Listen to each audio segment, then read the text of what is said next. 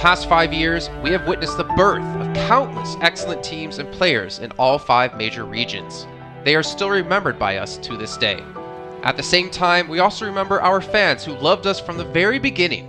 On the occasion of this 5th anniversary, let's turn back the clock to the starting point of PUBG Mobile esports, the Southeast Asia region, where all the stories began.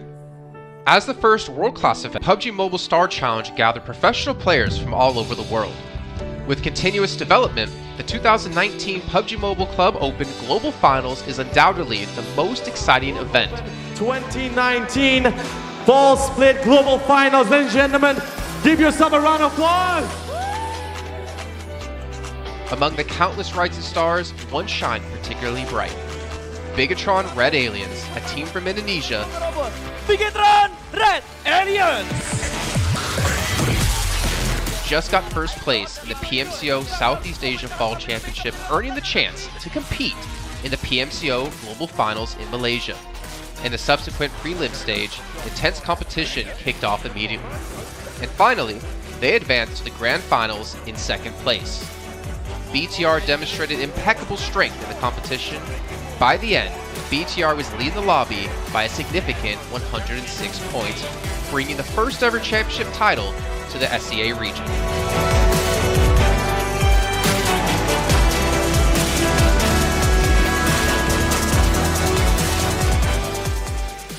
Di saat itu siapa yang nggak kenal dengan nama Bigatron gitu? Tim yang punya segudang prestasi. Mereka juara dunia di PMCO Global Finals tahun 2019. Mereka banyak banget melahirkan pemain-pemain berbakat. Zuxi, Luxi, Ryzen, Microboy. Terus habis itu Zuxi, Luxi juga saat mereka menjadi juara dunia, mereka berada di masa prime-nya mereka banget. PUBG Mobile esports always strives to develop and grow year after year. That's why we made sure to continue the support and build the SEA region. In 2020, the improvement of the competitive schedule introduced the World League, which later became the World Invitational. We also launched the PUBG Mobile Pro League, where even more outstanding teams joined the competitive stage. In the 2020 PMWR, BTR once again clinched the championship in the East. This had given Southeast Asia the title of the strongest region in the world. They hoped to continue their legacy at the PUBG Mobile Global Championship, the pinnacle of PUBG Mobile esports. However, BTR was not able to repeat the performance from the previous year. Top 2 teams is going to take those this round. Winner, chicken dinner, Nova XQL. With the rise of Team Nova, countless brilliant moments were had, but this also left many players with regret. After BTR Red Alien won at the Global Championship in Kuala Lumpur, we thought C region was the best. We thought nobody could beat C region except maybe RRQ Athena, maybe Illuminate the Murder, maybe Mega Conqueror, but C region was the best at the time. And we get to the league. We heard of a team called Nova. We thought maybe this team is not that good. On the contrary, they owned all the teams. They were very good. Let's move forward to the year 2021. With continuous efforts, more teams and players joined the Pro League. For example, Xavier, who placed 3rd in the 2020 PMWI East League, also secured 2nd place in the PMGC East League. FaZe Clan also made their debut on the world stage. Có thể nói 2021 là năm thành công nhất của Dingo Xavier trên đấu trường quốc tế, khẳng định vị thế và tên tuổi của Việt Nam vô cùng mạnh mẽ. Còn với FaZe Clan, đây là năm đầu tiên họ đặt chân đến với giải đấu cao cấp nhất của PUBG Mobile, nhưng lại khiến tất cả những đối thủ khác đều phải dè chừng và e ngại. Undoubtedly, the year 2022 has brought the greatest changes to the SEA region. Vampire Esports emerged, dominating 2022 PMWI, winning both the main and after-party tournaments, while also setting records for most chicken dinners, most eliminations, and more. They were not only facing competitors from the SEA region, but from all over the world. Everyone was talking about VPE and wondering if they can maintain their performance at the Global Championship or if it was just a stroke of good luck. On the last day of the 2022 PMGC Grand Finals, VPE won 3 chicken dinners alone, moving from the bottom of the table to 6th place, achieving the best result for the SEA region. They pulled off another miracle, but sadly, it was not enough to win it all. In 2023, VPE continued their impressive performance. They once again won everything at the 2023 PMWI. 2023 PUBG Mobile World Invitational Champions, Vampire Esports!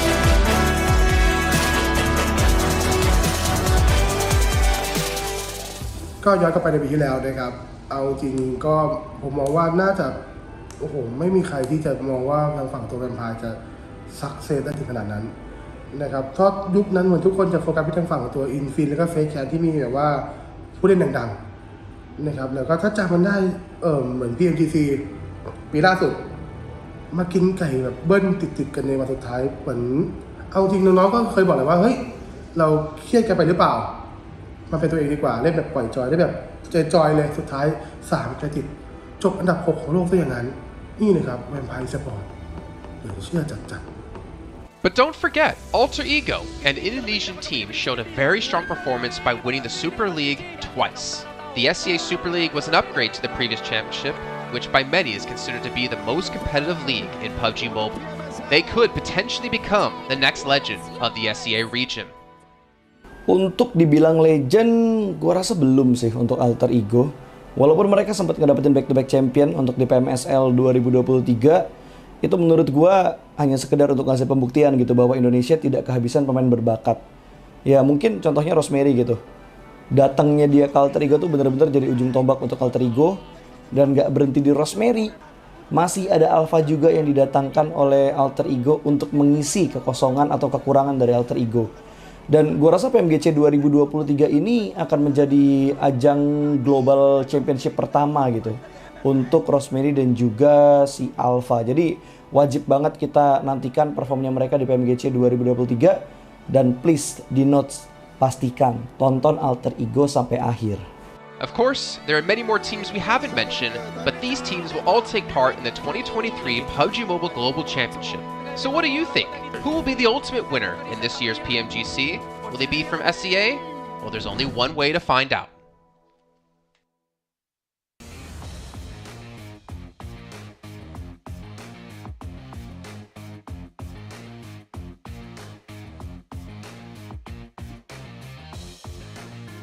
STE maintains their lead, but vamos is what the Brazilian teams have to say as they hold on to the second and third place. Tash Bunny here on ground here at the 2023 PMGC. Now, let's talk about another team. Consistency is definitely key for RC as your team manages to hold on to 6th place for the past 2 days. So in these past 2 days, Sarah, what changes did you make to your strategy to secure more points for each match? ここ2日間で、どのような、より多くのポイントをゲットするためにどのような戦略の変更を行ってきましたか？最初は様子見で、1試合目からいつも通り、日本でやってきたように同様にやってきたんですけど、1日目の様子を見て、外のチームが多いので なるべく中の方でっていう感じで作戦を変えましたね。Okay. So on day one, we started playing as usual, same as the playing in Japan, but we changed the strategy to play in the middle of the circle. Middle of the circle is what you're gonna go for. So what is it like playing in your Japanese style, your usual way? 日本でのプレースタイルというのはどのようなプレースタイルなんですか？ですね、基本的には円の端の方で、敵をどんどん押し上げていくようなプレッシャーを入れて、円の端を取りながら、敵を倒していくっていうような形ですね。Okay. So our Japanese style is playing on the edge of the circle and trying to give the pressure to other team. Right, so it's definitely a change playing from the side of the circle to the middle of the circle. So it's definitely a different style of play. So congratulations to you guys on figuring that out. So let's talk a little bit about different regions here. Now, out of all the different regions, which region's playstyle could be detrimental to your team and why? この大会にはたくさんの地域から参加されていると思うんですけど、どのチーム、どの地域の、チームが自分たちのプレーにおいて、プレーをしづらくしていますか？特に、どのチームがっていうのは、どの地域がっていうのはないんですけど、僕たちの、特にエランゲルで、ランドマークが近い、D ザビアとか、MS とかが、なかなか、運悪くルートがかぶってしまったりして、そうですね、なかなかうまく最初の序盤を運べないっていう試合があるので、そこが苦しいところですかね。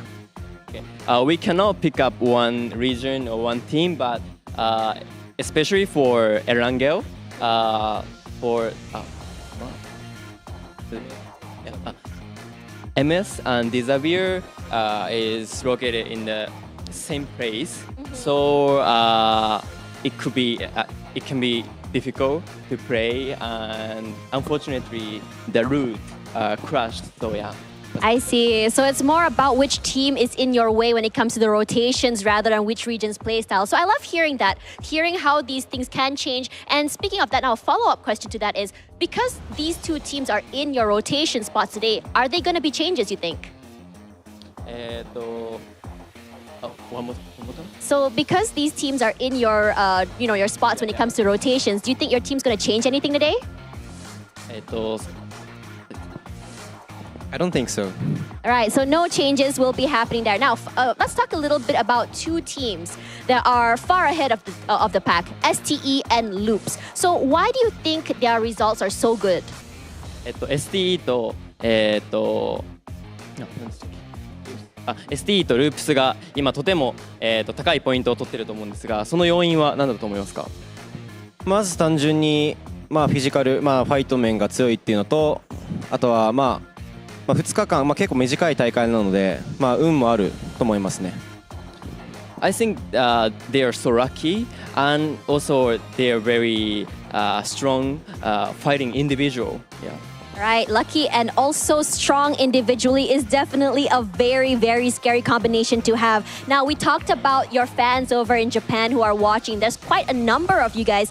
Do you have any words to say to your RC fans over in Japan? はい、たくさん日本にいるファンの方々に向けて何か一言ありますか？はい、残り2日を残して、まだ6位というポジションなんですけど、そうですね、自分たちのやれることを全部出し切って悔いのないように終わりたいと思います。So we have another 2 days, but we are located in the 6th place, so we're trying to do our best, and yeah. There we go. The top 3 are all eyes on the prize to make it through to PMGC. But for now, that will be the end. Thank you so much for spending time on stage with us, RC, Sarah, for the interview. And let's get into the action. So I'm going to toss it over to the casters. See you guys in a bit.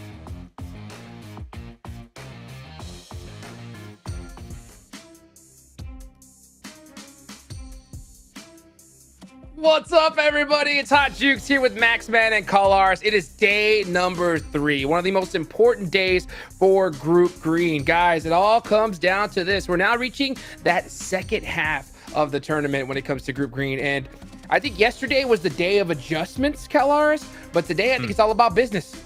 You know what? Day 1, South Asia looking amazing. Day 2, Brazil, South America looking awesome. I now need to don my rose-tinted glasses because it's time for EMEA. Look how fabulous I look. This is fantastic. It is time for EMEA to do something. Maybe not. We'll see. Turkey, yeah, maybe that. Turkey, yeah, maybe that. Maybe those guys. Maybe. More like a chance, yeah. Oh, goodness gracious. It's so crazy. I mean, the leaderboards are starting to really stack up. I think today's going to be huge for teams if they want to open up a chance to make it into top 3. And if you guys want to dominate the lobby, make sure you check out the official smartphone of PMGC, the Infinix GT10 Pro, a phone created for esports players. So if you guys want to dominate the lobby, definitely check out the GT10 Pro. Also, make sure you guys are searching PMGC on TikTok, PMGC 2023. You guys can catch all kinds of cool stuff, behind the scenes content, and just get involved in the conversation. And while you're at it, make sure you subscribe to all the channels that we got going on here. There's different languages, the content. I will say the content team has been crushing it lately, Max. Oh yeah. I'm not on the team, but you know what? They're doing a great amount of stuff, so I got to say, good job, man. The TikTok is going wild behind the scenes, but I'll be there eventually doing some meme stuff. But yeah, no, it's been great content all around because on the background there's a lot of stuff going on for these teams over there in Malaysia, and we had a great little interview also with Sarah. So there's a lot of good content here, Hot Juke. So I got to check it out. Yeah. Oh yeah. And I'll tell you what, I think today's going to be one of the most phenomenal days of PUBG Mobile we're going to watch, because we've seen just like the skill cap just get bigger and bigger here, CalRs. But you know, if teams want to get that, they want to get into that top 3. That's what everybody's hunting down. If you get to top 3, you're automatically going to the Grand Finals. And what do you think teams need to do, especially those mid-pack teams? Do you think they try to hunt down the top 2 squads to kind of slow them down a little bit? I think they're going to stick to their own game. As much as, you know, you would like to see them try to hunt down your STs, your loops, etc. up towards the top. I think that, honestly, if you do that, I think they're going to beat you in team fights. So I think you probably have to stick to your own game plan. I think my eyes really focused on Xavier, considering the strength of a day that they had to be able to push themselves into 4th place and be ultra consistent. It might not have been wild amount of eliminations here and there, but Xavier has the chops to be able to get those eliminations alongside those placement points as well. So my focus is on them. I mean, Stalwart and Loops right now, they seem untouchable right at the top of the rankings. 136 points, 130 points over for Loops also. Right now, you don't want to focus down those teams because of that sponge effect happening. That means that a lot of the points in the middle of the table are very close to one another. So if you take a similar risk to like going for those top teams, chances are you might be pushed down in the bottom 5. So yeah, maybe not worthwhile just yet. Just remain in the middle of the pack and you will be trying to at least make it in the survival stage.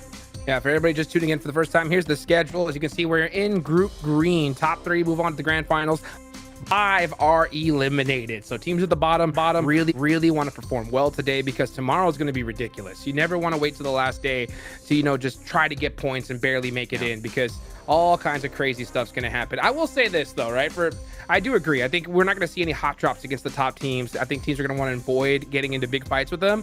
I will say, however, I think it is in the best interest of a lot of these squads to maybe camp a vehicle rotation from one of these squads. Just make them hesitate a little bit. Just kind of throw them off.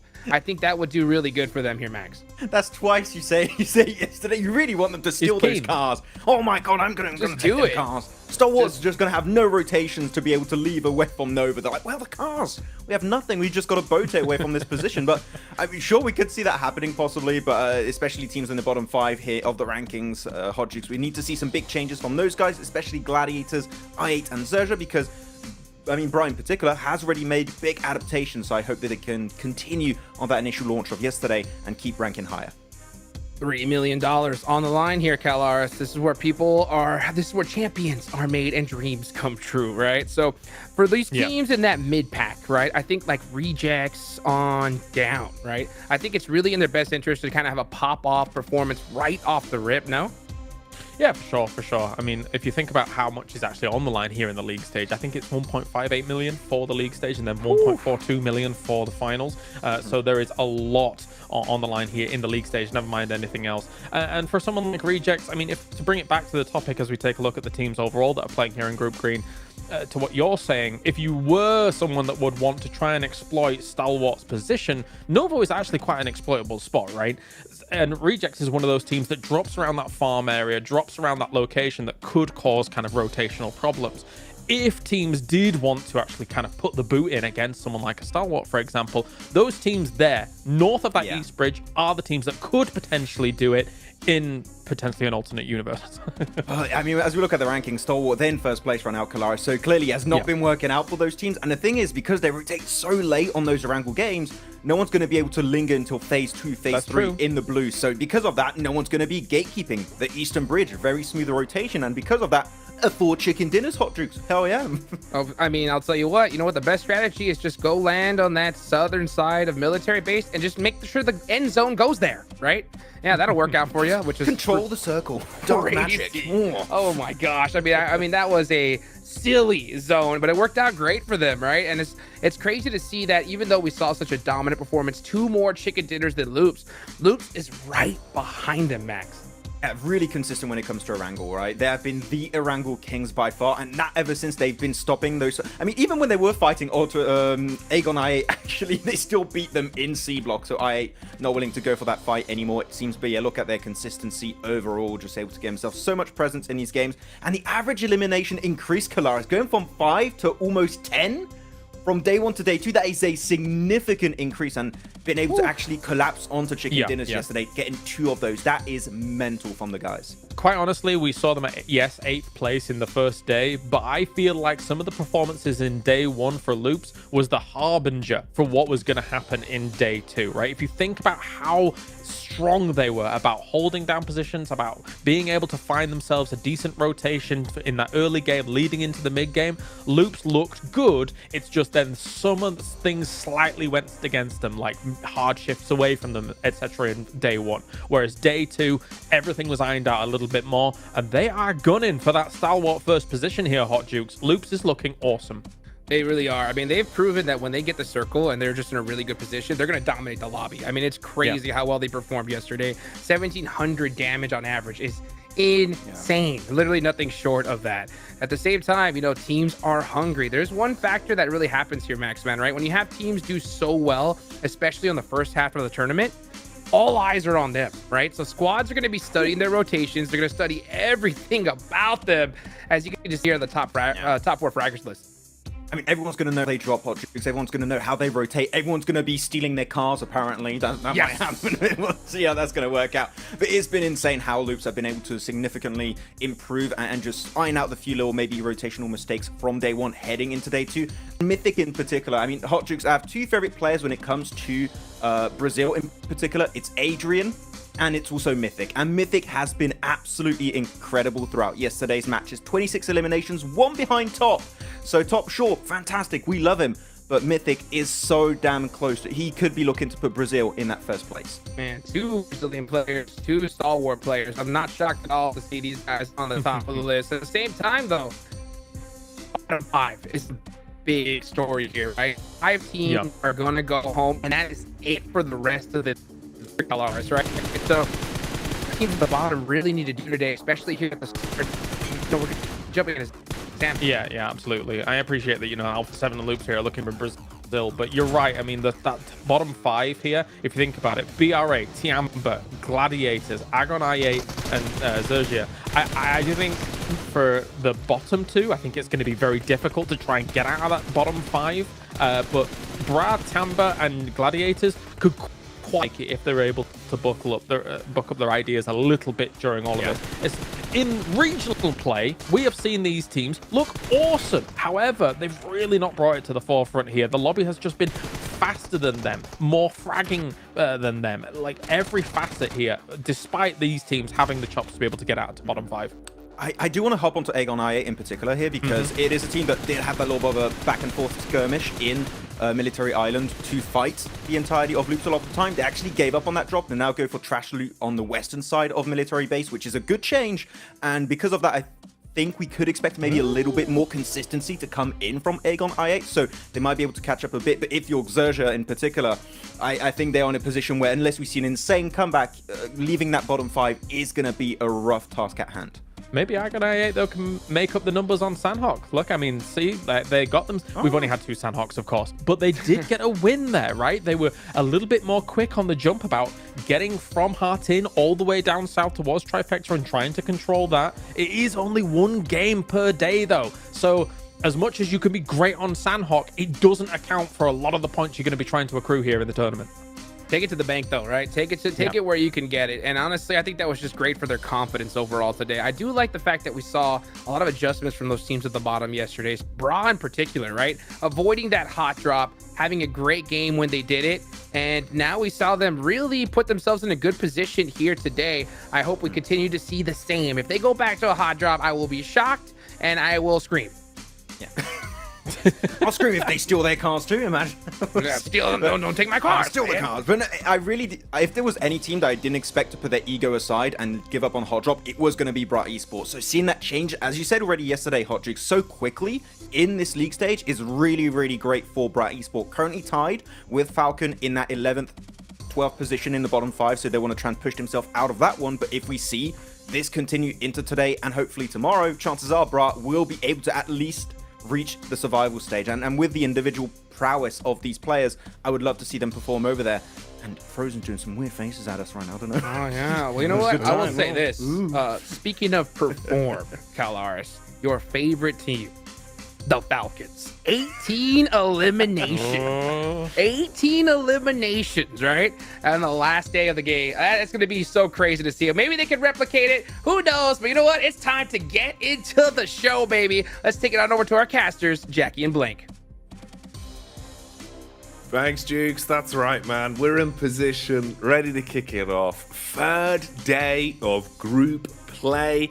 Blank. The tournament's been delivering up to this point. Every day has felt like a different side of the coin, right? We're kind of rolling the dice to see if it's going to be hot drops, if it's going to be clutches, if it's going to be all-out aggression to secure chicken dinners. And I'm so glad we get to go back into it for another back-to-back affair today.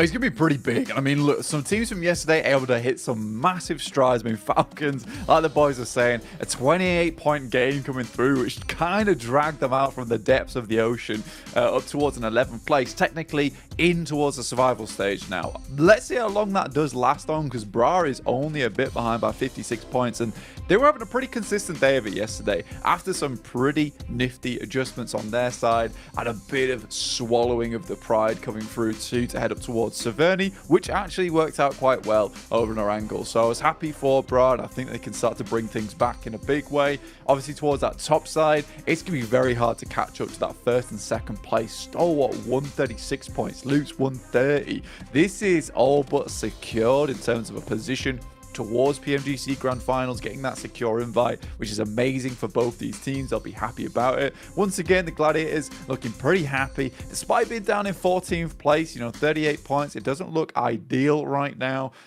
There's still a chance for them. There's still a chance for Aegon IA. I think for Zia, down towards 16 with 20 points, a little bit more difficult, right? You're going to have a pop-off game like Falcons did over on Miramar, and even that was down towards Minas del Sur, right? Which is all the way down on the southwest side of the map. It was a very odd circle, and one team was bound to reap the benefits off the back of it. But into Sandhawk we go for our first match of the day.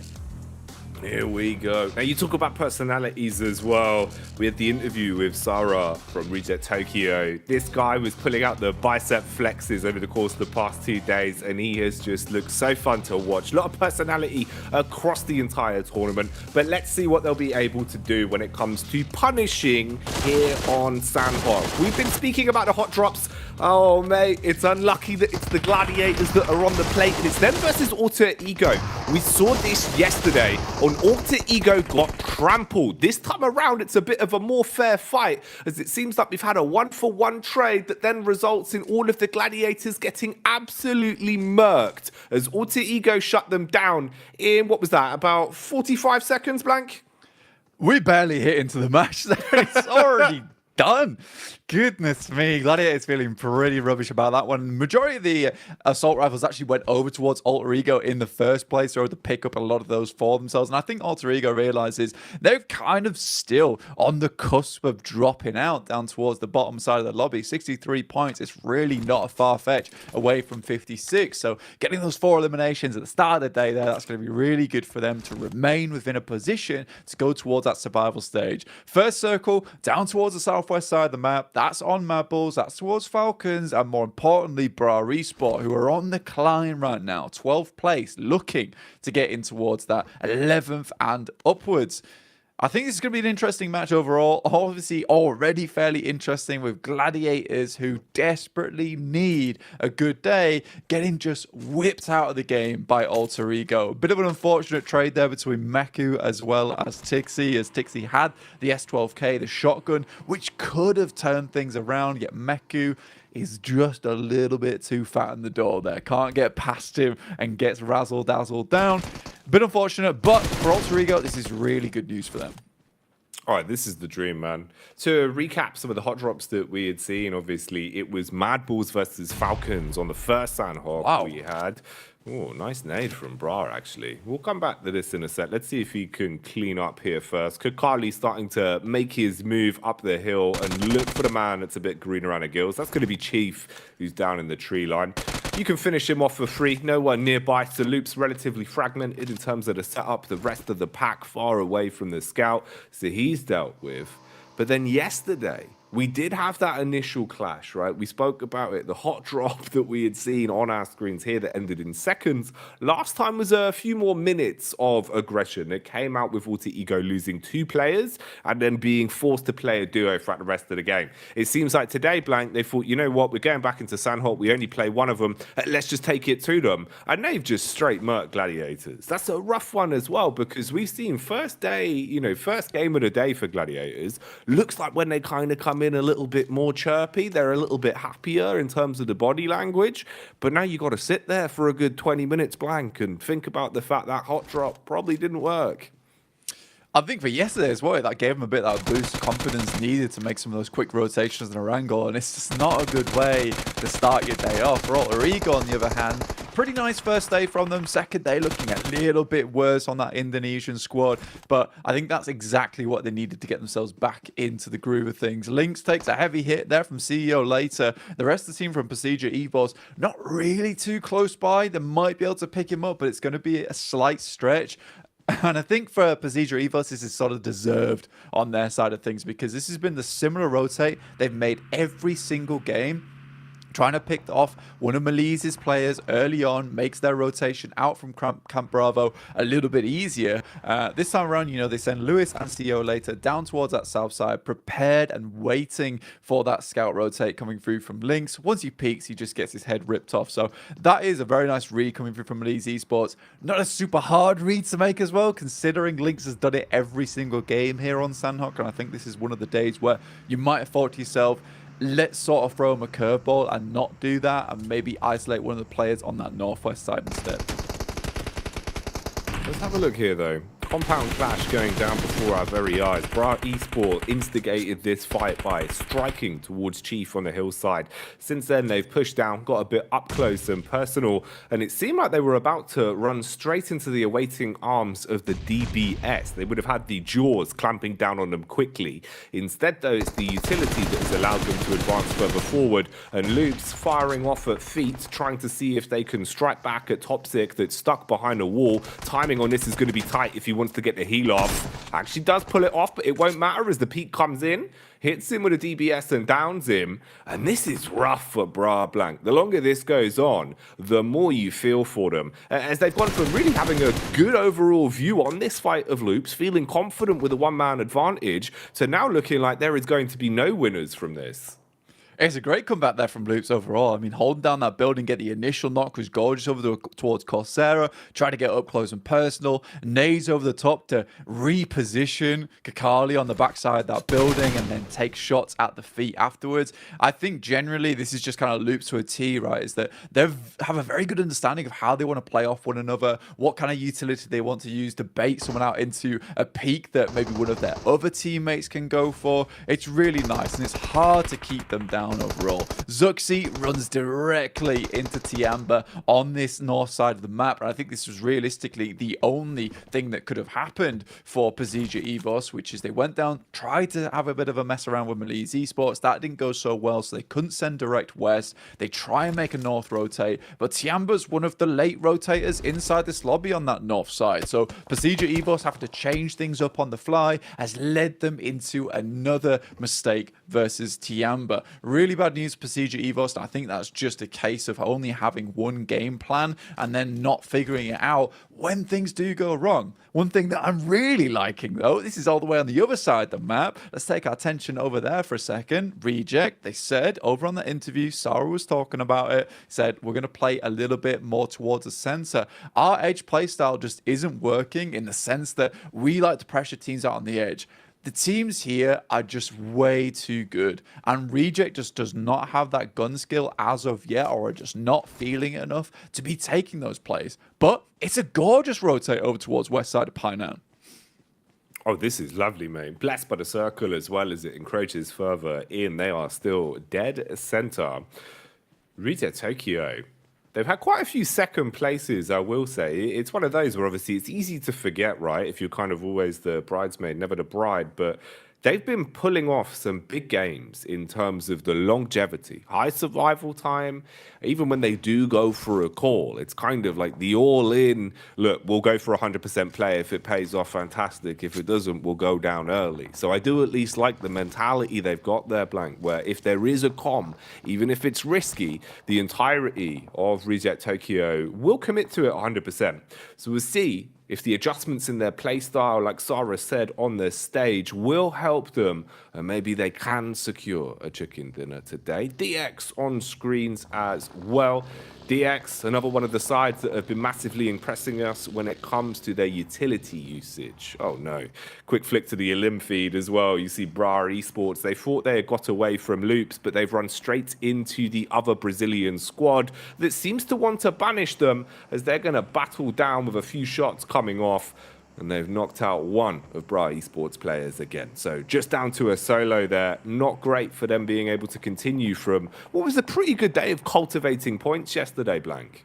Yeah, I mean, Bra Esports just hit by the Brazilian pincer. It's never a good situation to be in, and it does indeed squeeze them down to just a few players. One, in fact, with 56 points, 1 elimination. They are really not safe. Technically are above Falcons now off the back of that 1 elimination they found over towards Chief, but that will be them going down pretty soon, I imagine, on this south side. Fairly difficult to move your way through up towards that northern edge. So for Bra Esports, this is about survival, trying to at least get some placement points, maybe finding a couple cheeky eliminations where they can. You're talking about DX. I think they're a great team to bring up, currently in 4th place right now. One team that is in direct contestation for trying to get towards that top 3, and I think they absolutely deserve it. I think they've played a very good game in a lobby where it's been really tough to make some strong rotates, to make some strong decisions.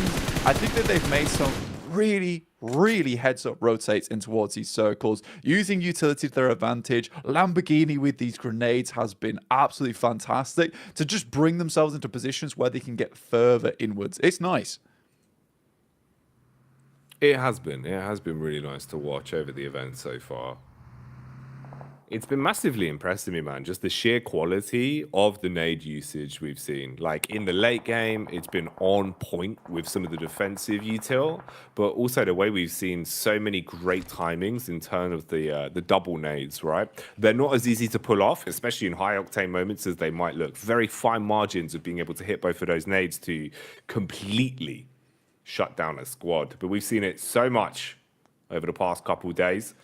And hopefully we'll see a lot more of it. If you're joining us, you've arrived at just the right time, as this is our first game of the day. First of many here for Group Green. We're starting to find our way further and further through the available pool of games for these squads, though, to make points, to guarantee themselves the top 3, or at the very least, survival stage status. Still playing around the center of the circle is Reject Tokyo. Mad Balls, DX, Stalwart as well, all in close proximity. Then big rotates to be made for I8 and Alter Ego. Be curious to see if those two clash. Alter Ego, of course, they're warmed up with the weaponry from the hot drop they had, but can they punish versus I8?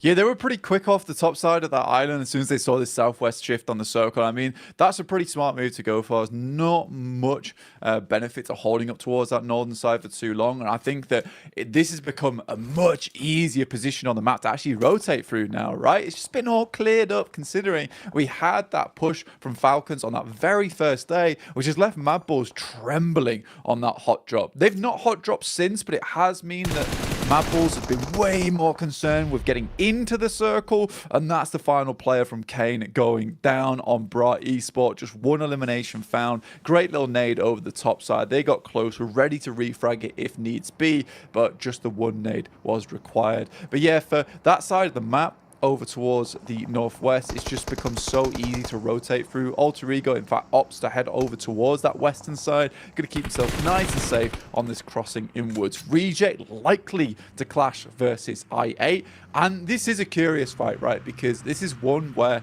with the way that Reject has been playing, I know they're currently in 6th place. They've been having a good time of it. I am worried they might just get bulldozed through. So this is a real chance to prove themselves as a strong team that deserves to be going through the survival stage. Yeah, the proof's got to be in the pudding, so we'll see what they can give us when it comes to the delicacy. Right now, though, it's Quest that are going in, giving it. Quick adjustment from the vehicle to putting bullets down range and being able to farm their way through the first two players, leaving themselves at an advantage on the hillside clash now. 4v2. You've got space to play with, geometry around you to provide cover as well, with the vehicles on side to side. Tiamba are a little bit further back in the distance and are at least getting some information from this. Always potential to put a couple of bullets in the backs if you see a chance. Fragmenting on the setup though, is they want to retreat from this, playing for survivability, realizing this is a relatively unfair fight, and also catching whiff of the engine sounds. The rotate of Tiamba that we were setting up as a potential backstab, they've got eyes on the prize. Blue's going to be nipping at them as well and forcing everyone to cascade slightly further forward. Quest not ready, tunnel vision towards the front, backstabbed by Tiamba for the opening, and they've got a couple of knocks coming in every which way they would want them.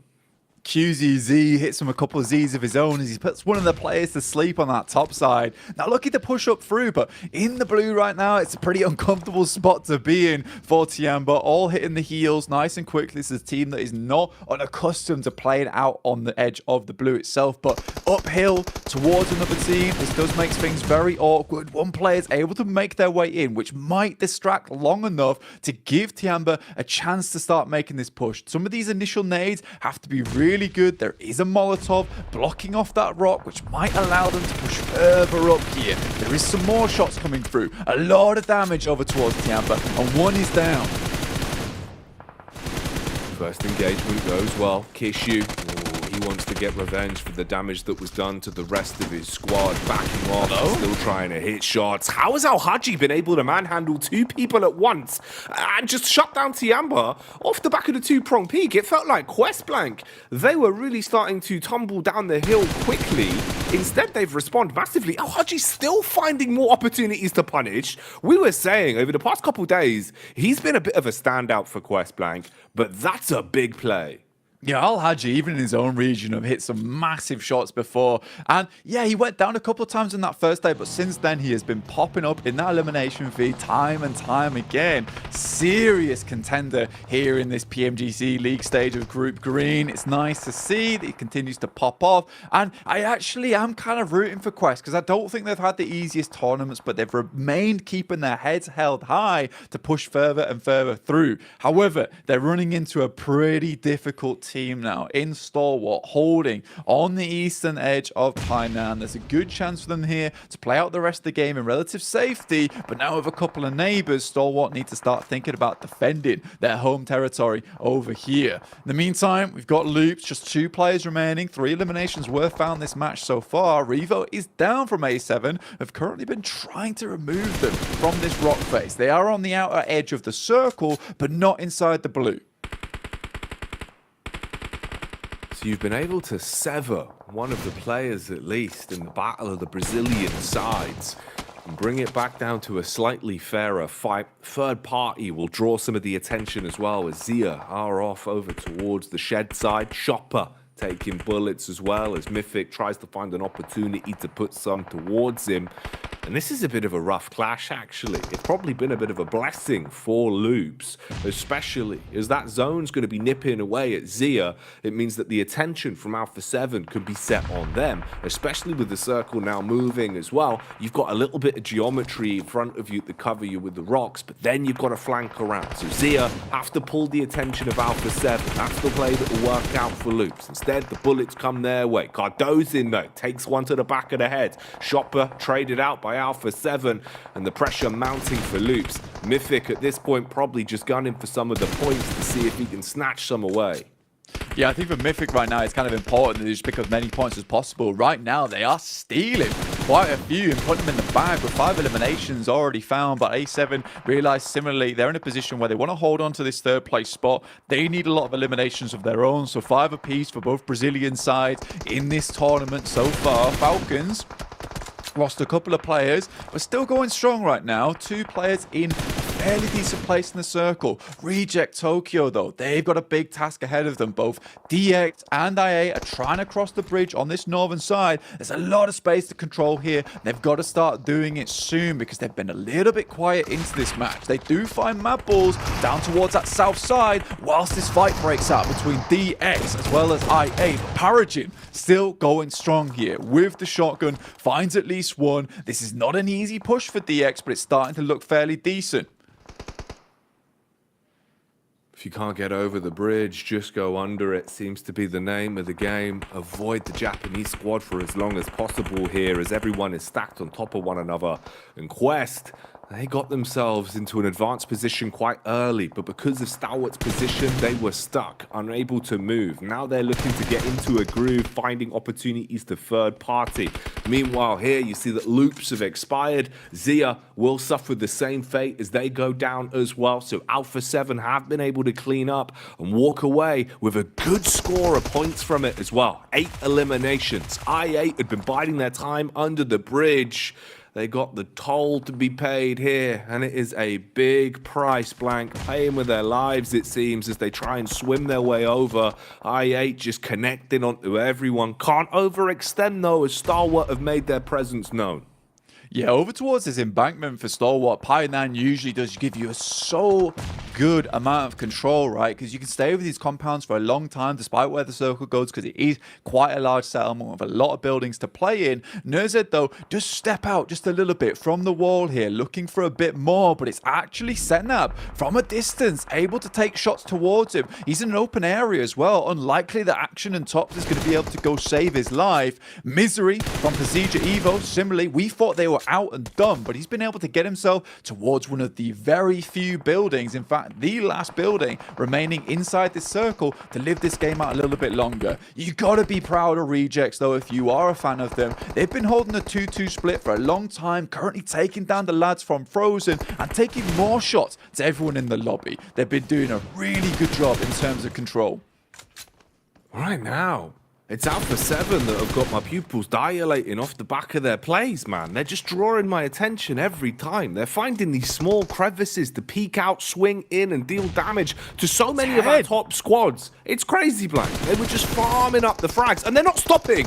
This is absolute shenanigans now. Look at the flick towards the smoke as well. Already aware of Axa's location. First thing onto the knock players to guarantee the eliminations as they put themselves on 11. Oh, this is getting scary. Reject Tokyo trying to reply as Osio hits onto Senab and at least ends his reign of terror for now. But this is going to be an intense one. You're looking at the spacing between the sides we've got left and how far thinned a lot of these numbers are. This could be a game for Reject Tokyo if they can play their trade smart. The circle does move away from over towards that eastern side with a 4-man squad. This should be the game. This should be the game for the Japanese squad to pick themselves up their first chicken dinner. They've got so close before, but now is the time to pick up the pieces, get themselves a chicken dinner. Big words from Sarah at the start of the day, and I think he can flex those biceps feeling fairly strong about it, considering they're about to finish this game off with themselves, most likely 9 limbs and a chicken dinner, if all goes well for them. But it is Stalwart. 2 players can ruin the day of this team from Reject if they play their cards right. Currently, they have the cover. Procedure Evos is out. Just 2 teams remain. We've seen Rejects make it to the final circle so many times, but grabbing the chicken dinner has been an impossible task up to what could be this point as Stalwart get absolutely annihilated on the peak. Everyone's amped up right now from Reject Tokyo, and they're hitting their shots. It's just Tops that remains. He's had some big damage games in the past, but finding a 1 versus 4 surely is a task too tall, even for Tops. He's just taking the cheeky peeks, seeing if anyone's going to give him a mistake to play off. But surely you know your days are numbered in a spot like this. Smokes go out blank. Can he do anything with them? Sarah and the boys, they get the circle as well, moves up towards them, and Tops is in a world of hurt soon. Gonna have to come out, and it's Sarah looking to put the final bullet in here. Tops behind the wall, going for the heal off, but he is just on it. Ragey Osio from the side with the nade, and the Japanese squad pick up their first chicken dinner. Sarah, everyone thought maybe Stalwart gets that 2v4, but again, just like the interview, I don't think so. Oh, it must be Christmas in Japan because they are having chicken dinner for dinner. Reject Tokyo coming out swinging blank. They've had so many second places, so many runs into the final circle, but it just felt like a bridge too far. Today, though, the confidence, the personality, always on show. In the interview, they said how they wanted to make adjustments, and the proof was in the pudding. Playing center the entire time, and it looked drilled. Also, they shut down an Alpha 7 side that was starting to go pretty nuclear, mate. They were hitting every shot, and this was the one side that thought, okay, let's put a lid on that. Let's stop that and take a chicken dinner. Yeah, I mean, Alpha 7 were kind of in a meltdown moment, right? Where they were just taking names all over the place. But it is Reject to put a stop to that one. And it's a great game from them as well. It does make me laugh a little bit, though, in the sense of it's a case of Reject in that interview. Nothing like, all right, we're going to make a small adjustment. We're going to change our drop sort. We're going to change this rotate. We're going to try and cut off this team. No, it's just like, we were playing Edge. It wasn't working. So today we will play center and they get a chicken dinner off the back of it. If only it was that simple for so many teams. Regiocio here with 911 damage done, looking clean with it. Man, that's mad. Nice amount of damage. That's a good way to start off the day for them. And the dream scenario, really, you know, you're thinking how they've been able to float in a pretty good spot in terms of the standings, Blank. Finding enough points to feel comfortable, but it always helps if you can start off day 3, no less, day 3 with a chicken dinner under the belt in the first game. The momentum there's got to be amazing. And the thing is that the Japanese region has felt light years behind in the past, but it feels like Reject's really been putting in the work, putting in the actual homework to make these games happen, because you see this from Reject and they're going for the 2-2 split. They're holding two teams out on both the north and the south side. I don't think we see the Japanese squad do this in a long time and pull it off very comfortably. It's so good to see, but we're going to send you someplace comfy as well. It's with the guys over on the desk.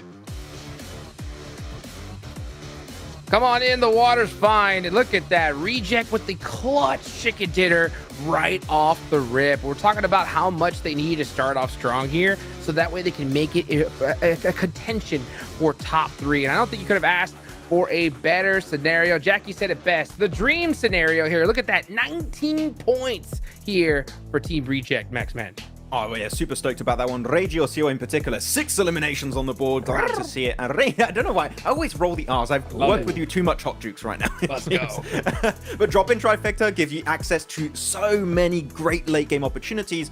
And especially one thing I loved about Reject this game is that they had this 2-2 split on phase 6 at one point, which is holding off the teams on the bridge, which are your Aegon I8, your Deke Xavier, and having 2 players serving as that linchpin in the later circle phase. So I love the initial setup, and they were fragging out good and they were fragging out good. I'm going to end it there. They were fragging out good, yeah.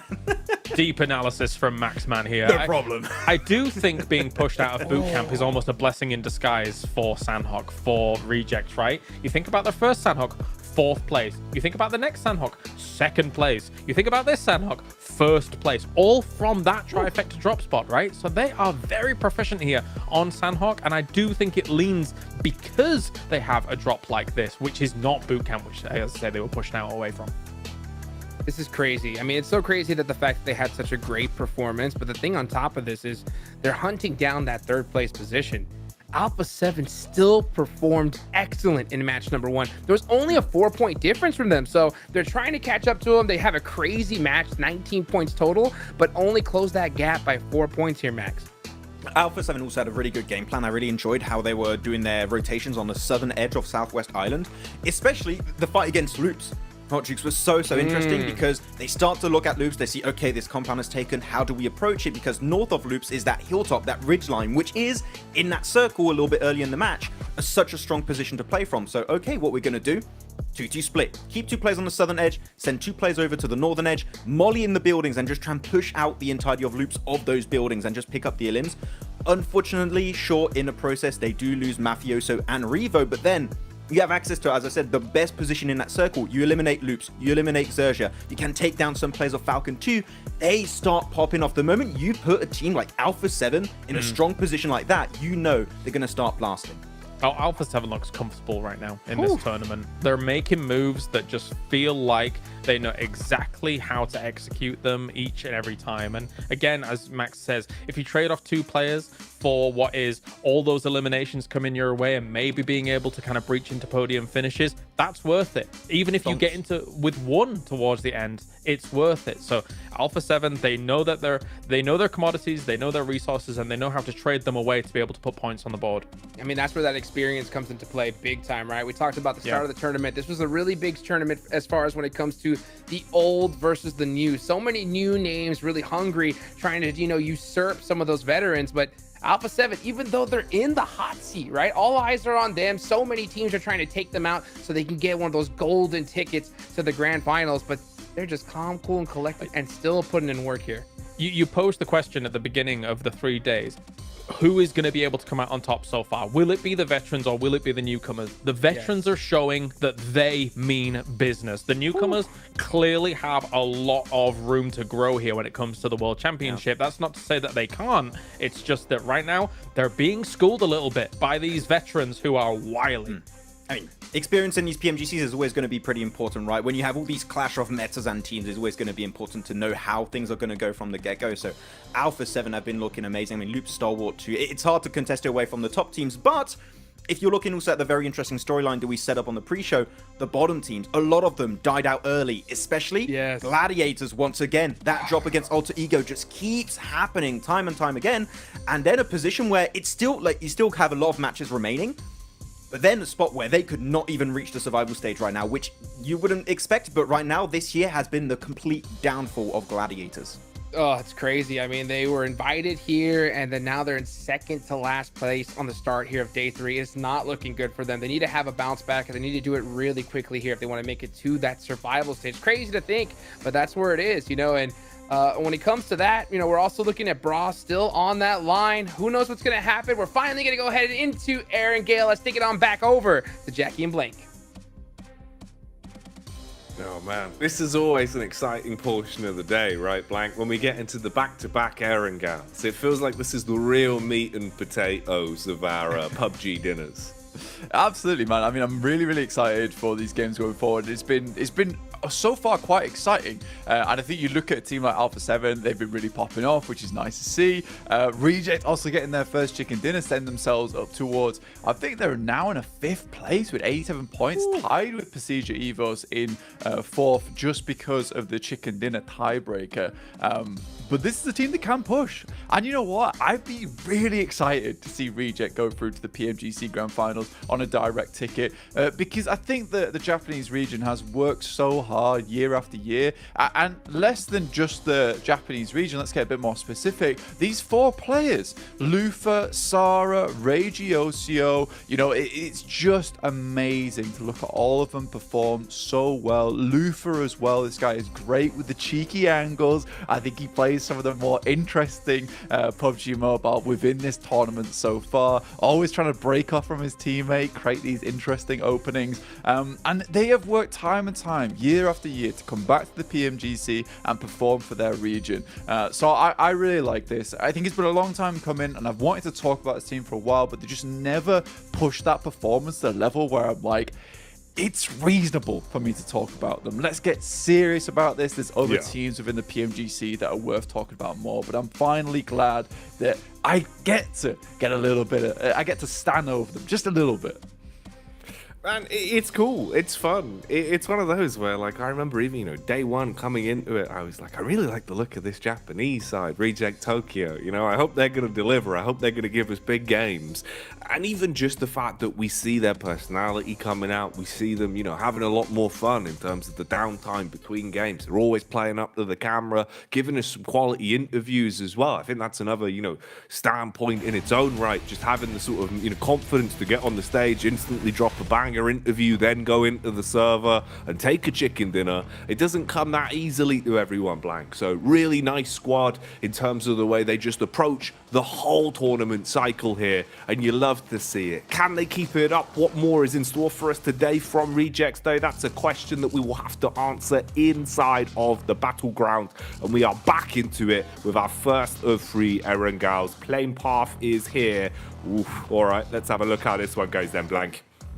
Yeah, honestly, I'm a bit worried right now because Alter Ego's dropping pretty much very close to the Gladiators once again. I don't know what they did to them to cause such pandemonium between both these squads, but yeah, Alter Ego's got it out for the Gladiators at the moment. Really did take them down fairly quickly there over on the first match, but pretty Western playing path, honestly. This does make it quite awkward to get over towards our eastern side. So far with these playing paths, we've had Western circles as well. We'll see if this is the same story, in which case no team has to be too worried, but this might head over towards the eastern side of the map, towards Yaz, maybe Sosnovka. Again, that forces everyone down towards the western bridge, or you're on a slow rotate for the safe one over towards the eastern side, but it remains to be seen. I'm speculating too much. It's not even happened, and it's already just a fair old circle towards the center side, really baiting me, and that's okay. Most teams should be pretty pleased with this too. Reject down towards the yellows, trying to move out towards Farm, Milta region. Tiamba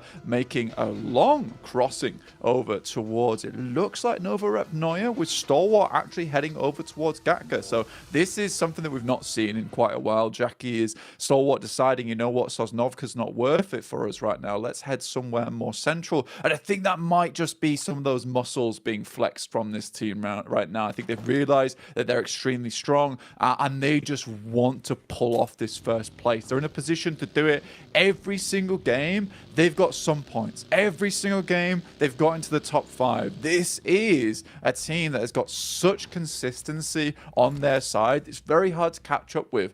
Even if Loops had that big day yesterday, really pumped those numbers, it's hard to catch up to a team like Stalwart that game after game after game, they're constantly acquiring some kind of profit.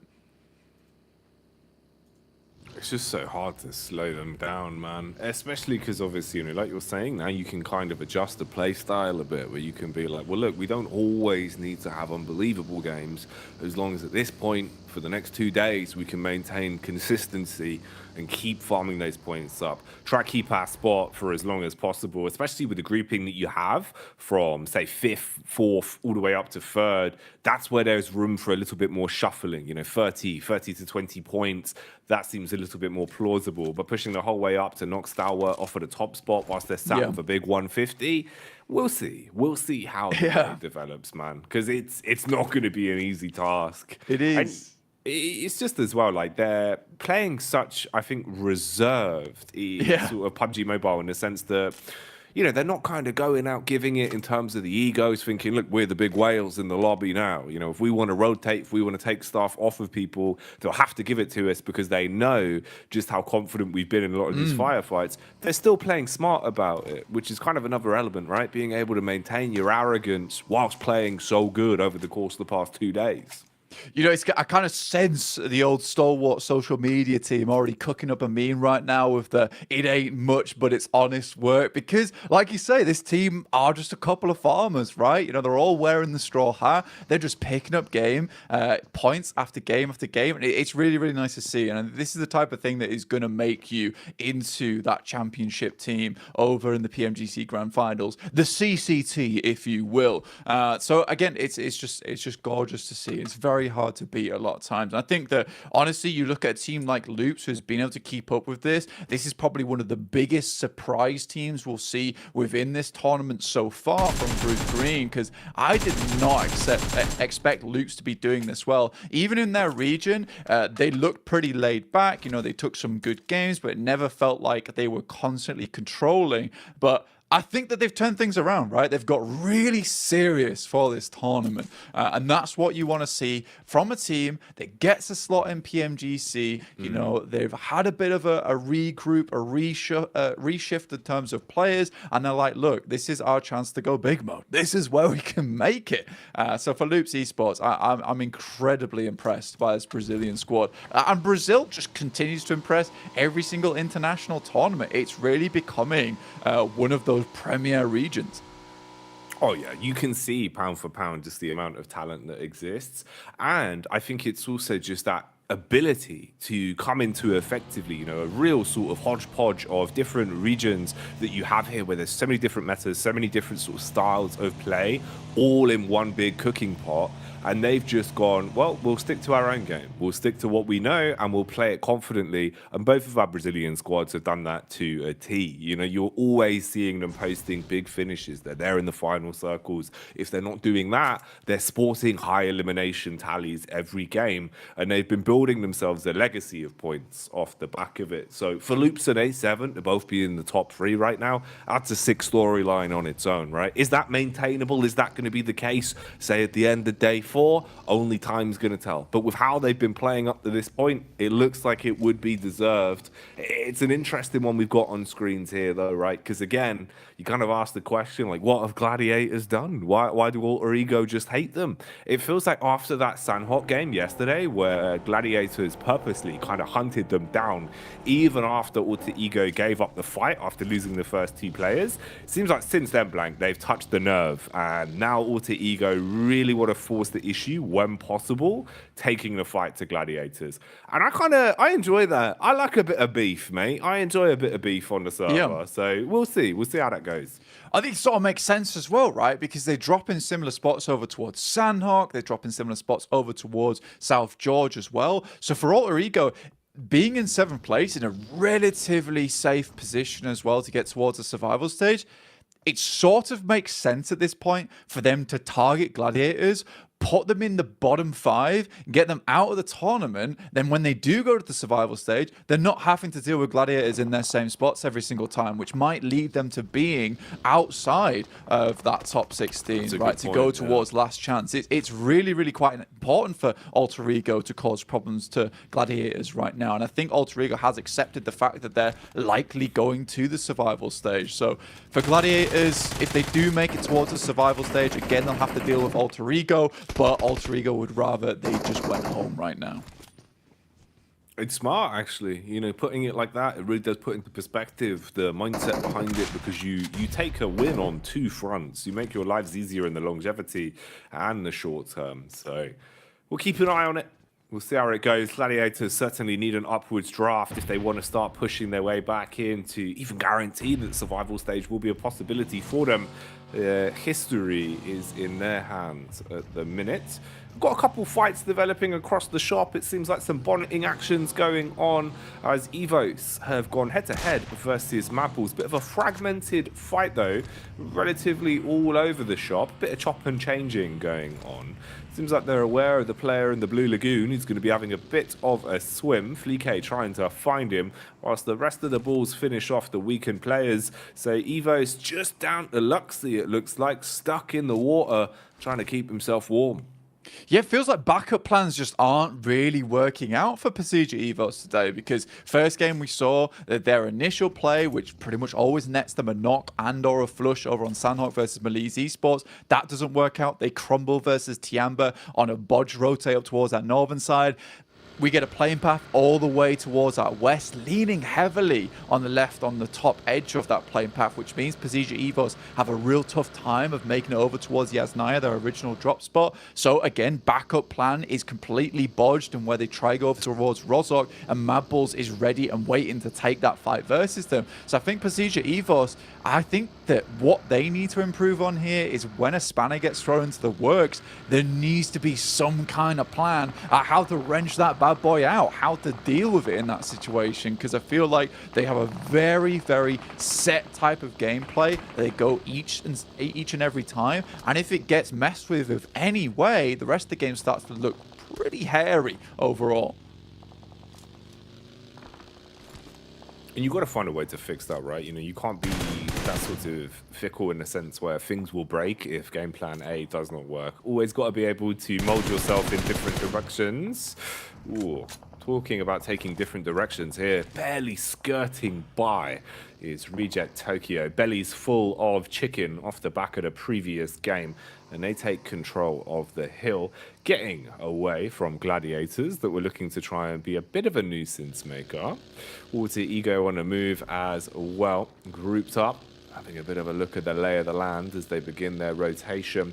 and start to make some moves. Few squads have suffered damage up to this point. It's Evos really that are basically just down to absolutely nothing. We'll see how far they can push it. Always pretty good at playing out as a solo somehow, Evos are. Feels like they do kind of pop up in the final few circles with a solo guy every now and then. So we'll see if they can survive off of that. Alter Ego, of course, down to a triple threat from the opening moments, so they'll be playing a little bit more cautiously. Ooh, talking of caution as well, Icy, always the point man, isn't he? Taking some recon here, might have caught whiff of the location of Reject.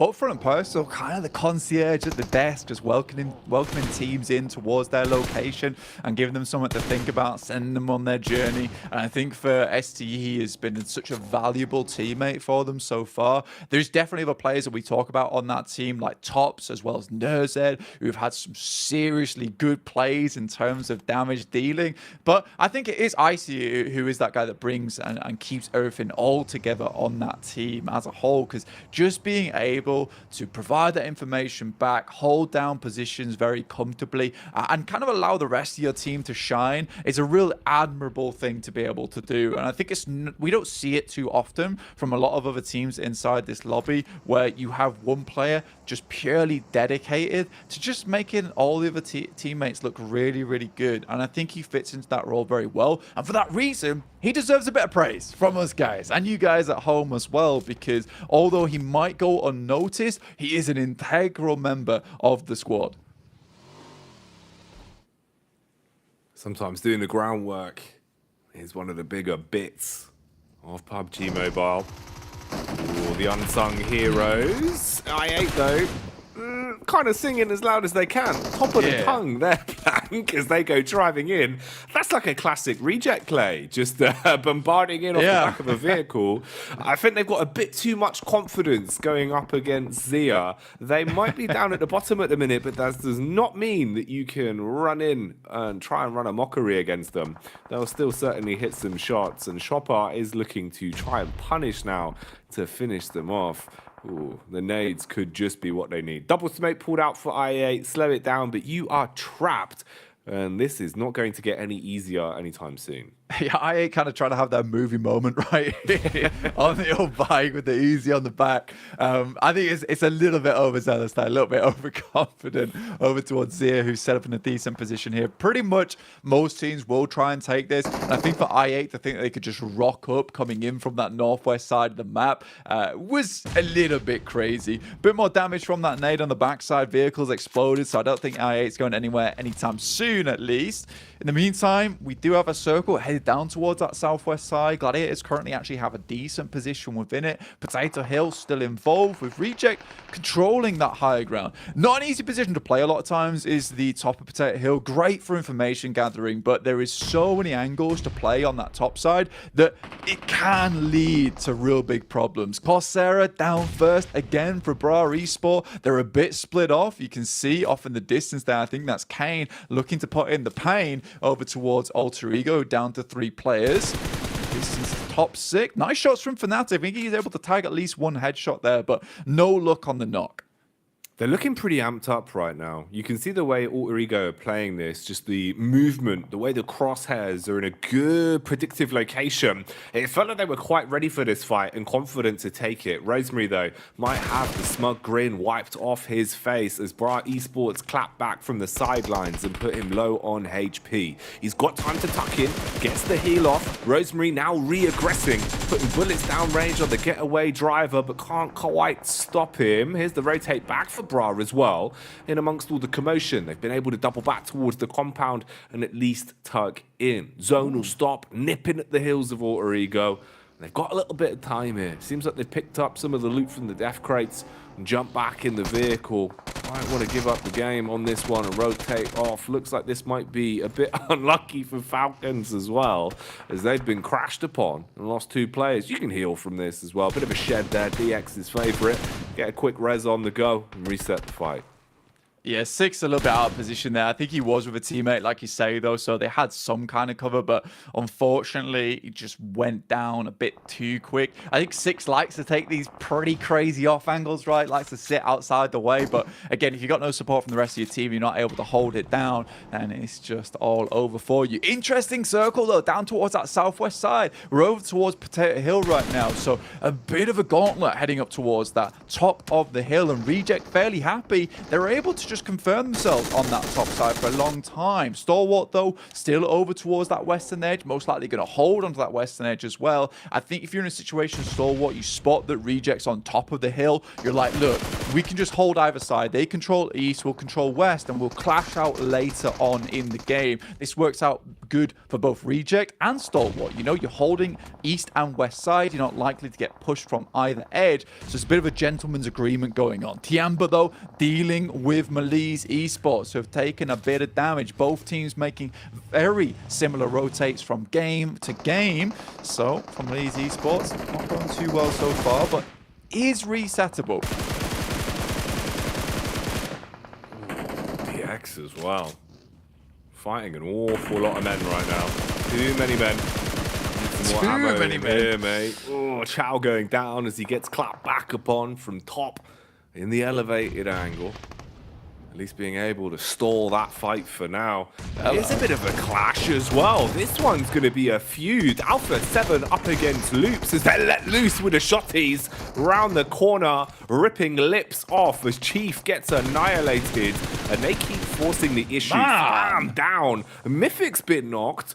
Oh, blank. They're finding their way through Loops in seconds here. Look at the total Cali they're going to have to work with as well. They had already found 3 pickups against Alter Ego. You've thrust yourself onto 5 elims now. If they clean up on this, they're going to quite quickly amass some big elimination points. A7 are here to play today.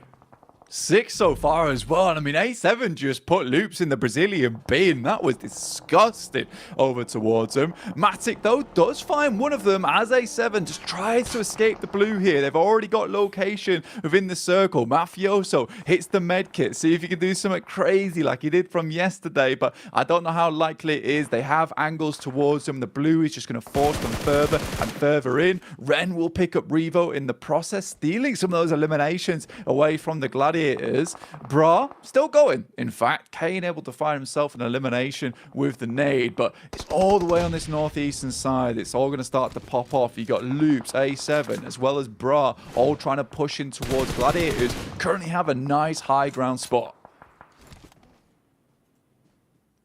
Reject Tokyo always getting some limelight off the back of the big plays they had earlier on today. For DX, the story is surviving and being able to get back into the zone, a task that seems too tall for them. And Zerich has kind of nailed this in terms of his angle, actually. He's got the back of the rock covering him from up on a hill. Tulika as well is in a good position, so they can just consistently deal damage downrange onto DX, make Levi's life very uncomfortable. They might not even need to. Man's ticking away so much HP to the blue that he'll be wiped off the face of the earth in seconds. And now they can just play a bit of a slower game. Mad Bulls want to reveal their card a little bit later into this one. Meanwhile, from Elise is not nice as the Amber have spotted them. Nades in through the windows to finish them off.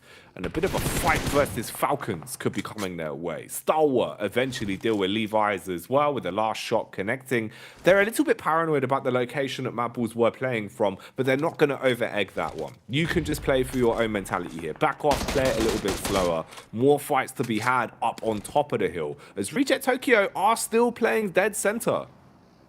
Yeah, I mean, they're having a good time with it as well. And I think for Reject, they do consistently hold on to this eastern side. I think they're playing it right as well. You need to sort of have that agreement with the team on the west, which is a case of we're not going to fight until much, much later in the game. In the meantime, this is how we are going to be able to hold on to this Potato Hill for a long, long while. I see those sends a little bit forward, wants to gather some of that information, and absolutely has to if they want to be able to take control of the entirety of this end zone. Getting very close now, but I like this from Reject. They too realize that Stalwart, now one of the bigger threats, are in the lobby towards them. They're outside the zone in the blue. This is where Reject can get a bit of that high ground, start taking shots down towards them. Okay, still going. Last player of Mad Bulls. Nade in the hands of Reject, setting them over the top, over towards Sia.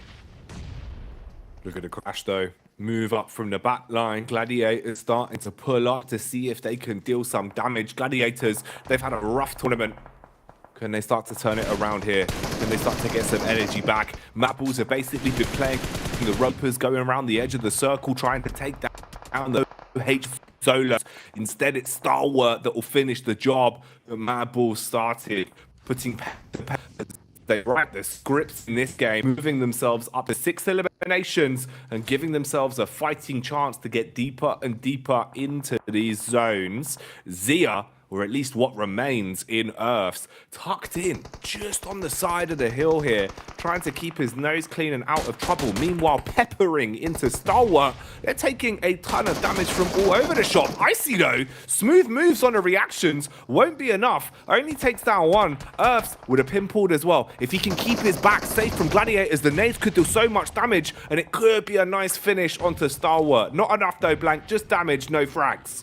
Great delay though coming through from Gladiators. Maybe if they let Earth stay alive for a little bit longer, it could be worse for wear, but I think Reject looking to finish off those final players. Tixie got knocked off in the distance as Tiamba starts to rotate round. Not likely to be able to get their boy back up, who's been holding a very decent angle for them for quite some time. Instead, they opt to just 100% go for this hold towards Stalwart on the side. Circle moves back up towards their Potato Hill, and Reject, are they looking for the second chicken dinner on the day here? With the amount of control they've been able to hold towards this top side, it's looking more and more likely here, Jackie.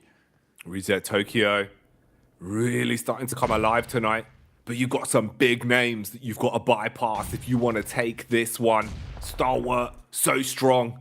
The mental game that they've been playing throughout the tournament has shown that resilience is their middle name. Gladiators, though, they've got to stand tall in the middle of the arena right now, being challenged as the Lions of Tiamba start to come running in. Claws are pulled out, pulling no punches. Bullets being thrown towards them. Kitsune forced to fall back, exchanges a nade off the contact from Matic. Here's some Molotovs coming your way, though, to turn up their heat. And Matic lands that one. Could be another good grenade over the top, goes long and might hit over towards the teammate from Tiamba. That's 2 players down now. Lee outside in the grass could have the jump over towards Matic. In the meantime, it's Reject going up against Stalwart. I think they've already found some. That's another player down now, just one behind the vehicle. Matic jump spotting them, and Reject is tearing the Mongolian Massive apart right now. Absolutely dumpstering them. Icy on top, looks to try and get something done. Gets a little bit, it will be one knock, and now Reject can start to focus over towards this engagement between Gladiators and Tiamba. It's not finished yet, and I don't think Gladiators are reset and ready for Reject just yet. Reject, though, they've got to waste a little bit of time getting their HP pulled back in off of the one knock. Gladiators clean up onto Tiamba and finally finish them off, putting them down in the coffins. And look at the angles you've got to play with. This is what I was worried about for Rejects. HP is at an all-time low. Only just got Sarah back on his feet from the fumble he had in the 1v1. They've got medkits to work with, though, and utility to slow down a push. Falcons, it's only a 3-pronged attack for them. It looked like they wanted to encroach and had a bit of confidence, but the reconnaissance has told them to slow it down. Ocio ready with his attention drawn towards their angle as well, playing point man with a vehicle for backup. This is going to be a harsh one. 4 players alive, 4 rejects. Falcons with 3. Gladiators mirroring that with 3 players of their own. And they're going on their own blank. The engines are turning as they make their move round on the edge of the circle, looking for information. Looking for a little bit more here. I think they know that Reject just has such a strong position up towards the top of the mountain. If they can get themselves a second place, that's more important to them right now. They need those placement points. They need damage over towards Falcons. I think they've accepted that probably at this point in time, with the games that they've been having, with the tournament they've been having, it's not likely they're going to win out this engagement 3v4 versus Reject. So confirm yourself for second place. Try and take down these players they've been holding down the hillside for so long. Falcons currently 0 eliminations. They've done practically nothing. Lufa, though, on his angle, on the side, finds Kitsune. Heavy hit over towards him. Finally gets into a bit of cover. Lufa, he's had some big plays over the tournament. A lot of reliance in his gun skill. Absolutely sick with a steal when he needs to be. But right now, it's a moment of silence. Everyone taking their time. No one wants to over-egg this one. Just taking it lane by lane. Puncher bullet connects onto it, rips a little bit of HP off, chip damage across the board being exchanged between Falcons and Rejects. Meanwhile, Gladiators playing for the last second approach, wanting to third party into a fight where they feel confident. They do not want to make mistakes. This is the best position they've been in over the course of the past 2 days, Blank. Getting themselves a second place ideal here, and with the circle moving over towards them gives a bit more time to play around with. Falcons, though, just refusing to budge a muscle here. Smokes start to be played out, giving Gladiators a little bit more time to move, but Falcons forever pushed into the angles from Reject. Sarah edges it a little bit further forward here as Axa gets ever closer towards the team of Gladiators. Jump peeking is an impossibility for the Gladiators with the amount of shots that are coming through, with the angles that are available, just the barest ridge keeping them alive now. Utility is good for Rejects. Quick ammo count check as we flick from POV to POV. Everyone's pretty stable. Around about 200 bullets per person on a 5.56, so they're not going to run out of ammo anytime soon. Should be relatively okay. Nades are a bit of a lower spot though. Couple grenades to work with. Defensive utilities there in the smokes. They're putting bullets down range, constantly firing off towards the angles where they saw movement from Gladiators. Ooh, a bit of a backstab here onto Matic. Could be on the cards. Kitsune as well. Lucky as he exposes himself. Sarah trying to land with a big biceps that we know this man has. He wants to get a punch off and deal some damage, Blank.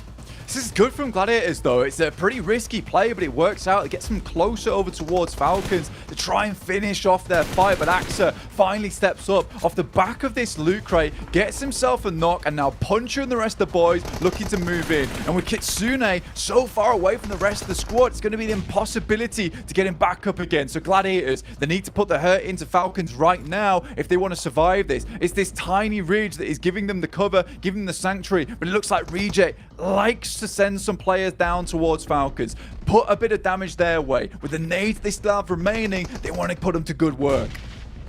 The dominoes are falling, Blank. We're starting to see the knock-on effect. Finding that pickup onto Kitsune could make all the difference. Ocio is so confident as well to take so much space. Pushing down on a vehicle to try and draw attention. No response from Falcons. Playing it safe. Nice nade from Sarah. We know he's got a big set of biceps, but his throwing arm is strong as well. Dashes out another one to try and secure that. Detonates a little bit too far forward in front of the rock. Kitsune will expire no matter though. Even with the backup of Ocio dashing that one in, trying to get the splash damage out to guarantee it. Axa lays claim to the knock that he found earlier, and you find yourself now in a risky predicament, Gladiators. I love that from Regiocio, though, and the rest of the squad on Reject. They have a chance now to get into third place, to try and pump up those numbers and get into a secure invite for PMGC Grand Finals, so they know every single elimination counts, especially here on the third day, where points are running dry now for teams looking to get into the PMGC Grand Finals by secure invite. Today is so important. Teak does take down Lufa, making this now a 3v3, a possibility for the Falcons maybe, but a great knock comes through. Meku pops up out of nowhere. Will find one of the players in Sarah. And look at this. All hopes could be dashed. Teak comes out. Luckily, there is a refrag. Teak, the time bomb, tried to detonate, but it might be too late for Falcons as one by one they're finished off. Gladiators now, are they going to be able to entertain us, trying to bring the pain towards Reject Tokyo, but they are farming up on the frags. Meku closes the gap, gets up in their face with a DBS, straight through the vehicle, annihilates with a backup of Matic because he's been able to punish. Now you can really just swing on this one. Look at the way he's playing it off the back of the tree. Ocio, attention drawn between two different angles. Mate! Gladiators, they're snatching it away, Blank. They're getting a grasp on it, and they've been able to pick up the chicken dinner. A 2v4 from what was an unwinnable scenario. And Gladiators are bringing themselves out of the murk for Reject. What could have been a back-to-back for the Japanese squad ends once again in a second place that they are all too familiar with so far, Jackie. What a crazy game from the Gladiators. Meku and Matic make the play of a lifetime. Going on the 1-1 split there, sending one high. That took some balls from these boys. It's insane. It felt like everything was going wrong. They were playing so timid, so slow the whole time.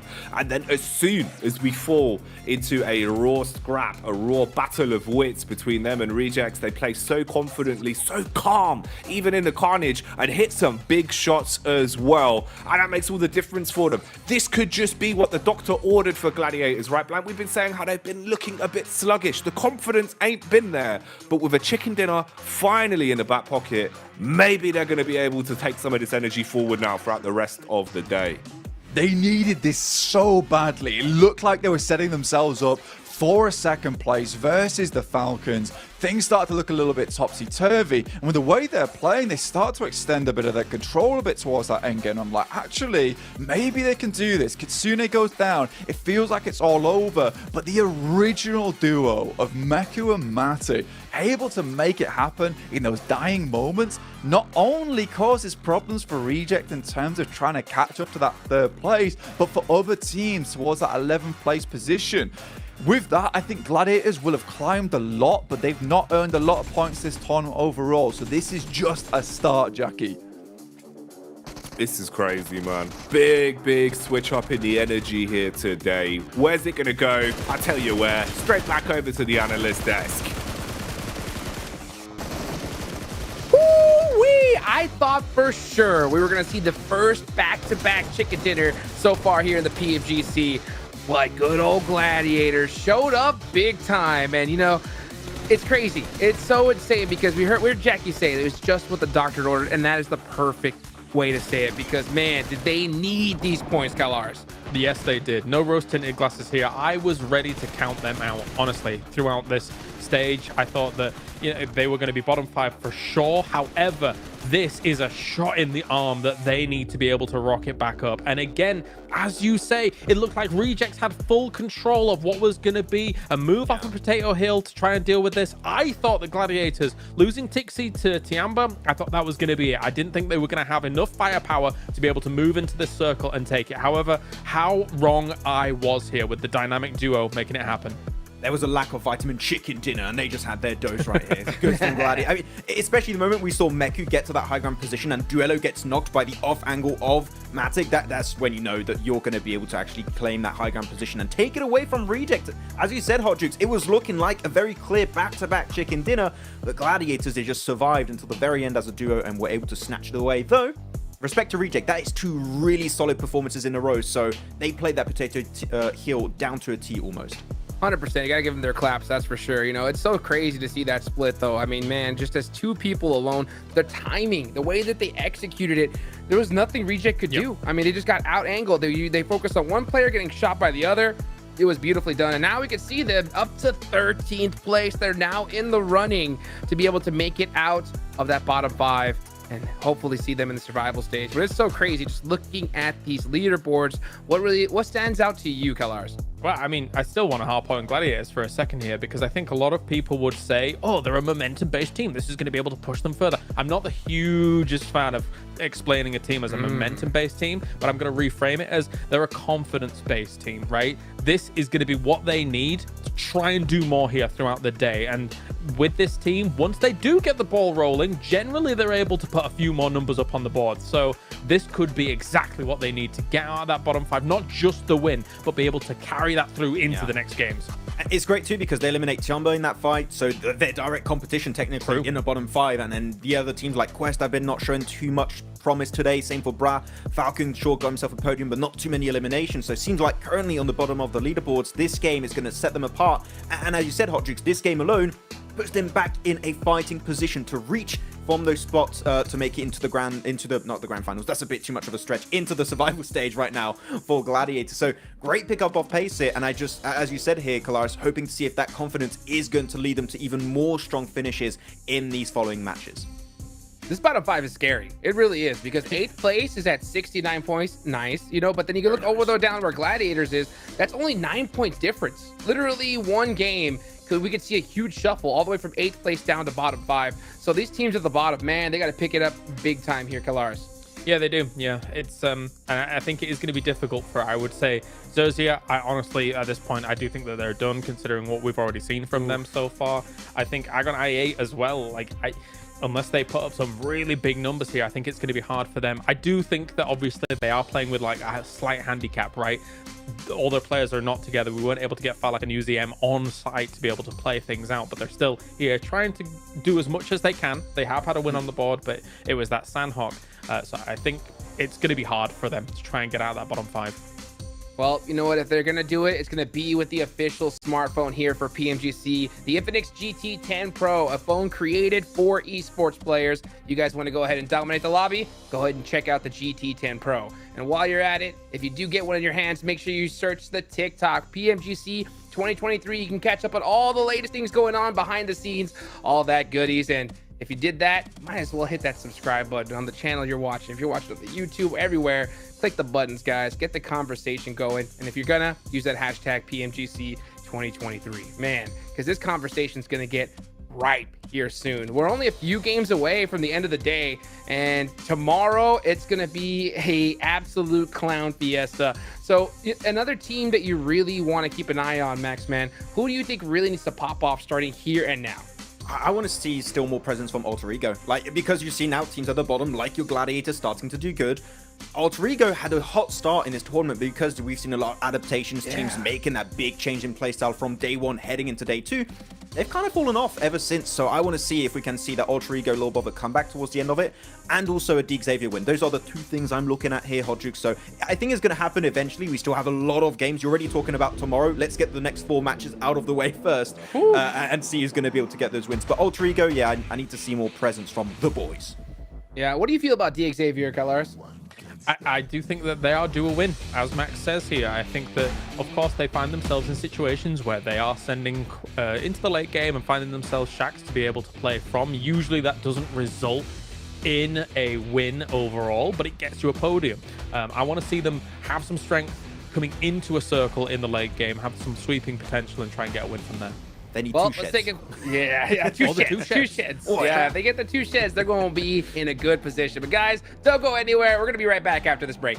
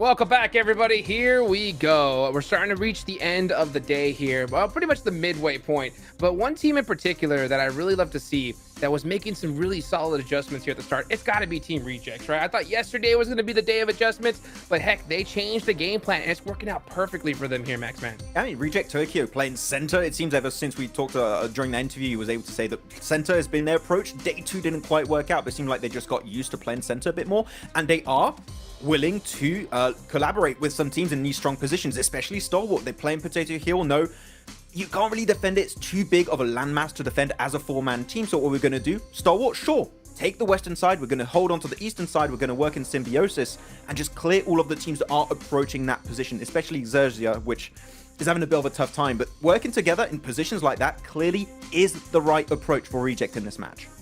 Yeah, you know what? I think that Stalwart train is just going too fast right now to stop here, Kalars. You think it's in the best interest of some of these squads to just kind of leave them alone and just let them soak up some points? Yeah, I mean, I guess if they are soaking up as many points as they currently are up towards top, technically that would make the barrier into third place a little bit easier for some of these teams. Technically, even down for the bottom 5, it makes that barrier a little bit easier to be able to get into that survival stage. So, yeah, I said it yesterday, and I will reiterate. I think you do just need to play your own game here. Stick to your game plan, because if chaos is going on around you, you just kind of need everybody to be on the same page at all times. Hey, you know what? Keep it simple. Sometimes that's the way to do it. But you know what? Somebody that's not simple is our casters. Let's go ahead and take it out over to them. That's right. Anything but simple. We like to keep it complex and absolutely outrageous. That's what we do best, Blank. And the games have been delivering for that, man. It's been making it easy. Yeah, man, it really has. I think that we've had a lot of fun today so far. It's just been some crazy games after crazy games. Reject with their performance today has been mad. It's kind of sad for me in a little way, because although I want to support Gladiators coming from our home region, right, getting into that survival stage, at the same time, Reject's just been impressive, man. 103 points. You know, if they were to get that extra 407, they would have been on just 10 points behind from overtaking A7 in that third place and getting a direct invite to the PMGC Grand Finals. So Reject definitely a team that can push harder and harder in this tournament. DX here, another team that wants to get some big points on the board. 90 in 5th place, another team with that potential to overlap over towards A7. We've got today and tomorrow still 4 matches available on day 3 too. But I think the scariest thing on day 3 is for all these teams down towards the bottom of the leaderboards to start pumping those points in preparation for the big sprint tomorrow. Oh yeah. You got to try and grab what you can now, whilst there is still games aplenty to be played. The longer you leave it, the harder it gets to guarantee survivability from Group Green, and your task will become that much harder. Any hot drops on the cards? What can you give us? I feel like it's about time. We're due one, Blank. We'll see if we get something spicy here. Most angles so far, I think they're going to be pretty calm now, Jackie. Honestly, I think most teams are pretty no. Hot not drop, in this hot lobby, drop. Blank. Come on. I could be wrong. I sense calm. I sense calm right now. I sense a little bit of teams just working so hard, just the fire burning underneath them, trying to get towards that top spot. We'll see though. Bra Esport once again setting up towards Severny. They've not had a great day today so far, but still in 11th place, but they are dropping 64 points. Closest behind them would be Quest with 63, just 1 point behind them, overtaking that spot. But I think it's been a great day so far. I'm excited for a little bit more action coming through. Pretty generous playing path. Most teams able to get towards their position, but the circle heads over towards the western side again. Another chance for Gladiators, right? This is close by. Over day 1 and day 2, they weren't able to take as much advantage of these circles before. But like Kale was saying on the desk, you know, confidence-based team. That last game might just be what they need to feel a bit more peppy coming into this third match of the day. Yeah, you've got to run with that. You know, that's kind of your boon. That's what should keep you nice and honed in for the rest of the day.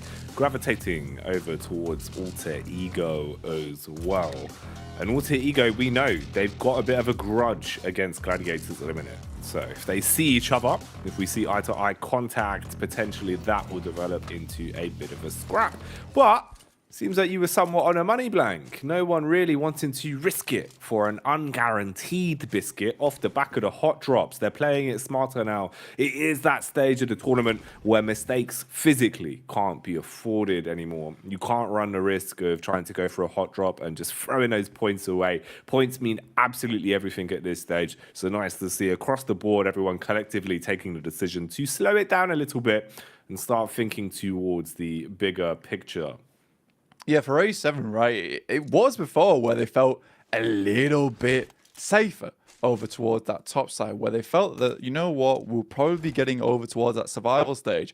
But we've had a kind of a strange couple of days ahead of us since that first day where it felt very consistent. You know, Loops, Stalwart, A7, those were the big dogs in the lobby. They were the ones sucking up all the points. And then teams underneath them, you know, getting a couple here and there. Instead, we've had a really big influx towards the bottom side of the lobby, right? Most of these teams we thought were down and out, like Tiamba, Gladiators, Quest, Bra, Falcons, in fact, they've all been able to drag themselves up with some very good games. Even Falcons on that last one getting 3rd place. Not a lot of eliminations for themselves, but still a 3rd place is decent. They're currently in 10th now. So there's this case where for 7th place, 72 points, it's not safe at all anymore for Alter Ego. They've not been able to build up enough of a points bank after that buffer they were able to get on the first day to really give themselves that safety anymore. So I think that they certainly need to be playing out these games a little bit smarter, you know, taking some better rotates, maybe even just looking for a 3 or 4 elimination game in that top 5 to consistently stay ahead of the pack that is growling behind them at this point. Oh, they're screaming at them. They're ferocious. Everyone else seems absolutely rabid at this point blank because they know how easy it would be to leapfrog some of these teams. You know, it's kind of the blessing and the curse without being such a big point vacuum that they've just made it far easier for everyone else to still have a day of it, still have a possibility to A, guarantee the survival stage at the very least, or B, try and fight your way up towards the upper echelons. That's what Reject Tokyo seem to be striving towards off of the back-to-back games they've been having, with big strides in both, taking a chicken dinner in a 1st and a 2nd place in the game following it. This is our 2nd outing on Erangel for the day. There'll be one more following this, so obviously you get a lot of benchmarks, a lot of room to expand your horizons over those 3 games back-to-back. Then when we get into Miramar, everything goes out the window. For now, though, relatively clean. No over-aggression displayed from anyone in the opening moments. The hot drops were passive. No one went in for the confidence balls. And we haven't seen any of our squads losing players early on. So an awful lot cleaner here.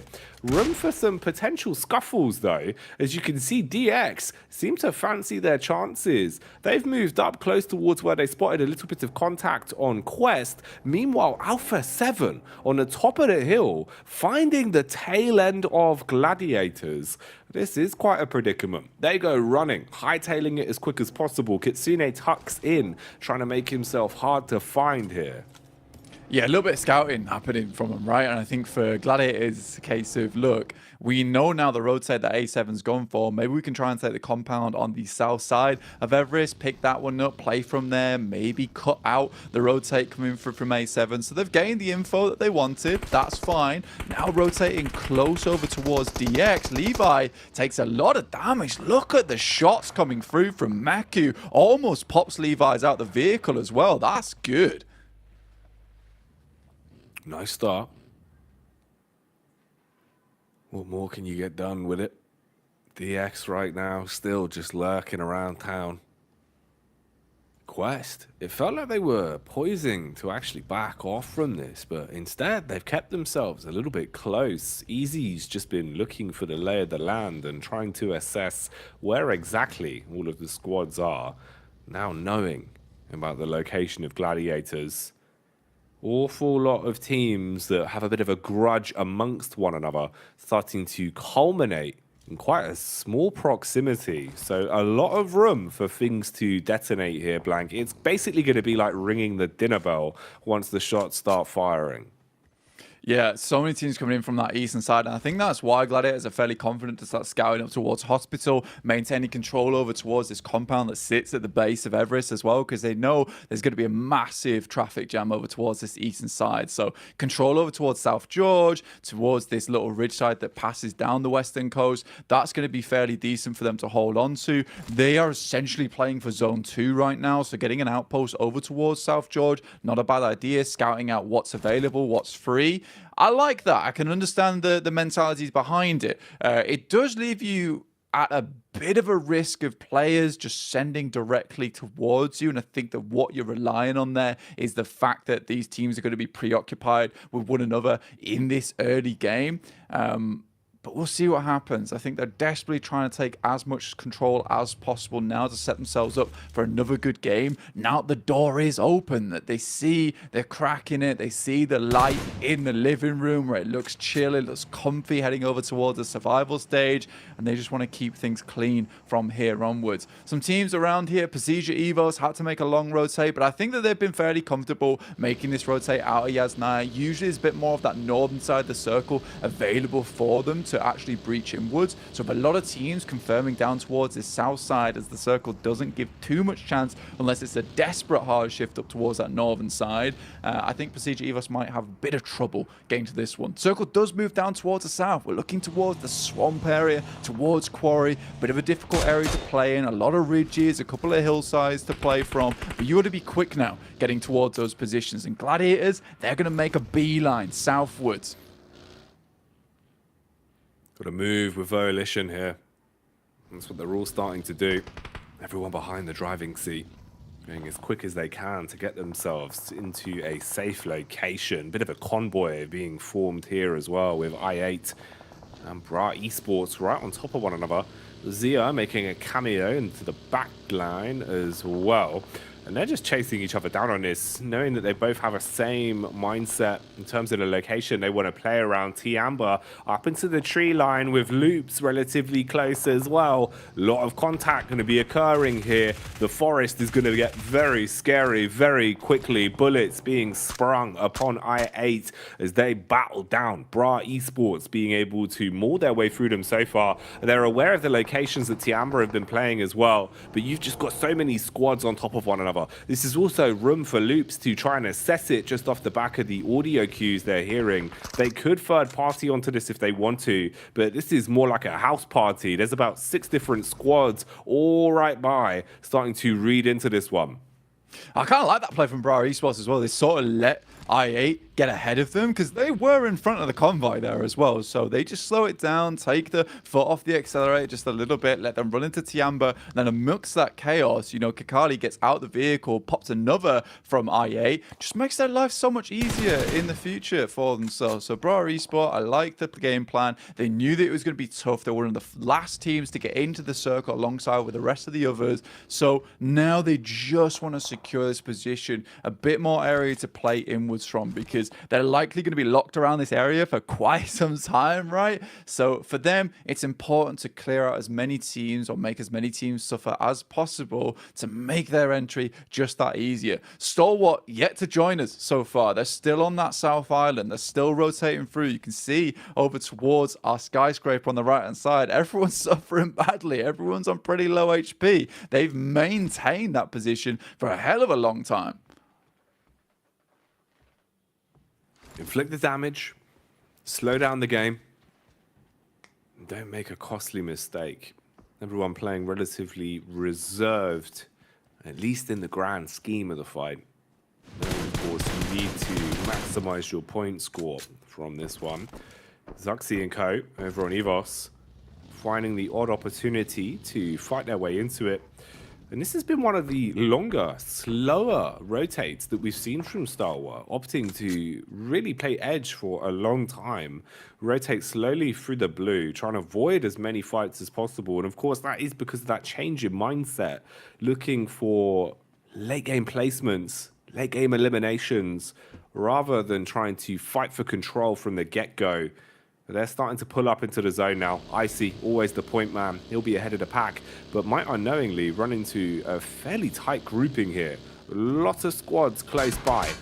And with the zone getting smaller, there's only going to be more coming in quickly. Alter Ego struggling again as well as Rosemary gets hit. Tianba, of all of our squads, were able to find line of sight onto Icy as Ren punishes, but Action might find his way in. Windows exposing Icy, so he's losing a lot of health, but he's backed into a corner, and they should barely get him on his feet. Yeah, I think that's Malise Esports on the other side towards the ridge, being able to take a couple of shots towards them. QZZ even unleashes a little bit of barrage. Toxic gets sent down. Mate, QZZ has been an absolute powerhouse for Tiamba so far. I think it's a bit unfortunate for him. The rest of the team just hasn't stepped up quite as much. In the meantime, Matic takes a decent shot over towards Revo from Alpha 7, able to knock him. No flush as of yet, though. But I think Gladiators, from the position they're currently set on, right, I think it's smart for them just to sit over here, try and clear the edge as much as possible. I don't think that they would have done that without that last game, just boosting that confidence a little bit more. I think it might have been one of those more wild center pushes where they lose half the team and then they're in survival stage. So I respect this from the Gladiators. See what they can get done from it. Obviously, A7 now in a bit of a rough spot themselves. They're outside the blue and it is pushing them in over towards this high ground that currently Gladiators have a 2-2 split on.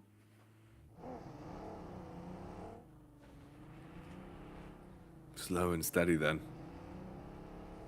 Everyone realizing just how impactful their next play has to be. Teetering on a knife's edge. Alpha 7 always keen to instigate the fight though. Do go for their dive. Oh, quick trade back around as the shot is pulled out. And it will be pounding its way onto the Gladiators. Double knock secured. Cleans up off the back of it as well. And you've got geometry here. You can tuck in. They're going to run the risk of going for the full revive and resetting for in the fight. So a 4 versus 2 with Gladiators not wanting to invest everything and lose from this one. Looks like they're going to fragment. One player rotating off. Meanwhile, here we've got Bra Esports thrown into a bit of a drive-by convoy again. Zia are in their faces.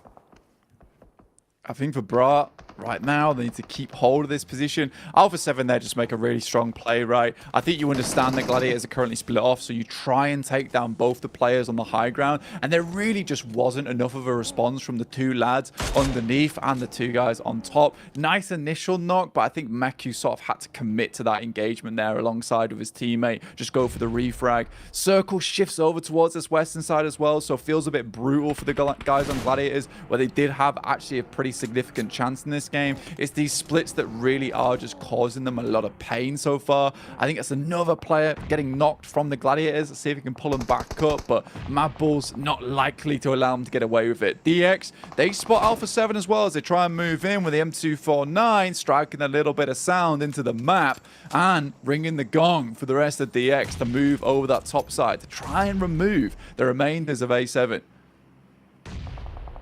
Nades soaring through the sky from either side. Lot to work with here for either team. Ooh, big damage there though. And that's Quest with a backstab, finding a prime opportunity to get stuck into this encounter. Ooh, quick turn and burn, seeing if they can force them off. Worried about Evo stood away in the far back as well. Damage being established all over the shop. Everyone is taking a lot of it, leaving the overall average HP at an all-time low. Meanwhile, you've got a full frontal assault going down here in close-range combat with the shotguns barking in the face of Zia as Bra Esports look to shroud themselves in smokes and try and close it out from this one. Kakali couldn't do the fancy footwork. He falls. They've got control of the shed. The nade's chunky, though. Big connection there with a backup of Coursera. R&J tries to swing it wide. Looks like Kane's just in a bit of a bad spot. Coursera does go down. Like you said, it was a nice chunky initial grenade. That nade's good though. Will take down one. The rest of Zia looking pretty unhappy of themselves. Earth's last remain with the Scarrel, but outside in the blue is going to push him soon. Stage 4 will be doing an absolute massive amount of damage to him. And Toxic, I think, has a good idea of where he's going. Just trying to secure this push out towards the western side. Still not down as of yet, though, and Tospic needs to think about moving soon. Well, he's moving down into the ground, instantly knocked onto his last legs. Kane on the reply, though, at least able to find one, inflicting some more pain towards Zia, and jumps in a vehicle. Oof, The blue nipping at him as he pulls his way back in, turning the tires. Earth strikes again onto Kane. Will be able to finish him off, so survives his way through that one. The other fight going on down towards the bottom as well as Evos just trying to third party where possible. And that's Zuxi with a shotty. He's found a flank round on towards the backhand side of Alpha 7 and inflicting a fair amount of damage. Luxy as well, single-handedly taking on DX Blank. This is carnage. I kind of like that play coming through from Position Evos, especially the little side swipe. Just stay down Alpha 7 as he just pops the DBS over towards him before looking back up towards DX, removing some of those players. Quest, Position Evos has had an idea of where these players have been for quite some time. They took a knock over towards them and it's delayed them just a little bit as Position Evos thinks about moving over towards Falcon's position now. A little bit further down on that south side. Gladiators in full-time survival mode towards the center of the circle. We're down to 13 teams, a lot have been damaged, and STE sort of struggling to get in when Mali's taking a couple of shots towards them too. Not likely they'll be able to get their player back up at his feet as we hit stage 5, where the circle's going to make it really, really tough to get your players back up before it pings them back out again. Smoke wall down. Ooh, a light effort to divide the fight between these two sides here. The nade will pack a ton of damage though. Full commit from Quest as they spam the bullets in from the sideline, keeping Evos trapped in the middle. A rough position to be in. You're being flanked by Falcons and just having to fight your way through the team in front of you. Meanwhile, here as well, Reject Tokyo with compound control, but high ground. They can play from the top story window, peeking down into the lower levels and peeking out onto STE as well, finding Stalwart as tops. Well, he's now gone, completely removed from the equation. Re-aggression again from Quest Blank. The nades instigating this one. Low HP across the board for Evos. They might want to swoop in. Al Haji, the big man, he's going for it. Picks up with the UMP, some girthy grenades, heading over that top side, and Procedure Evos just hasn't been able to receive so far. Misery and Lynx left remaining. Al Haji takes a big hit, but will drop the deck on his belly now, trying to get away, but is knocked, put down, kneels on the floor as the spray comes through from Teak, and Falcon swinging through with the talons are dealing a lot of damage to both these teams so far. And gets a nice nade, will hit Misery very hard, but he just wants to finish him off and will grab it, tries to run away, but just a little bit of that shrapnel will take him out at the end as Falcons can start to make their move in from that western side. They've cleared really nicely, Jackie. It's a big reset. A nice way to get things going. Quick save of the teammate as well as Puncher will jump in the back seat and Six will provide reconnaissance, getting his way further into the zone to play off of AXA. Smokes up, but you're downrange. Teams all around you as well. Gladiators and Alter Ego in close proximity, just using their utility to at least give them some breathing room as they drop the smokes and reset from this. Elise Esports all the way in the backline as well, with Kishu being behind Gladiators, both of them with their nades pulled out. Meanwhile, Melise finding an opportunity to get a read in the distance. They're dashing them towards Six. Tixie quite exposed. Lucky, single bullet towards the chest blank. A few more of those and he could have been gone. Yeah, Six takes a huge amount of damage there, and Gladiators just holding their ground, know the need to keep swinging that ordnance through towards them. I'm surprised Six hasn't gone down as of yet. There's still nades available as Tixie sends another one through. Looks like it's on target. Will not get the knock though, and Falcons have held on for a long, long time. In the meantime, it's Melise over towards Alter Ego, getting the side swipe. Melise have played a pretty fantastic game this time around, constantly taking control of these high ground ridges and shutting down teams before they can get close. Gladiators, I think they're now pretty much out of nades. A good shot will take down at least one of them, making popping a nade through that shack window all but easier. And the nades don't end just with Gladiators, as it seems like Falcons, well, these birds have learned how to pick up hand grenades and throw them as they're swooping in and dive bombing, being able to inflict an awful lot of damage and project themselves further into this one. Knowing the location of Mad Balls as well and being a little bit paranoid about it, Millie's starting to get back on the move as well, trying to find their way in towards the zone. You've got control of a nice little building here, though, for Mad Bulls. They don't have to overextend. You've got geometry as well with the vehicles for the quick getaway, and they know exactly where Falcons are. They're just trying to keep themselves alive, keep a read on it, dashing out the smokes as well to make it uncomfortable. Reject Tokyo already set up with a position where they feel comfortable. Falcons, we've seen them stuck down in a muck for so long. Now they're starting to push, looking if they can get a bit further forward here. My Bulls pushing down the hill. Look over towards the Falcons, see their position. Two teams that want to hold on to their spot, trying to get in towards that survival stage. A great shot at the start there from Zerich. Will open it up over towards Axa, and he finds another. Zerich is absolutely destroying the boys over towards Falcons. Just puncher left remaining, able to get a refrag in, but it's Zerich on this flank who is absolutely dominating them. And this is one of the few times it feels like we've seen the talent that we know Mad Bulls have.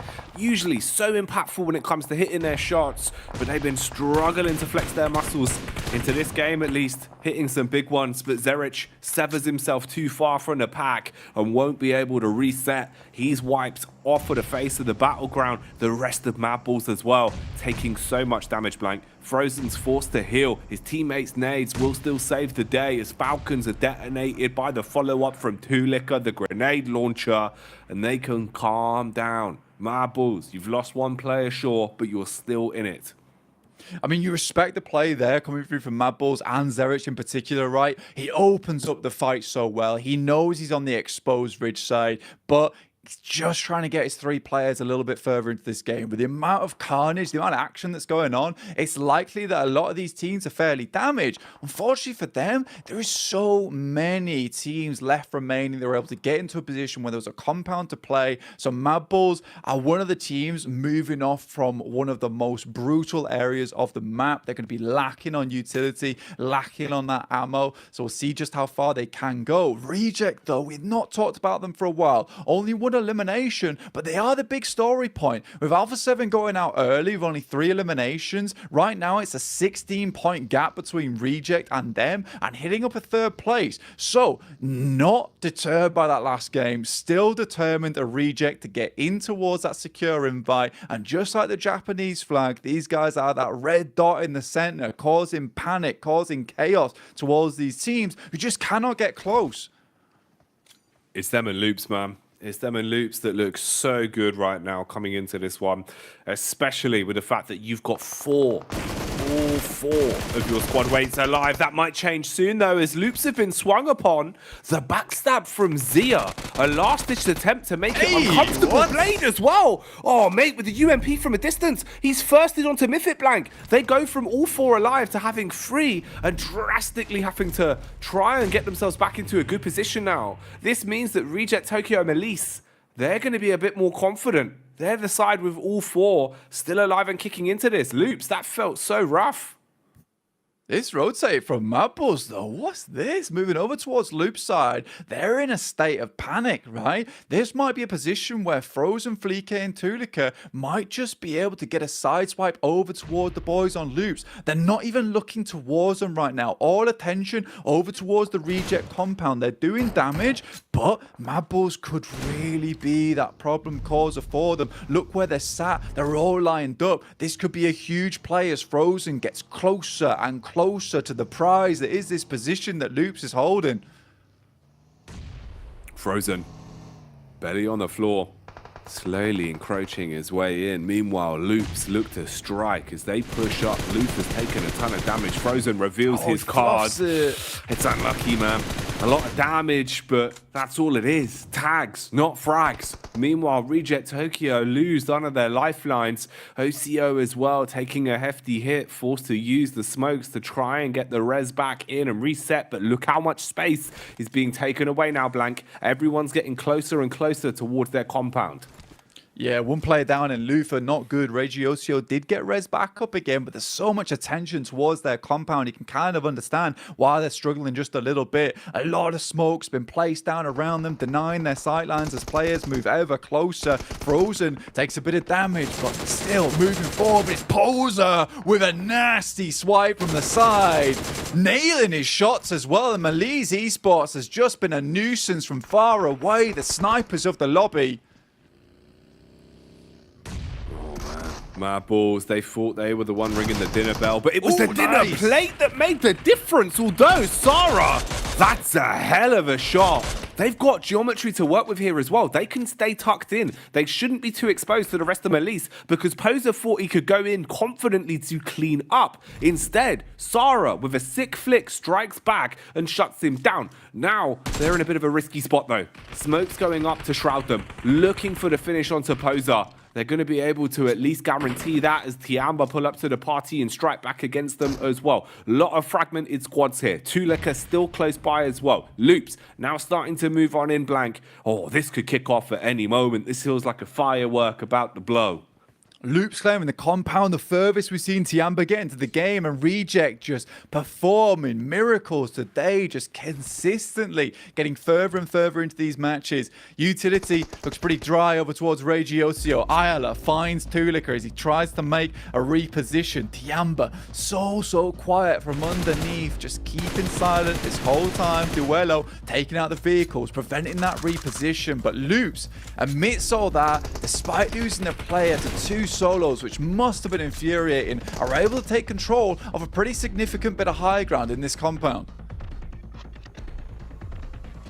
The line in the sand has been drawn now between our 3 surviving squads. Who instigates the fight? Who makes the first move? Quick head count of the utility as well. You can see that Loops, when it comes to offensive utility, they are ready. 14 grenades in the back pockets. How much use can they make of them? And will their one smoke be a bit of a drawback in terms of the detriment? Cardozin taking a peek out. Oh, the timing. If it would have been slightly quicker on that peak blank, that could have been the head ripped off. So, Reject Tokyo, lucky on that one, but they're trying to take space. You can see the game plan. They're moving a little bit further forward now. Yeah, it's a decent bait from Regiosio. Runs to front, knowing he can quickly duck underneath the window while Sarah and Duello go for the double peek on the window. It's smart stuff. Last circle now. 3 teams. Starts to push in. This is where those 14 grenades have to come in handy. But realistically, Reject Tiamba, they can blanket this entire circle in smoke everywhere as Tiamba looks to move out. Try and get a side swipe over towards these teams. New angles, but Chief unloads the grenades, pulls the pin, looking to end this team. Nice spray from Duello, tried to prevent him from leaving. Still a lot of bullets on side, but for Regiosio, not so many. 2 clips. He's going to have to start preserving this ammunition now, using it a little bit more sparingly. And usually it feels like Reject Tokyo, they come into these final circles absolutely armed to the teeth. This could be one of the few times where we see that drawback come to haunt them. Tiamba, though, forced into uncomfortable territory, expanding further and further out with the smoke wall they've made for themselves. But you are peeking into Sarah, and he's ready, blank. That was a nice shot from Sarah, and a really important one as well. Put himself in a very risky position, but wanting to take out that angle on the side. In comes Lee to try to do something about it. Smoke's going down right now. A lot of nades over towards Sarah's side, and he has to hit some big ones. Regiosio and the rest of Reject on the back there. Ayla took a high ground position, but there is chunking happening over towards the boys on Loops. Cardozin already very low, and Sarah pops out from nowhere, bro. Sarah, the surprise soldier, strikes back as he cuts his way through them like a tactical blade. The insertion is huge, and it all falls onto Ayala. Now with a shotty, got to go nuclear, pushes in blank, one hefty chunk. No to get the second way! as well. He's done it. Ayala, the aggressor, snatches away the chicken dinner from the hands of Reject Tokyo. Man was on fire, literally. He would have died if he'd not got that elimination in time. That takes things to a whole new level. He was on a timer and it was running out, and I think Reject thought it was all over then and there, but they had to hit the shots.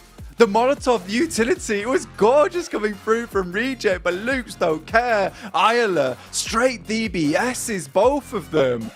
What a turnaround, the final moments, and once again, Reject gets spoiled their chicken dinner by another team.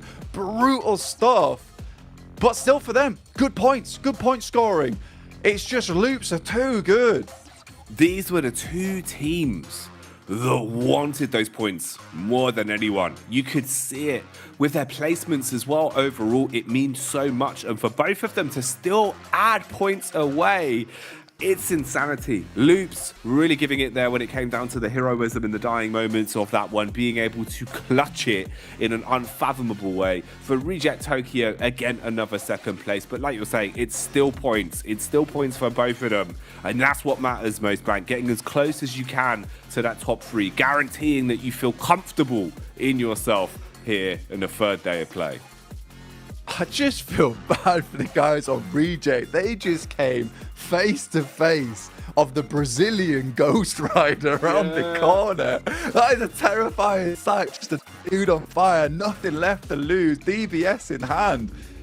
Yikes, bro. Absolutely crazy, man. The way that he's been able to win that, that's a crazy clutch. We've seen a lot of big plays with a DBS, but that one takes the cake in terms of aggression. Let's get back to the desk and break it down. Oh boy, are you kidding me? For a second, I thought we were going to see 3 chicken dinners in a row from Team Reject, but Ayala said, no, sir, not today. Goodness gracious. This is what I'm talking about. This is the PMGC. Wow. I mean, at the same time, chicken dinner, second place at second place. So even if I think you're a little bummed if you're Team Rejects, but you still got to be pretty hyped here, Max, man. You got to give Ayala a leather jacket right now because he is the death rider of this lobby. He just came in on absolute fire with a DBS, takes them down one by one. What a game, and especially what a breach, because that compound, you only have some areas you can enter it from, and Loops knew exactly we got to enter from the eastern side. Reject won't be able to even have a chance in that fight, and then they just collapse on it. Beautifully executed, and that puts them now in fighting range with Stalwart for that first place position, Hot Jukes. It is going to be a race to the top here. That's ridiculous. Unreal. Unreal, Kalaris. I mean, just look at the leaderboards here.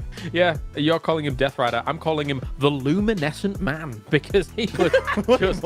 I could not believe what I was witnessing. Like, let's move it back slightly, though, because the compound that they're actually breaching and pushing on is actually one that actually does afford teams a little bit of an opportunity to breach against. Rejects knew that they can't control the entire compound, right? So they have to fall back to a position of power for themselves or try and hold it out. But Loops did an amazing job of smoking their entry onto that compound and keeping them in the fight for quite a while. So again, Loops looks world class in these last couple of days, and you know, as much as Blank's saying he feels bad for Rejects, I still kind of feel all right for them because a first, second is pretty amazing. Consider the fight back they're bringing in day 3. They're 4 points away from podium. What the hell? That's a great day. Unreal. 4 points away, and Loops is only 7 points away from first place. This is getting crazy. I mean, the story is just so focused here on the top 3 because these matches are just getting crazier and crazier. We don't have really a lot of time to talk about that bottom 5. I mean, we haven't seen a lot of movement from them here, Max. Yeah, not too many movement, but actually I want to talk about one fight in particular. It was Procedure Evos. On the northwestern side, on that mountain range to the west of the fields of Gatka, they were taking incredible fights. Luxy and Zuxy were just clutching out of control here. They eliminated, I think, Quest at one point.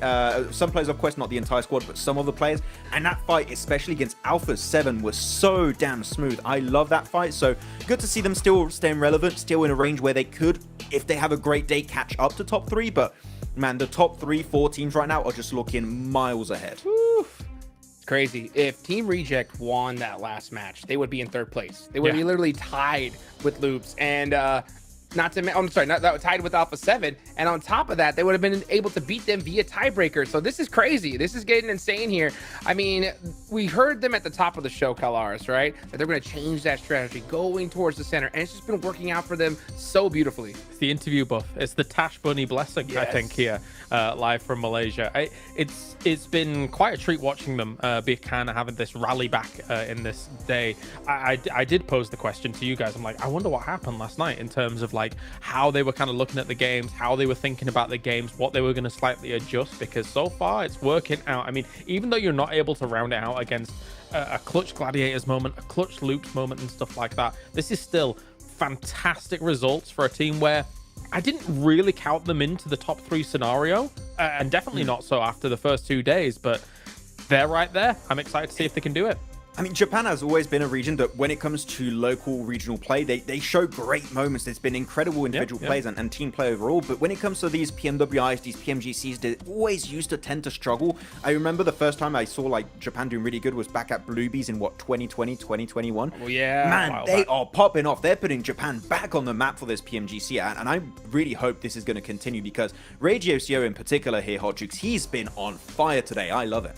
Ooh, you still got Lufa as well? Not right? literally. I mean, that was Ayala. That was Ayala. Right. Yeah, that's right. Yeah, Ayala just going off like crazy. And I think a little bit earlier in the tournament, we saw Ayala with a chance to clutch up a big fight. And I was saying if anybody could do it, it's him, because towards the end, this man just gets crazy. And we saw him, I believe, right, almost hit a crazy 1v4 earlier as well. So when this man's got a DBS in his hand, he just can't be stopped, Max. Yeah, I was looking at this game. I was like, oh no, Mythic got eliminated by sort of Ayat. What are they going to do? And it's like, just wait a minute. Okay, I got you guys. Ayala just clutches it up as always. But the individual fragging potential of this team is great. Even Chief at one point had a really big pop-off game, I think on day 1 or day 2. So every player in a similar way to Stalwart have a chance to clutch up if they can find himself in those kind of situations. So Loops, when you're looking at the two teams, Alpha 7 and Loops, you might be thinking, oh, Alpha 7 is the more standout team. They got that prestige from previous PMGCs.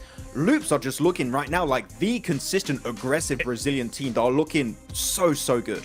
If Luke survives to the late game, I don't know who beats them. I guess it might only be Stalwart in this group, right? Like, if you compare how these two teams are playing, they are playing a cut above the rest. And Loops in late game looks infallible. And like, I don't know how it would be to go up against them. They're making the right decisions, be it pushing into a compound and then pushing out of it. They're making the right decisions in the hillsides, playing it slow and steady. They look awesome, Hot Jukes.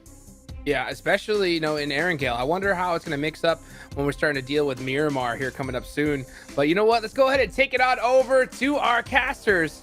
Let's get it going. Oh yeah, let's see what's in store for us then. All of these games have been delivering today, Blank. It feels like, honestly, the excitement, the clutch potential, and sort of surprises has only been just getting better every day. Every game we go in, it feels like we're climbing another step up the ladder. I don't know how we're keeping it so consistent with the excitement. Yeah, so every single game seems to be absolutely wild, absolutely mad. I mean, third day, we said before, this is going to be the big one that would just cause problems for so many teams. But some teams have absolutely thrived in that chaos. I mean, Loops still proving that they deserve to be on top in terms of the Brazilian ladder, at least ahead of A7. Reject climbing up after the adjustments that they made last night. It has been a mad tournament so far. Group Green has really delivered in terms of the action, in terms of the fun, in terms of the excitement, and I think that this is only going to continue for so many teams within this lobby. And again, the boys on the desk put it was like, it's really difficult to look at the bottom side of the table when everyone on this top side is working so hard to pick up those invites. I remember that first day where we were like, right, that's it. I think A7 and Stalwart, they're just confirmed, they're in, but the way that Reject's playing, catching up A7 teams underneath them as well, doing very well, like, there could be some big difference makers here. And I don't think that third spot is at all secure for A7 right now, with Reject breathing down their necks. Nothing feels guaranteed anymore, right?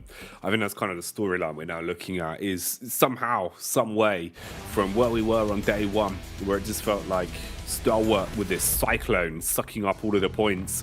Other teams have realized that they can turn up the aggression, they can turn up the aggro plays and just start giving it. And since then, we've seen a lot better performances across the board. A lot of squads starting to lay claim towards the upper echelons here in the final circles. How will things look though here? It is our last game of Erangel. After this, it will be the back-to-back Miramars. So if you want to try and whip out the consistency, this is the last chance to do it on Erangel.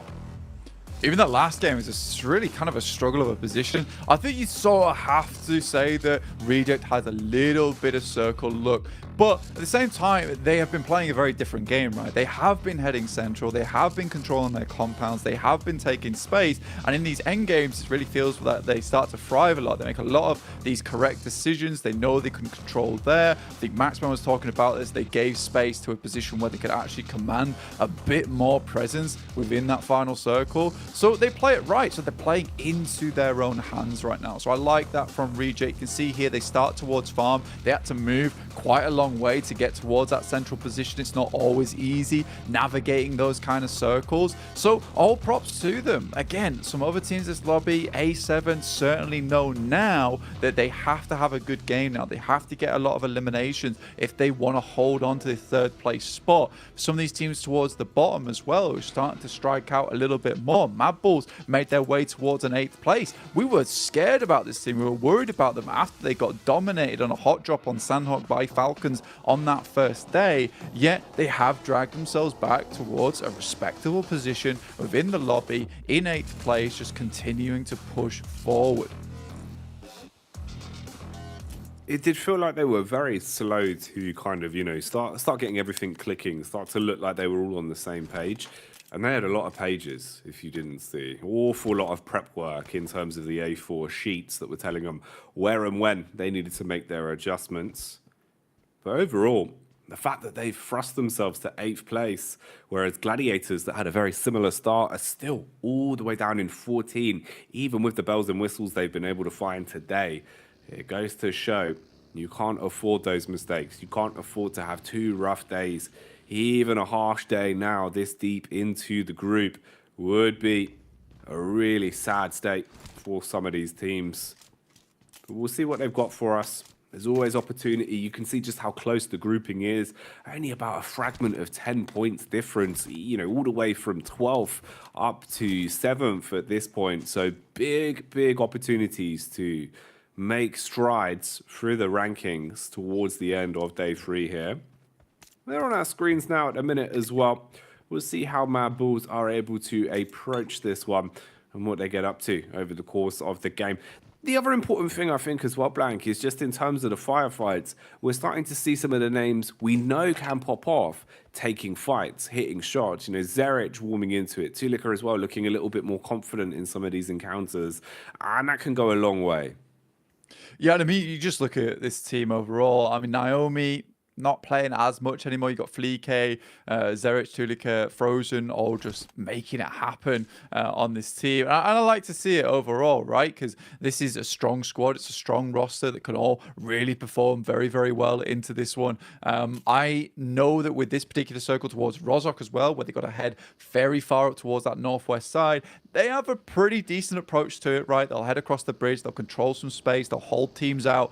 So this might be a decent game for Mad Bulls to get some more points on the board, secure their position, keep themselves safe. I mean, 74 points is not bad at all, and it's nice to see a bit of EU representation from this team into this one. Where Gladiators currently still in 14th place. They had that strikeout, that magnificent match that we saw from them, but last game just really did not feel good as A7 completely took control of them. And I think there is this kind of mentality of playing as a 4-man unit a lot of times, and Gladiators, I just don't think they can get away with this 2-2 split anymore. I think these 2-2 splits work well when you're heading towards a compound that is very close to one another. You're trying to control both sides. So for them, I think a little bit of a death ball might be essential for them. But I don't want to change the way they play, because that might be the thing that's bringing them into this, just waiting for it to work, finding out where it works and getting it done from there. A lot of teams made their rotate, made their translations over towards the top side of the map right now. You got Bra Esports over towards Severny as usual. Malise Esports, we know this is a team that rotates real fast in these lobbies. They're on the eastern side of Zaki right now, looking to head towards shooting range. It's not bad at all. So most teams understand that they've got to get towards this circle early. There's not a huge amount of compounds in this area, so controlling a position this early on can be very important to them. Laying claim to anything early into a game like this will be a little bit better for you. Ooh, Zerich, careful now. Close by. As they do catch whiff of what quest they're up to. Doing a secondary loop around the compound as well. So really trying to gather as much info on this as possible. Luckily avoiding the bullets that have been thrown their way. But this is a relatively fragmented map balls off the back of the contact they had down on towards Quest. And they're lucky. They're lucky they don't take too much of a hefty hit from that one. No gashes, no one walking away in pain. So they'll be all right. They can reset from it and still go back to the basics. A7 on the move here as well, forming a little bit of a convoy. Oh no. Al-Haji realized that Zerich fragmented off from the rest of the squad, so he's actually pushed in looking for him, trying to assess the situation, looking into the water and see if he can spot where exactly Zerich has got to. But hiding underneath the boat, he might have just avoided their eyes. Just escaped the presence. Let's keep himself alive here. Poser goes for the initial spray on the Uzi, but A7, they're too good with it. They realize they don't want to peek in too fast, but there's players all over the place, and I think Poser might just be going down here. He was their one outpost on the eastern side. Mali's rotating so early, they had to get some loot, so they sent the majority of the team over towards Zaki to pick that up there, and then left Poser over towards this eastern side, easily overwhelmed by A7 coming through, and this looks like a good start for A7. Now they can control the rest of the team coming out from Zaki, maybe pick up some more points from there too.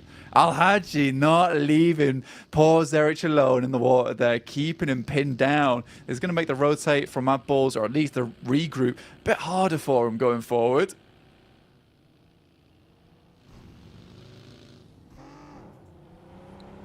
Feels like everyone's willing to be a little bit more aggro in some of these games now, a little bit more quick to the draw when they find opportunities for points. You can see it's getting them so excited, the prospect of the odd elimination here and there, just what it can do for you this late into the stage. Quest still clearing up and down the coastline. No response from the Bulls yet. No aggression displayed from their side. They just wanted to make sure that they could get their man out safely, evacuate him, and then go for a play a little bit later on. Blade on the move as well, bypassing over towards where Alter Ego have been set up. So they'll take control of the coast and go for a long, safe rotate. Although Rosemary seems to have his ears perked up. He's heard some of the noise, going for the jump spot. They might want to see if there's a chance that they can fight back here, inflict some damage inside of Severny.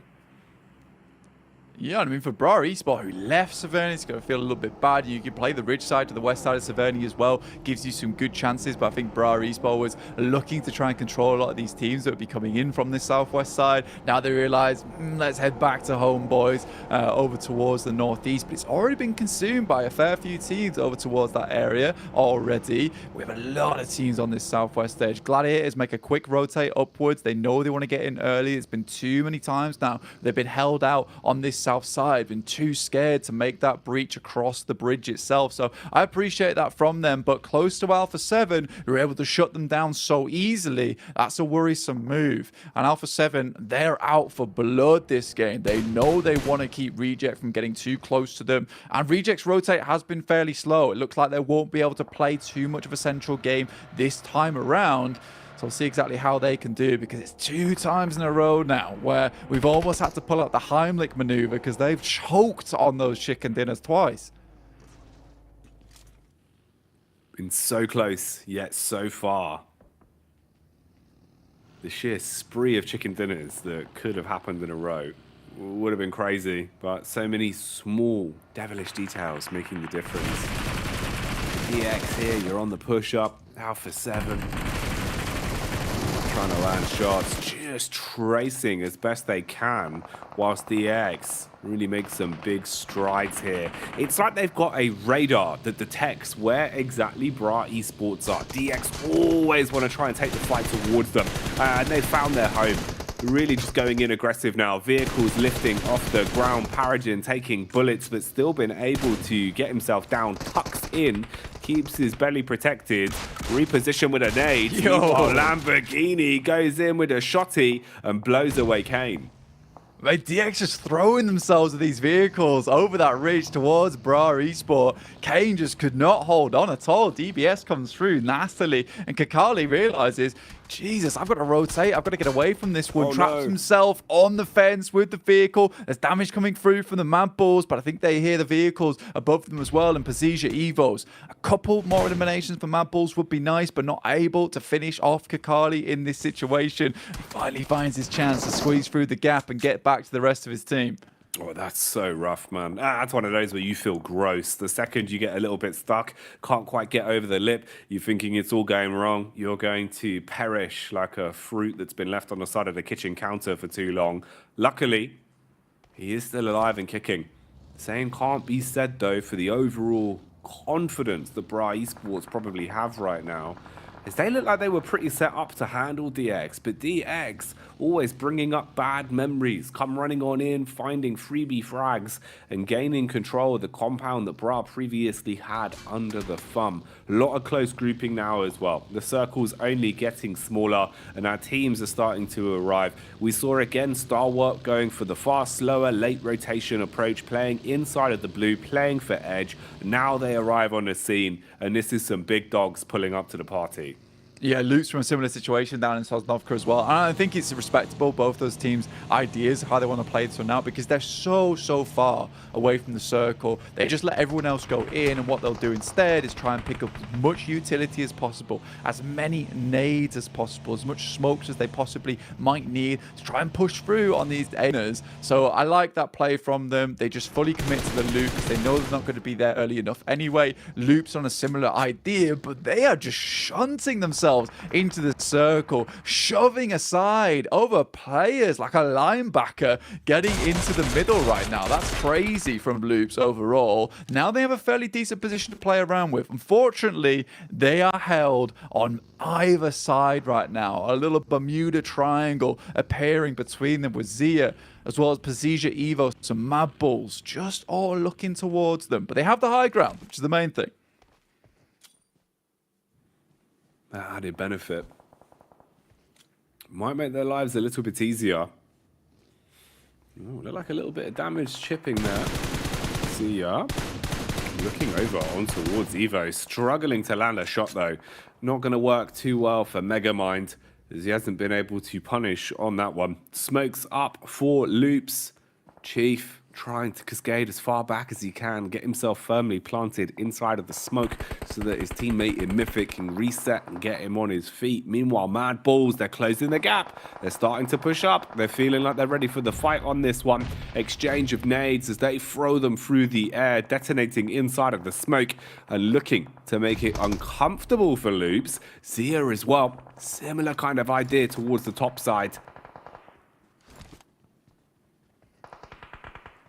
My Bulls, they see an opening, right? And they look to just try and capitalize off the back of it. Unfortunately, those nades all just go fairly awry. And I think that was a lot of the nades they had on side 2 to try and finish that one down. It has allowed, like you say, Zia to get up close and personal and sent a scout out their way. SCE currently playing this ridge side, looking over towards Tiamba. If they can clear them out, maybe there's a possibility to move up towards Severny after the back of that. Play on some of the ridges there. But there's so many teams around them. They've got to find some kind of an opening through either a knock or a quick rotate away in the vehicles. Reject underneath them right now. You see Sarah as well as Regiosio coming in close contact with these players.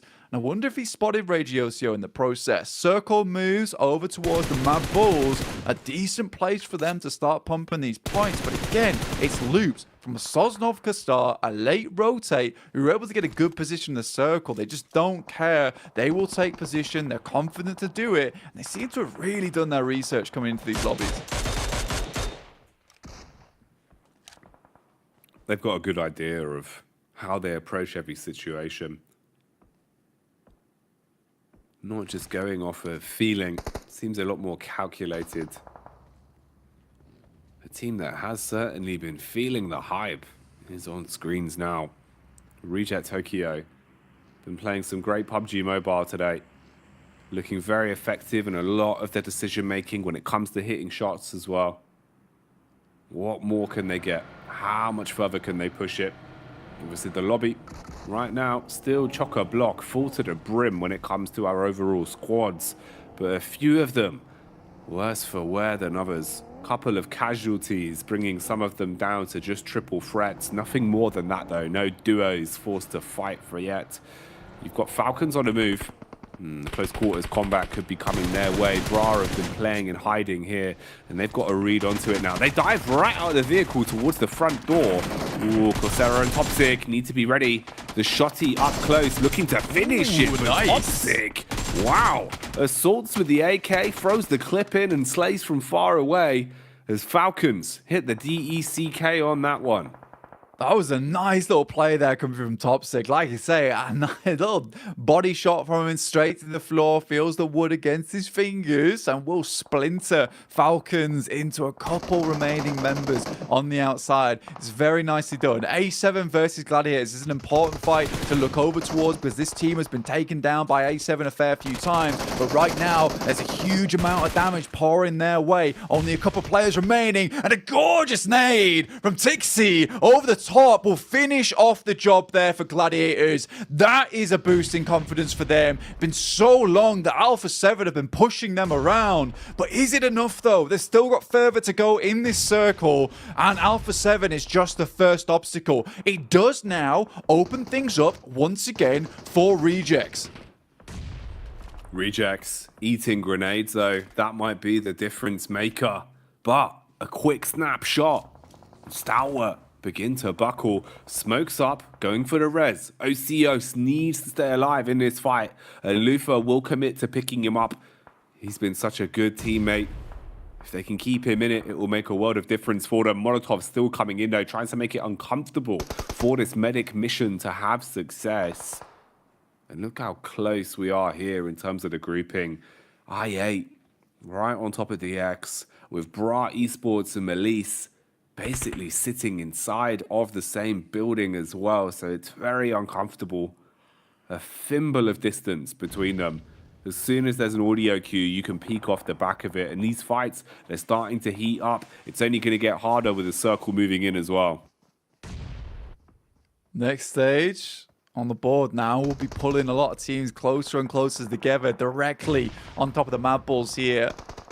For Reject, they do take another knock on this side, but they're not going up against an easy team. And it's the second time today that Reject has challenged things out versus the guys from Stalwart, and they're still beating these fights right now. Tops goes down. Tiamba obviously has included themselves in this fight as well, got involved, making things difficult for Stalwart overall, but you've got to give props to the guys from Reject. They are living in a position that is not easy several times versus the best squad in the lobby, undoubtedly so far, and this is pushing them further and further to that third place spot. They have lost one player, still doable to get a couple more limbs on the board though. They keep getting stolen away from them. They have two targets going forward, would be Pasija Evos as well as Lux. We're getting a fight right now between DX as well as I8 and Bra Tospic. He senses an opportunity. Chow playing behind the boxes, needs to banish this man. It's a very aggressive game of ring around the rosies, but it seems like DX are starting to fall down.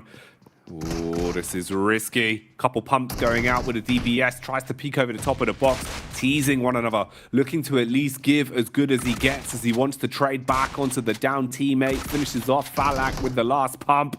All into the 1v1 then. Switching to the rifle, looks to get the reload in to at least have the secondary weapon to play with. Meanwhile, Gladiators, they're being struck upon by Zia. You can see a trade as well from Mad Bulls up on the surface, but down in the depths, it's the nade of Topsic that snatches that one away.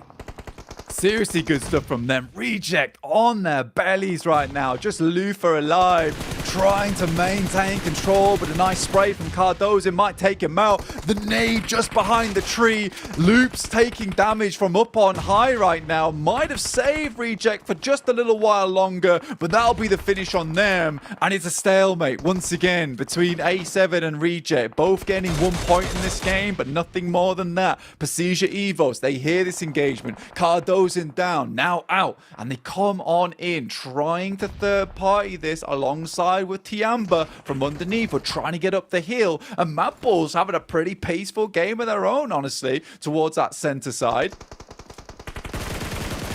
Oh, Evos. Some nice repeat from Luxy there does not want anyone dealing damage onto his kin. So he peeks off the contact and supports, now playing medic as well to get him back on his feet so that they continue their reign of terror.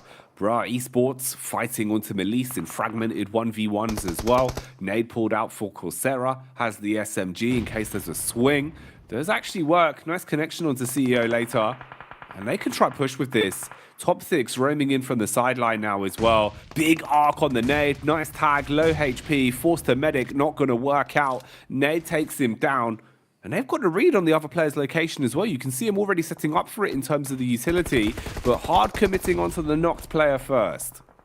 Yeah, Tospic's been absolutely killer with these grenades this game so far. Been picking up a lot of cheeky eliminations off the back of it. Another circle, center up towards Mad Bulls, who are just revving up to take this game away now. It would be a real shame if they lose this one. This is their big chance to pump points even harder into this match. They've been climbing, and now it's time for a big old leap towards that top side of the lobby. Secure their position in that survival stage. Get a bit more prize money on board too. Gladiators and Zia going head to head. Two players trying to hold them off whilst Kitsune provides a bit of an anchor for the rest of the players to move over towards. But it's difficult now for Tixi and Meku to move out from this area with Zia creating so much pressure over towards them.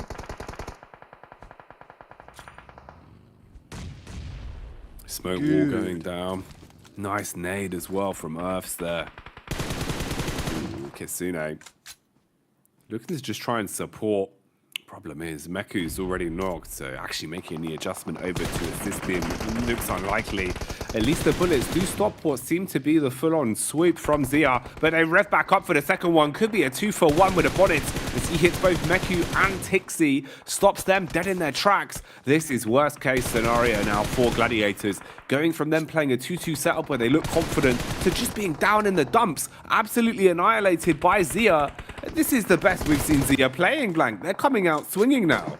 Yeah, it's a nice play from Zia there. I think for Gladiators, it's just tough on that side. I do think that's a fight that's absolutely winnable, though. Going down to Zia, 16th place team, never feels good. Only 4 points added to their tally. Down to the last 9 teams now as Tospic tries to continue his reign. Keep Bra in the conversation here, up towards that 10th place in the lobby. 5 eliminations found. Luxie is down, and Loops, as well as the rest of the team, is just not letting up at all on these games. They're a little bit quiet at the start of the day, but want people to remember the name coming into this one. Already 9 eliminations found, 153 points. Soon they're going to take up a stalwart on this game, maybe claim a first place, removing it for the first time. Mad Bulls dealing with Alter Ego as they try and send in. Frozen's out, and there's more players to be dealt with. Only 1 player remaining for Mad Bulls. This is a travesty.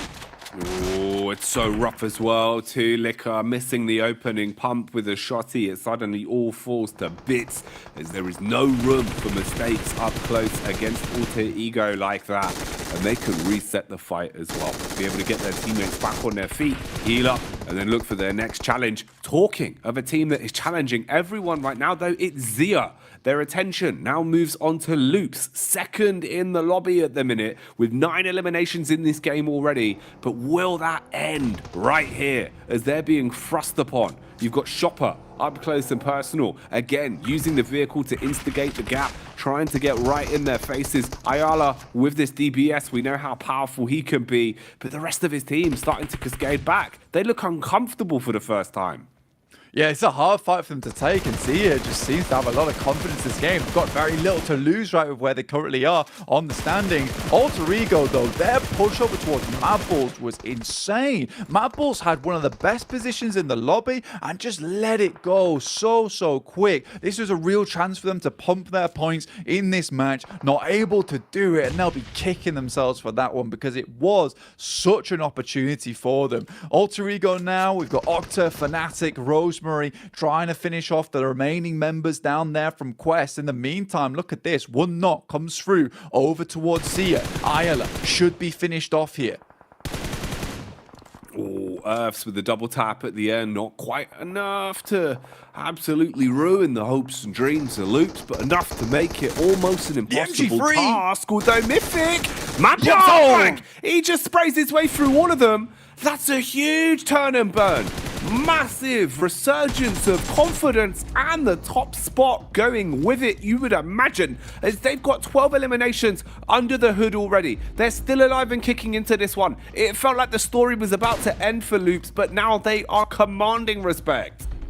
Dude, alive and kicking Stalwart off the throne as they set themselves down. Look to find themselves another chicken dinner. Maybe a back-to-back here. It looks doable with the amount of players that are hurt alongside the lobby. Alter Ego, though, of a whole wealth of utility to use. Loops just roaming around with themselves. A Molotov, but they take a knock from Tiamba, who's been consistently making it towards the end game as well. They're not out just yet. They are looking to get towards the survival stage. You can see they're mean. They're hungry, trying to find it here. They want it, and they want it bad right now. Tiamba shutting down Rosemary, restricting and removing the possibilities for Alter Ego layer by layer, peeling them back to just a duo. And that's what we've got, a multi-team fight here of duos. Readjustment there from Mythic, finds one. Big connection as well onto Ren. Oh, mate. Literally, Tiamba cannot step up versus Mythic. He's got a great position to play around with. And Chief still going strong. QZZ, he's out. Mythic looks for another peek. Just sending some bullets over that top side. Alter Ego off in the distance. Another chance for them to prove themselves. Get some points in this game. They've got a load of utility to work with, but losing a player early on, that feels bad. Setting themselves up to a 2v2 at best versus Loops, or a 2v1 versus Tiamba if they can take them out early, which they'd love to do. Octa gets nice and close towards the top of that hillside. Chief, extremely risky moves there, but reveals his position, knows where he is. They've got one nade, I think, perhaps over towards Chief. This is very nadeable for him. Moving his way down through the smoke. Trying to at least have something to play around with here. A little bit of cover to assist his teammate in Fnatic. A single wrong move, a single foot out of place could cost you so gravely here.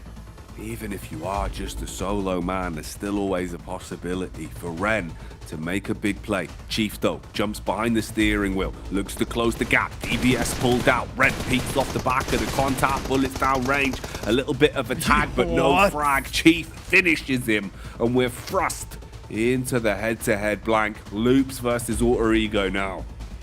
These boys are just so aggressive. That's what you were mentioning last game, is that aggression. The MG3 coming through from Mythic, takes a heavy hit, has a Molotov in his hand, but backs it off, looks to go for the heal. Another nade over the top, just barely scrapes him, but he hangs on once again, staying alive. Another nade goes close, but he's able to sidestep it. Chief, in the meantime, just slowly peeking up, trying to get this wide swing, whilst Octa in the distance crawls his way down the hill. We're in a really difficult position right now. Loops understands the need to send Chief up the hill if they want to have a hope. Leave Mythic in a difficult scenario, but this is the way they secure the win. The back-to-back here.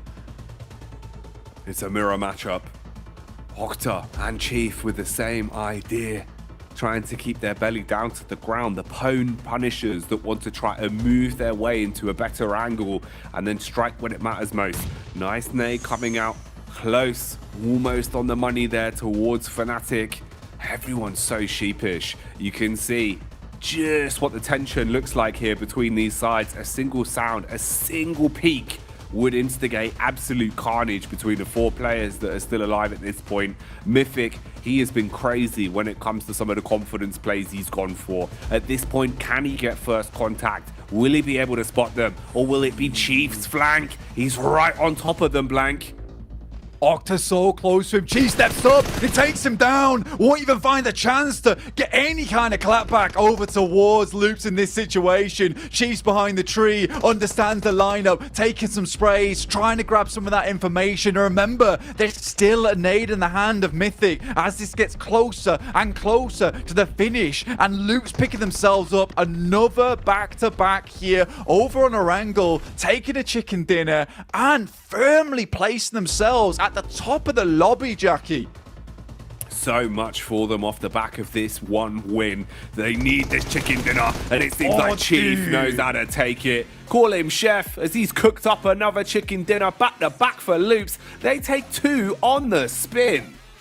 This is a team that is going to dominate towards that PMGC Grand Finals. They just look so slick with it. Stalwart have really slowed things down, but all the while, the boys on Loops, they've just been speeding up time and time again. Just a meteoric rise from this group green. It's just so wonderful to watch this squad at play as well, just playing off the back of one another, the trust they put in each and every member of the team. Really, really good stuff from them overall. And I think that whole game really speaks their strength, because not only was that a match that they find in a pretty difficult scenario in the end game, that's a match they play from down in Sosnovka, right? And it really does show that it's not a case of how close you are to the circle. It's not a case of getting that circle look. You make your own look a lot of times. Stalwart were barely able to get in, but Loops takes the challenge play. I love the confidence from these guys. They come in late, yet just take a rich side. They play off the back of that. They weren't afraid to put themselves in the midst of 3 teams in that early game, because they knew they could handle it. And handling it is what they've been doing all day today. Loops have looked so good if it comes to the head-to-head, the 1v2s, the 2v2s, no matter what sort of situation they're plunged into, the comms are so on point, but it's that aggression. The way that they approach some of these scenarios, Blank, it still looks like some of the teams in this lobby just aren't ready for it. They're that tad bit quicker, that tad bit snappier. Yeah. And honestly, how do you even prepare for that? If you've got Chief jumping out and just ripping you to pieces, Mythic wide swinging on you, Ayala ruining your lives with a DBS whilst he's burning, how can you stop it? It's so tough, man. And I think that the difficulty for a lot of these teams is that Loops is not only just all about aggression, they're about calculated risk, right? When they go in, it's always at a moment when they feel that they're at their strongest. Right now, though, we've got 3 strong lads on the desk they're going to send you over to, and they'll carry you through the rest of this match. Chief. Goodness gracious. Loops get the most insane chicken dinner we have seen this tournament. This team is unstoppable, and Aaron Gale. And after that performance, I think for the first time so far in Group Green, we're going to have a new leader. I can't believe it, Max. I mean, Hodrix, ever since day 1, game 1, it was Stalwart at the top. They seemed untouchable, but finally we have a new first place team. It is Loops, and really, with how they've been playing these last 2 days, I am just so happy to see them rise up so significantly. But these plays are just so good. The circle goes on the complete opposite side of the map, Kolaris, from where they normally drop. The rotations early game are on point. The late game strategies are on point. They can clutch it out every single match, and they also get the first back-to-back win. What is there not to love about this team? Yeah, they're playing on a different level right now when it comes to rounding out these games. We just came off the back of talking about how good they are in the late game, regardless of what scenario you put them in, and then they do it again here. And my favorite new thing to do whilst we're watching these games is just go Chief as he's popping off over and over, doing over 1,000 damage. That's going to be this game's noise for him doing over 1,000 damage, because what do you say, Hot Jukes? They've looked phenomenal at every step of the game. It's honestly ridiculous. It really is. I mean, I was screaming Mythic for a second when I saw him with that MG3, clutched up a nice 1v3. And I mean, they're firing on all cylinders. It's crazy because one game you have Ayala clutching up. Now you have Chief, Mythic. I mean, what could go wrong at this point? I mean, when it comes to Aaron Gale, they are the kings. And you have Karatos Indus also setting really strong off angles. Maybe not the most aggressive player picking up those eliminations, but he is putting the entirety of their team in such a good position. And their position is so good right now. They are, in fact, in first place. And Brazil, I'm telling you, man, they are currently in the best year possible, Hodrix, to claim the whole PMGC trophy. That is how good of a playstyle we've seen from Alpha 7 and Loops more specifically this tournament. You know, it's weird, Hot Jukes, because oftentimes I think to myself, yeah, okay, we've talked a lot about these top teams, but what about the other teams? It's not possible to start talking about the other teams right now, considering how ridiculous Loops looks with the way that they're playing things out. The fact that they have taken over Stalwart is ridiculous. considering that they looked amazing in the first 2 days. Stalwart still looks great. They're still playing Erangel the way they want to play it, but Loops is almost not imitating that, but matching it and taking it to another level, coming late to these northern circles, just saying, we do not care about where Circle 1 is. We're just going to play at our pace, and we are going to dominate the late game. Yeah. And with the Gladiators win, it's like, man, there's maybe some of these bottom teams are going to do well, but the top, as you said, Kalas, they're just like, oh, no, we're here to win. The whole thing, it seems, yeah. Guys, just a little bit earlier, I said that, yeah, you know what? Stalwart are such a point sponge, no one's going to even touch them. And just like that, Loops come back with a crazy performance. I mean, what else can we say here, Cal? I'm not sure. I'm not sure. It's great to watch the way that they're playing this out, right? Like the way in which when we see them in the late game, we're almost like, okay, well, they're going to win this out. They're going to win this out. I mean, Alter Ego, I thought that they were going to have a decent position in this game, but look at the 2v2 towards the end as well. You have Chief on that off angle where it didn't feel like Alter Ego was fully keeping track of how that off angle was going on, because again, we got down kind of snaky scenario, but the eyes on the guy. He is able to pinpoint these targets and take them out. Even when taking out Octa, using the trees, knowing that the next potential angle is going to be beyond those trees, just making sure he's got everything covered in his mind. It's awesome. I even want to take the game a little bit earlier to what happened in the mid-game stage. At one point, you saw the entirety of Loops taking a fight towards Procedure, Evos, and Reject at the same time. So as a full squad, they're just holding off two teams, which on its own is just insane because those teams have been showing that they can take those fights. But during that fight, they had 3 players taking that engagement. Chief, again, it's Chief, just over to the western side, and he's just making sure that Xerxia cannot third-party that fight. It's just such a great setup that they're making sure they're always clearing their backs, and they're so efficient at taking these fights. Like, every aspect of the game is down to the letter. So efficiently well executed from this team that, you said it multiple times, Kalaris, and I have to echo this point. When they reach the late game, it just seems like they're just gonna take those wins every time. They're just unstoppable at this point. Man, just absolute flawless execution. And speaking of flawless, of course, we got to give a big shout out to our sponsor and partner here for PMGC, Infinix, with their GT10 Pro, created for esports players. If you guys want to make some plays like you just saw earlier, go check out that GT10 Pro. Also, of course, make sure you're following all the socials as well. Check in that TikTok using that hashtag PMGC 2023, because, man, this is a tournament of a lifetime right here. These veterans, man, are just showing up in ways that I don't think we were going to see before. I mean, Chief, we talked about it earlier. Chief just snaking his way. Are you going to just sit still and just wait for the light? No, he's going to go all the way around that angle and get it done himself. Yeah, it's such a hot start to PMGC 2023, right? These absolute legends of this game are absolutely blasting out of control. If you think about how we were seeing STE start things out, and Loops is just saying, okay, well, hold my beer. We're going to go even further than you're able to do. I didn't think in the first 2 days I was going to be saying that about any team in this group, but Loops is looking just spectacular. You know what? We got to cool down a little bit, guys. We'll be right back after this break.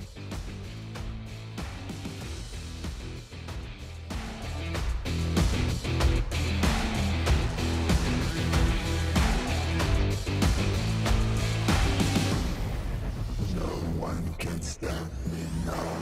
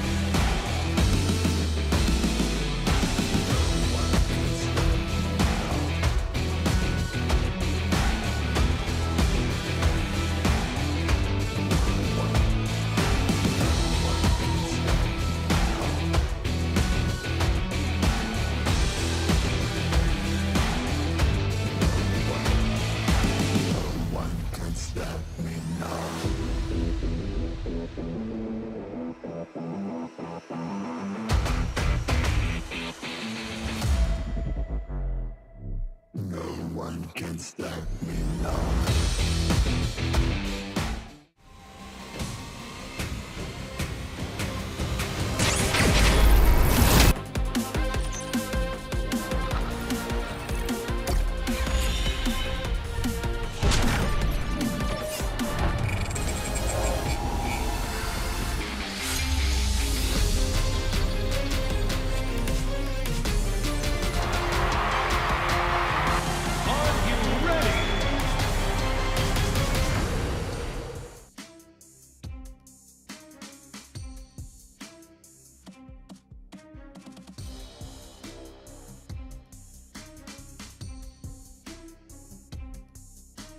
Wow. You could see the intensity on their faces there. Luxy, Zuxy, you know that they are starting to feel that pressure. So are the rest of the teams as well. You know, one in particular that I got to really talk about is Alter Ego, right? They did get a nice, good, solid game there. They put some points on the board, I think, at the right time here, Max. Yeah, a really good breach onto Mad Balls too. Unfortunately, they do lose a solo player on that pivot, but this was a very important game for them Hot Chooks, because before this match, they were on 73 points in 10th position, which means that they were just on the brink of getting pushed down in the bottom 5. And sure, we talked a lot about your Loops, your Stalwarts, all those teams at the top. The bottom 5, again, is where you really need to pay attention to, because right now, Alter Ego were just about to be pushed under. This game puts them back in a position where they should make it pretty comfortably in the survival stage, but we still have now 8 matches to go before we know which bottom 5 teams are going to be out, so this was the right time for them to bring those points on board. Hey, you know what? One team right above them is Prestige at Calaris, right? How do you feel about them? Not too bad, especially for Miramar, of course, as they're kind of set in a pretty decent spot to be able to try and strike out eventually towards that top 3, but it is getting a little bit harder as time goes on, considering that barrier, those goalposts are just constantly moving. Miramar always does reward very kind of controlled 4-person play. We've seen some splits work out quite nicely, and they're not too unfamiliar with the idea of playing out those eastern circles, especially those fields over near Impala. So they have some mastery over Miramar, and I would like to see them convert that mastery. Well, let's see it. Let's go ahead and take it on over to the desert. 2 Miramars left to go here for day number 3. Let's take it on over to Jackie and Blank. Have they mastered their skills, Blank? Is there wood cutting at 999? We will find out once we get into the action here in Miramar. Are they ready for the dust in the wind? They will be buffeted constantly, Blank. It's horrible. It always feels like you have sand in your eyes. Honestly, mate, it's kind of crazy, and you're right. Some of these teams have really got that wood cut into the next level, as honestly, Loops have just chopped down Stalwart from that top spot. Some crazy stuff going on. I think you've got to give a little bit of props to Stalwart, right? You know, they popped off towards that day 1 and day 2, really pushing those points higher and higher. And now Loops is kind of having their surge towards the top. There's no telling if this is going to continue for Loops. I hope it does. And with the way it's looking, it might just. So for Stalwart, let's see if they can get some good games at the end of the day, because some of their strongest matches have been here on Miramar. I'm excited for it, man. I really, really am. There's still some contenders towards the bottom that make it happen. You got Falcon over here, who are just remaining towards that survival stage. But they're looking happy about it. They had a big jump up, and their best game was here on Miramar itself. Lot of potential, exciting plays to be had here then as we move into our last 2 games of the day. Can you believe it? It feels like it's gone by so quickly. A lot of intense chicken dinners today. A lot of up and coming squads that felt like they would be down in the dumps, now starting to ascend through the rankings. Home turf for a few of our big names here then as we move into the first of 2 Miramars to close out the day in the 3rd day of play for Group Green. Let's see what we've got in store for us. I mean, already you can see Loops dominating over here on Miramar, with Mythic comfortably sat in the top 4 elimination bracket in 1st place, really hitting some good shots. But you know what? Duello has been showing up in these stats a lot all day today from Reject, who have done a good job, keep themselves in the running, not quite able to overtake Alpha 7 as of yet, but still 2 matches to go. Maybe they can do it here. We'll have to wait and see. Average damage on Miramar, 705. Mate. Top, what are you doing? That's unbelievable. Astounding. God, even that, right? Having the average damage of 2 players on Loops, maintaining 500. that's pretty sick. But the fact that you have one man who, by the way, I'm pretty sure the highest damage game we saw from Tops was like, what, 2.2, 2.3k, something like that? Yeah. It was pretty outrageous. For his average to be that high, that's insanity. Yeah, because he's just rolling it through, right? That's the main thing. He's keeping on rolling with that damage. And I mean, 2k damage overall, that's sort of like a team's worth just on one side. You got Aegon I8 right now taking a couple of pot shots over towards Procedure Evos, who do want to keep pumping these numbers. Another team probably with a potential of getting up towards that top 3. However, it's Reject to take a knock right off the bat here. Reject. Has their luck run out? They've had such a good day of it. Really been farming the points today. Vocalized by the fact you can see them being hard locked in 4th place, with a good distance of points between them and 5th as well. Not the best start though. Trying to detonate the vehicle in front of him as well, but you know that he's probably as good as cooked at this point. Not much of a path for his teammates to rotate in and somehow find a way to save him. So it will just be a matter of time before he expires. Levi's trying to make that a little bit quicker. Yeah, I mean, the rest of his team aren't really even anywhere near to him. I think Luther's got a vehicle, but highly unlikely at this point in time. He's bleeding out, and probably one of the players you really did not want to go down early for, Reject, considering Duello's doing the majority of the work on that team. At least he forces the boys from DX to take out one of their own vehicles in the area. Not likely to cause too much of a sensational hit for the rest of the team. Frozen drops out a little bit too late over towards that western side, ends up falling down the hill. Procedure Evos gets a bit of revenge over towards Aegon I8, who were taking some shots over towards them earlier. And that's a good start for them. 2 eliminations so far for this squad. Nice way to get the blood pumping. Coming into your first of 2 Miramars here. Mad Balls on the move as well, going for the grab on Frozen. Just at the last second there, his wick was nearly burnt all the way down, but he will be saved and brought back into the fight. Pretty necessary for Mad Balls as well. I mean, after what was almost a gifted match on that last one on our angle, and they just lose it out to a push coming through from Alter Ego, that felt like one where they could have taken it all away. Remember, Alter Ego getting a 2nd place from the position that Mad Balls held. If they'd held on for a little bit longer, perhaps things would have been a little bit different there for them. Maybe they were able to get themselves a 2nd place. Unlikely they would win against Loops. Let's be real with it, Jackie. They are just absolutely killing it today over on the point scoring potential as well as the team fights coming through. Know exactly what they wanted to make happen. And I think as soon as I saw Mythic with the MG3 in hand and Chief start to edge his way up the hill, I was like, I think it's over. I think this might just be a Loops win coming out of it. But they're obviously over towards Hacienda del Patron, but they make a quick movement down towards that south side. They've already got a double anchor in place with Chief as well as Mythic, so the rest of the team can move over towards them. They want to take control of all these matches so far today, which is great to see. Reject do lose that player in the end. We saw that earlier on, so 3 players going ahead with it. See if they can get some more elimination points. See if Alpha 7 can try and extend that lead between them in 3rd place. Alpha 7. Petering off a tiny bit in some of these games. Not being able to throw it just as far as it feels like they had done in the past in terms of some of the scraps. Very unlucky, it feels like, in the past 2 games at least as well, where they have sort of had themselves thrown to the wayside on some unlucky placements of a few nades, or the peaks just not quite going their way. But for the score they've accumulated, you're 40 points behind besting Stalwart now. So if you want to move on up to top 2, there's still room to breathe. Game plan though, of course, maintain control of the upper echelons. Maintain your spot here in the top 3 and do not get lapped by Reject Tokyo.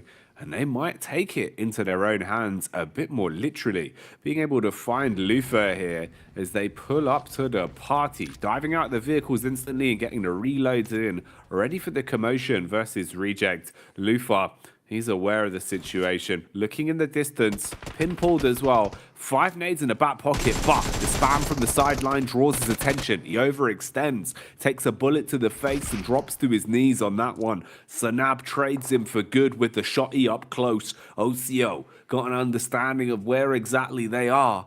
But with Reject already down to just 2 players, how do you approach this? Double tap in the back seems to be the opener. I mean, that is the best news for Alpha 7, and what a great targeted push over towards one of the landing zones for Reject Tokyo, especially the fact that they'd already lost a player as well. This just makes life even more difficult for them. So for Alpha 7, they not only profit on a point there, they also really do leave Reject down in the dumps now, looking very bad here. So great start for Alpha 7 in the sense that Reject probably the closest with the best chance at the moment to overtake them in terms of point scoring, and this is just going to secure their 3rd place for a little bit longer. Now they're more focused on getting a few more eliminations on this match, maybe getting a high placing, really taking off in terms of speed and height towards the top of this leaderboard. Really, really good play. I enjoyed that a lot from Alpha 7, taking the game into a bit more of a curious angle, in which case we're targeting Team now, trying to keep them down. Those mind games, an understanding that you physically can take it into your own hands to deny potential point gain for some of these teams now is really interesting.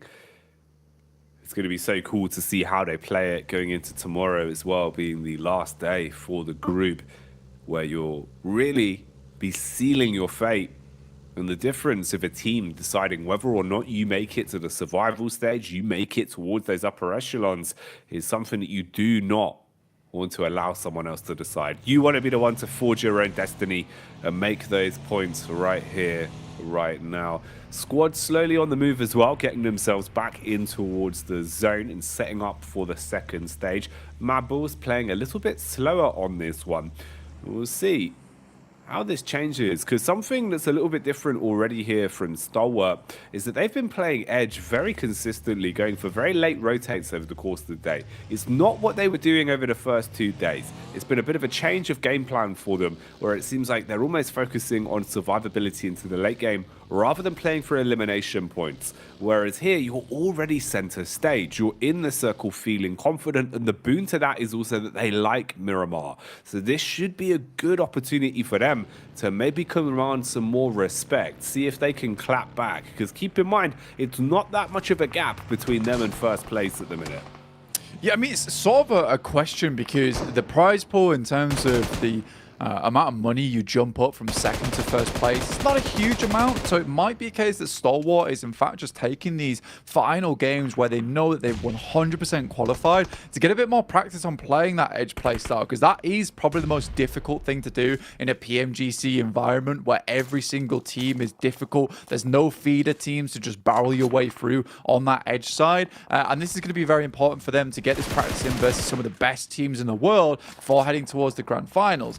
Obviously, that is just a theory at the end of the day, but they are trying to get inwards with these more difficult rotations, where I think we have seen them barrel it towards the center a few more times. Losing a player right off the back, though, that seems to be a regular reoccurrence for Stalwart 2, which is going to set them back even more, making that 1st place spot very, very far away.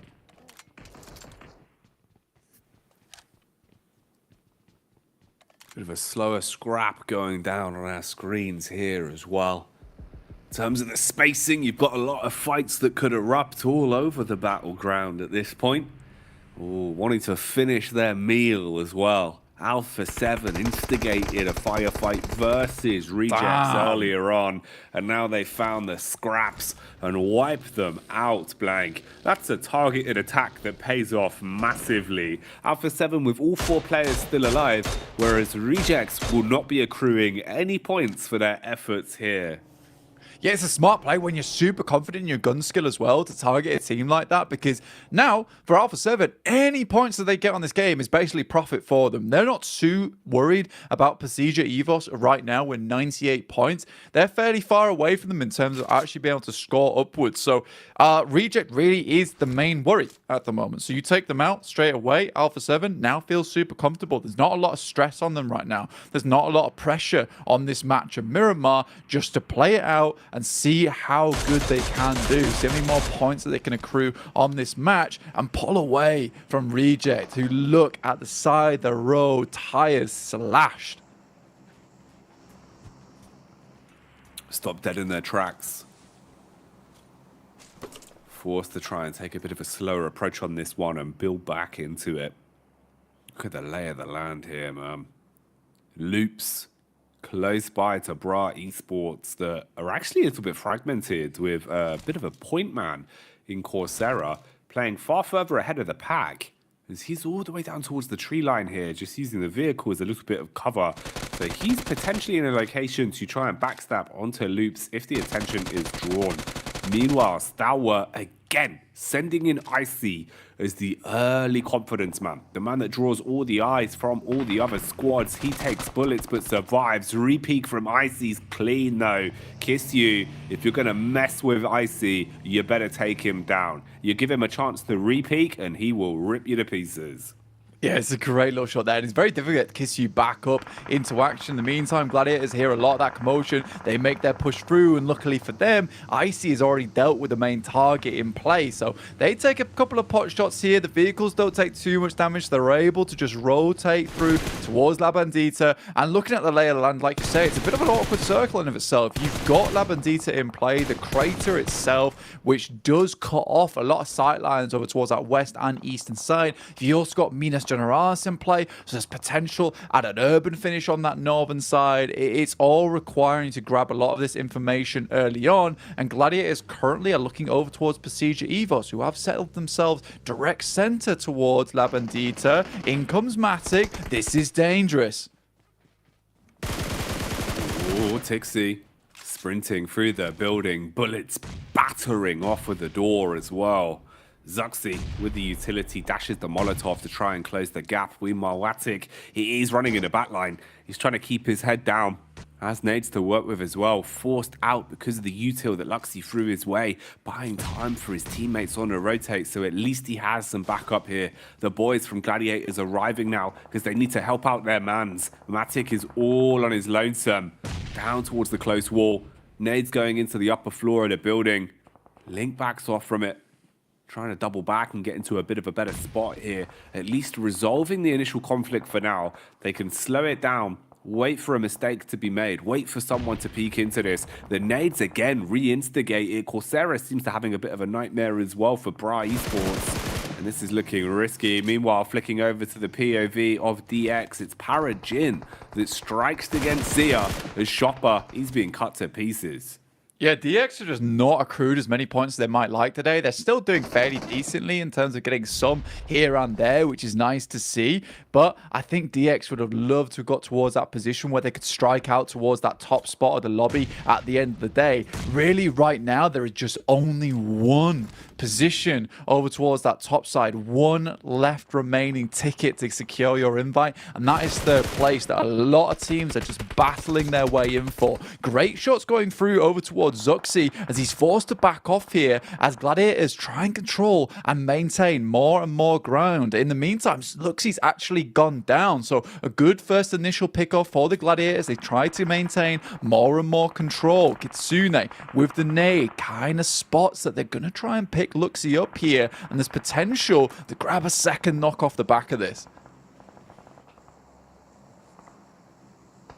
Behind the driving seat and on the move, Zia waiting for the contact here. Megamind, his grey gears are turning. Seems like he has an understanding of how he wants to approach this one. Few bullets spammed into the back seats of A8 vehicles. They're going to go for the wide swing around. They see the players in the distance, but they're just thinking about circle right now, trying to get themselves into a safe haven, a location where you've actually got some cover and can calm down a little bit. Play for the longevity on this one. Bumpy roads, but they arrive where they want to be. Can jump into the compound and start to let their heart rate settle a little bit, popping the meds for now and resetting from this. You got a bit of Brazilian Jiu-Jitsu going off in the distance as well between A7 and Loops, as A7 look to have put Loops in a bit of a headlock right now. Only one player remaining from that team, which is Cardozin, off towards that western side. So not only do they take out the chasers behind them in reject, but they're also looking to chase up towards that second spot too, it seems, as Loops is getting further and further down. 162 points. I mean, it's doable tomorrow to overtake Stalwart potentially, but they also don't want to let first place get too far away either. This is overall really cool gameplay from all the squads here on the maps, particularly A7, who have definitely felt the need for speed at the end of the day here on Miramar. Malise taking shots over towards Mad Bulls, coming in from the backside, but a nice little spray down will take down at least one of them out the vehicle. Bullets being spammed into the back here. Malise right in the faces. And Mad Bulls can't handle it. It seems like they've been overwhelmed. Frozen looking to line up the nade through the window as well. Has a great understanding of how to arc this one. Looks like it had a bit of a bounce, but it will still land on target, connecting onto Kisyu and taking him out of commission. So Mad Bulls looking like they were losing their grip on this one, but they grab it straight back and pull themselves into the forefront. Meanwhile, the clash continues for DX. Chow throwing nades out the window, trying to smoke himself, but set ablaze by the Molotov. Doubles back and looks for a secondary angle to try and peek this one. That's Earths drawing all the attention. Meanwhile, Megamind and Chopper are down the bottom of the gulch, jumping in the vehicle to have some speed to play with. Trying to get further up here. This is towards La Bandita, and it's a huge amount of teams all locked in this area right now, Jackie, towards the south side, who have to breach over towards the northern edge. Right now, Gladiators have got a huge amount of control. They weren't able to finish off Luxie here, but the way they've set themselves up, they've got a nice cross along that northern edge, which means Pasija Evos is likely going to be the first to face it. Not only that, they're one of the only teams on this south side that's still in the circle. A really good opportunity for Gladiators to pick up a lot of points, but do they have the gusto in them to do it? Do they have the determination to pull this one out the bag? I have questions, Jackie. I have worries. We'll see what happens in the future. We don't have a crystal ball that could give us a good answer on this one because it's such fine margins. So many little things that are painting this big picture right now. Slowly but surely, squads moving forward. Numbers starting to dwindle across the board. Teams beginning to thin. Falcons up on the angle here, putting bullets towards the X. Looking to lay claim to a couple of eliminations. Meanwhile, Frozen, he's been struck and taken down by one of the Bra Esports boys, being able to get into their grill and look for aggression here. Big spread of teams. Alter Ego in the clash versus Malise take the first blow. Seems like Gladiators as well, trading name for name as they go down right in the back of the plane, fighting towards Evos. Evos, you've got high ground with this. Utility either side as well. Matic backing off. Falcon still scrapping above them, looking for a peek through the window. Back exposed, couple of bullets connect onto Luxie, but still not enough to make them swing into it. They're still waiting for that moment when they feel fully confident to engage. And meanwhile, Zaxi looking for the reposition as well. This is what I'm talking about too, though, with the fact that Pasija Evos will be the first to face any team starting to breach across on that south side of La Bandita, as all A7 actually has moved in, taking a shot over towards Pasija Evos, took one of their players down. DX, like you're saying, still battling off versus Falcons, hitting some lovely shots over towards them as they try and manage the way, the push through the blue, but it's just not happening so far. The battle back has been good, but it's only one player down for Falcons. Chua comes through with the DBS.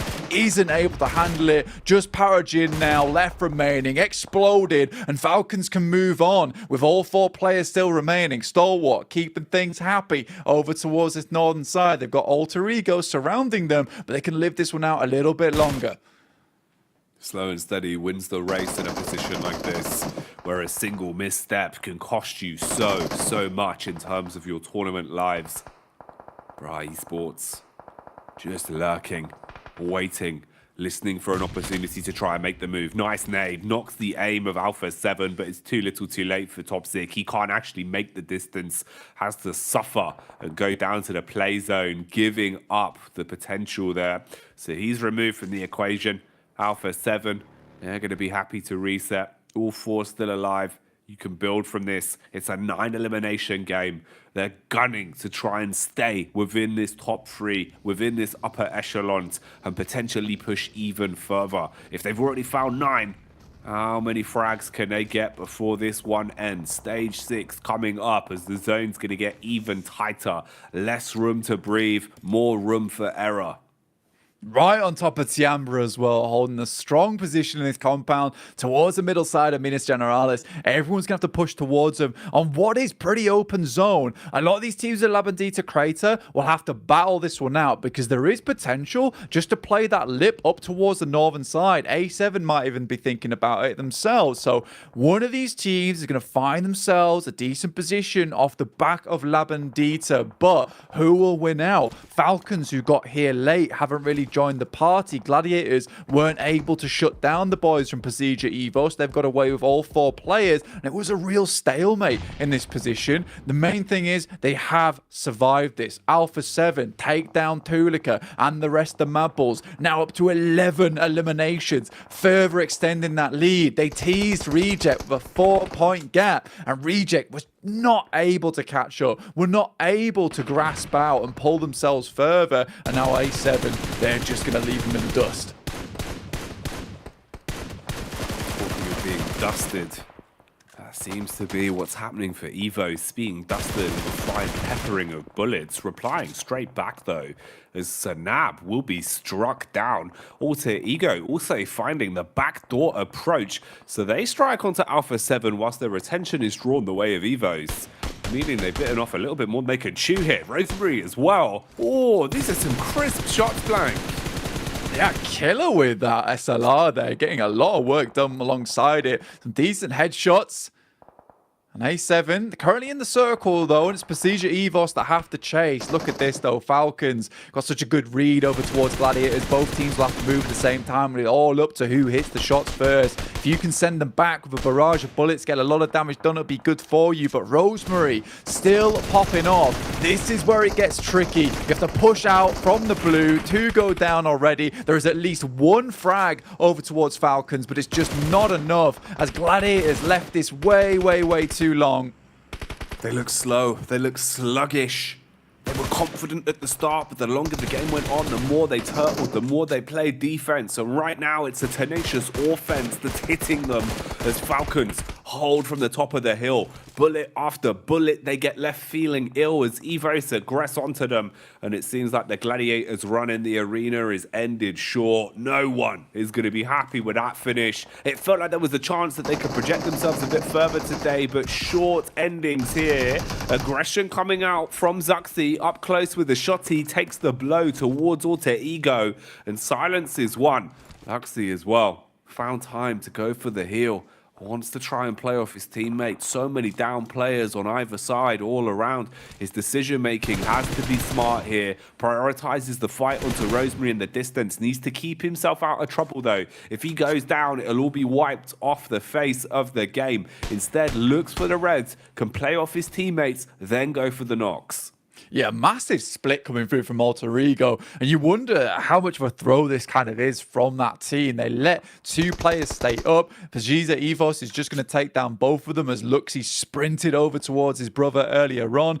Misery might be a pickup as well for them, get them back into the game. Tiamba, though, still have maintained this compound for so long. Very hard to breach. We'll see if Tiamba can pull this one through, see if they can get themselves their first chicken dinner of this tournament. It would be nice to see.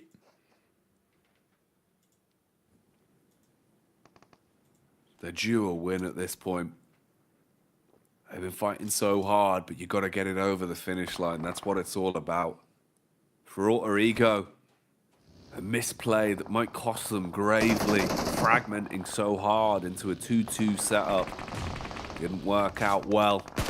What can they do with the duo that remains? Ooh, close quarters combat for Quest. They're sprung upon as Falcons pull up to the party and look to do something nasty. The weapons finding damage all across the board. Rosemary replying back though onto 6 from a distance. Still trying to at the very least secure elimination points, even if placement is now going to be far harder for them. They've got 7 in total at the minute, being bested only by Evos with 8 in their total tally.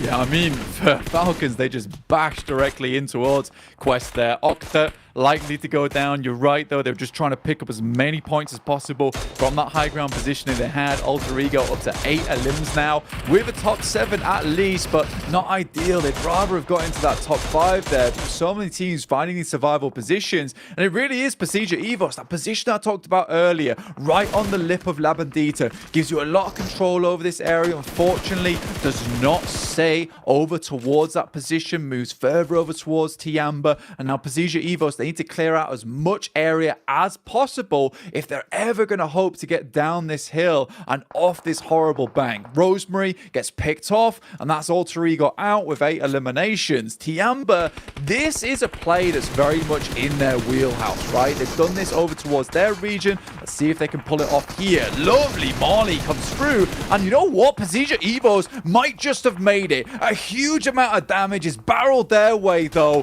Can they survive this with 3? It will be a monumental effort if they can.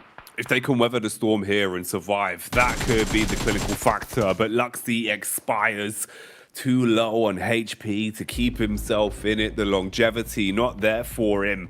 But we do draw into the final 4. Stalwart with a solo king looking to deal some damage. But you're talking of damage, and that's coming straight out from Zuxi, forcing them up towards an 11 elimination total at the minute as he just slays Falcons in seconds, putting them down in the ground.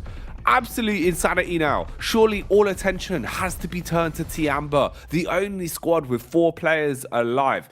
Evos and Stalwart would basically have to play together here to fin the herd. Who's going to get that second place out of these 2?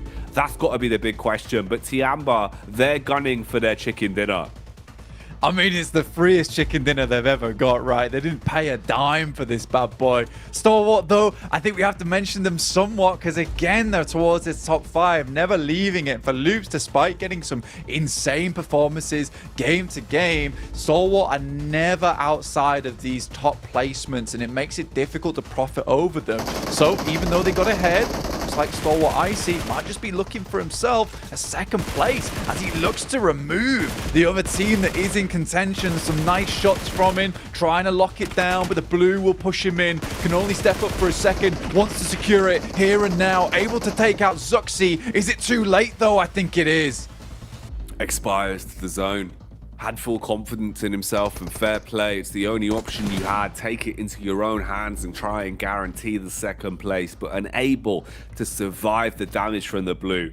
Unable to get both of the frags he needed. Leaves it all on Misery that right now is probably going through an absolute misery as he will lose that one. Gives up the goods to Tiamba as they secure it and take a chicken dinner. Like you said, an absolute freebie blank. Just playing the percentage game, not over egging the pudding at any point, playing it very smart and being gifted some good scenarios that they took with both hands.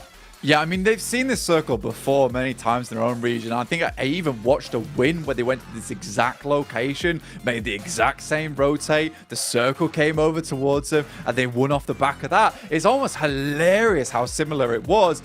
It's a 2-elim game with 328 damage. It's a freebie. You'll take the 12 points, but Tiamba needs more than this in future. It is a little bit of a good boost for them going forward, considering how far they are down on the tables. But yeah, it's not impressive whatsoever. I think what is impressive, on the other hand, is Procedure Evos. They played some tough terrain. They played through some awkward areas, pincer between Gladiators and the army of teams that sat at their backs towards La Bandita. Labandita, still able to deal with A7, hold off the push coming through from Alter Ego. There was a lot of special moments there in that game for Precision Evos, and Zuxi and Luxi, the twins, they made it look pretty decent alongside with the two other players on their team. It's just a nice, well-knit unit for them now. Every single player to their strengths. It's exactly what you want to see there. And still more action to come your way. One last game of Miramar today, so join us for that. But for now, let's get back over to the desk and talk about the action we just saw. Tiamba get a chicken dinner served to them on a silver platter. And honestly, they needed it. They needed it real bad. This is one of those teams that was in that bottom 5, and they were able to clutch up some serious points here, Max. And hey, Falcon got some good points on the board as well. Yeah, I mean, Falcon, I was really happy how they were playing the southern eastern edge of La Bandita, clearing teams like Deep Xavier, then having a good overview of teams trying to leave La Bandita, like Gladiators, like Persija Evos, trying to pick up those eliminations left, right, and center. So I'm really stoked with how it was played out by Falcons, because they were tied with Tiamba just before this game, Hotjukes, with 73 points in 12th and 13th position, respectively. So this is great for them to push up in the rankings and hopefully make it into the survival stage. But those elims of Persija Evos, god damn, they were fragging out from the get-go. Unreal. And honestly, I think almost all those eliminations were on the side of Zuxi by himself here, Kalars. Yeah, they were. Really happy to see 8 or 9 elims going his way. Just fantastic stuff once again coming out from Persija Evos.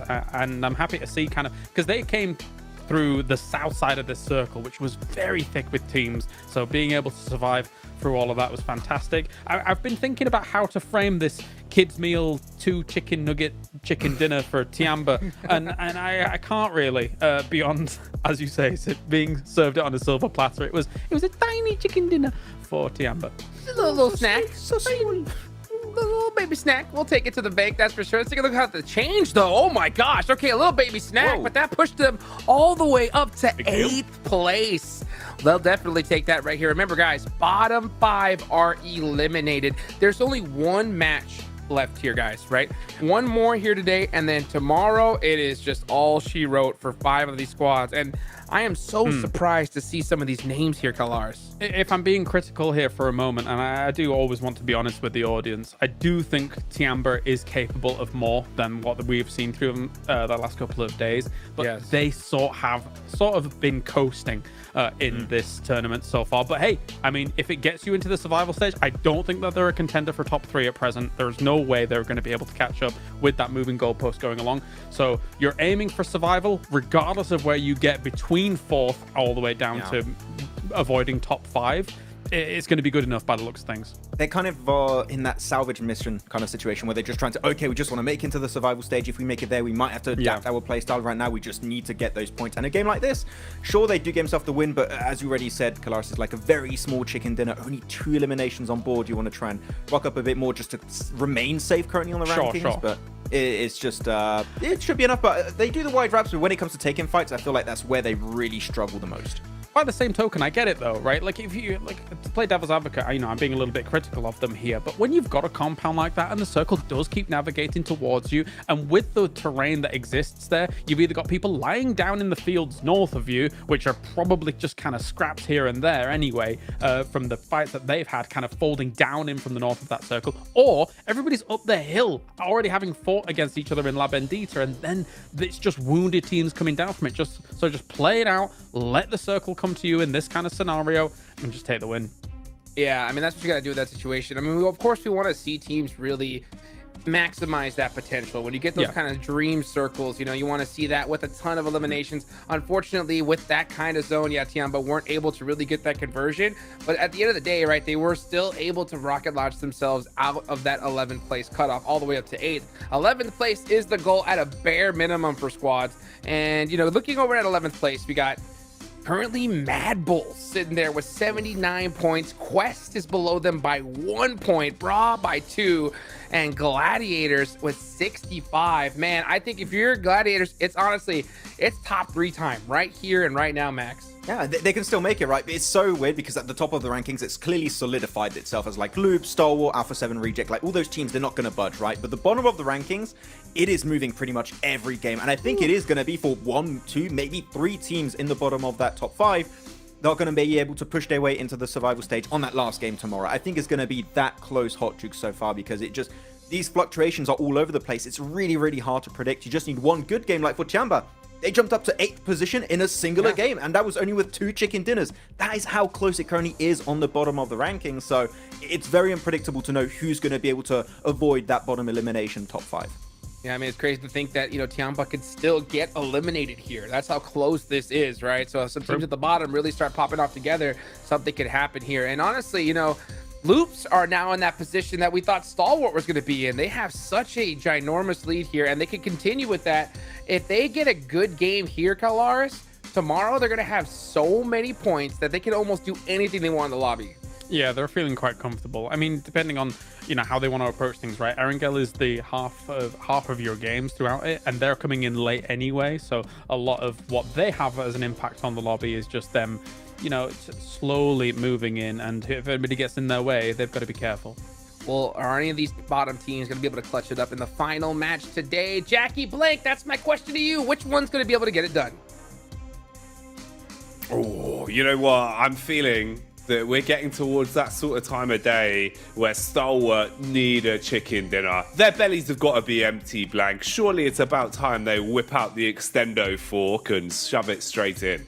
Yeah, they're hungry, man. They extended the long fork. That's what we needed, man. We needed this created, all right? At the long fork for Stalwart, they want to get themselves that chicken dinner. I think it's so unnecessary at this point. I feel like people are starting to think they're just not that much of a threat. I do believe, though, this idea that every single game they're getting towards that top 5 is a little bit frightening, especially when we go towards that Grand Finals. A team that is just so consistent like that, with a couple of good games, they can really send themselves ahead.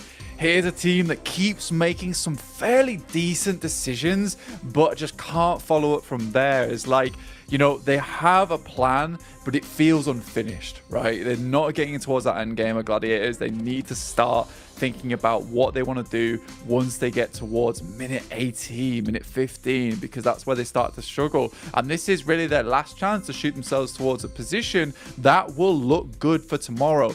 Right now, everyone else, including BRA ahead of them, is ahead of them by quite a bit. 65 to 77, that's the jump up from 14th to 13th. And then from 13th to 8th place, that's 77 points to 85. It's real close. So for Gladiators, I think their main job for this match is to get 10, 11 points on the board. That's all you need. It's not a big task for you, but it is possible. But at this point in time, Jackie, I just think there's more teams deserving. Everyone's been playing their best. Everyone's been putting their best foot forward. We're talking about that extra sort of 15 to 20% that needs to come out in an environment like this when you are at the Global Championship.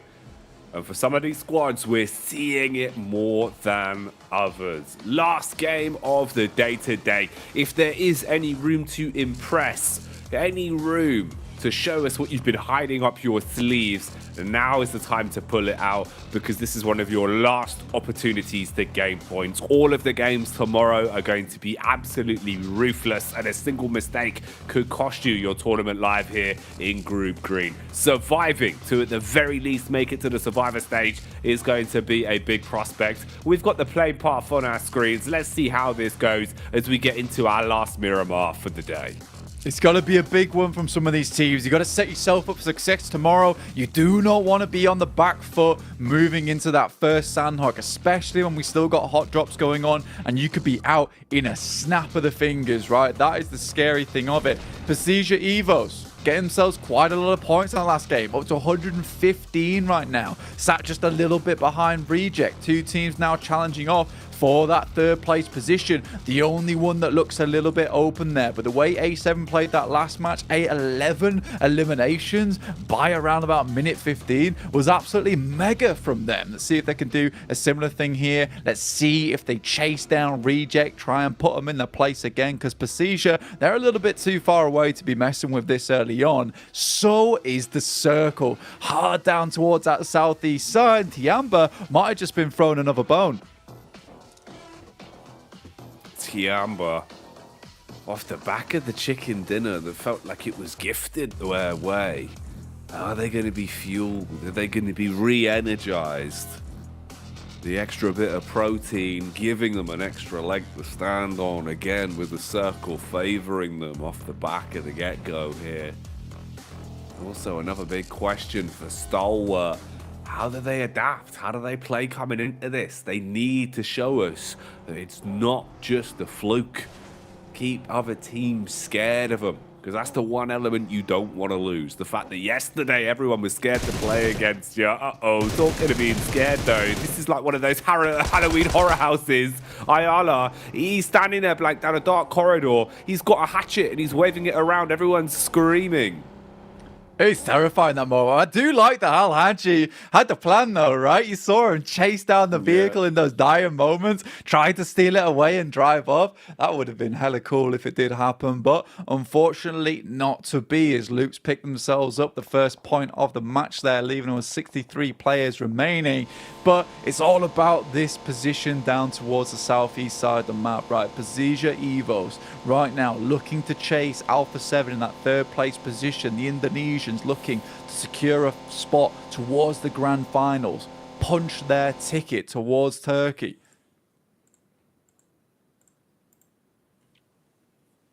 DX on screens here. Now DX, some of the games we've seen from them have been quite impressive. They're still going to want to add a few more points to the coffers though. Get a bit more out of today. Loops, they've had enough points. My God, have they been giving it. Popping up in the stats here as well for total elims. I mean, this kind of vocalizes probably the reason why they've been playing so well. 3 of the 4 players in the top 4 for total elims. 35, 32, and 30. Matching top even. Who's been an absolutely unsatiable fragger. That's crazy.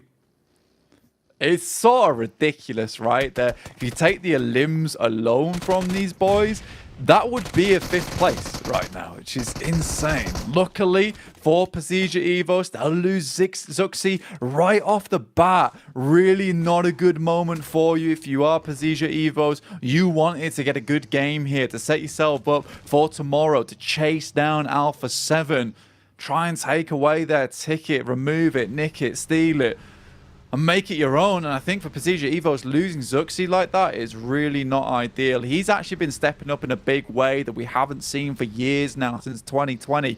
And I think that losing him might just cut the confidence of Pasija Evos just a little bit. 3 players still doable into the future here for this team. We'll see what they can get done. A couple of eliminations, maybe a decent placing would be nice. And with Alpha 7 being incredibly far away from the circle itself on the western side of El Pozo, there is a good chance that they could get stopped early on here, Jackie.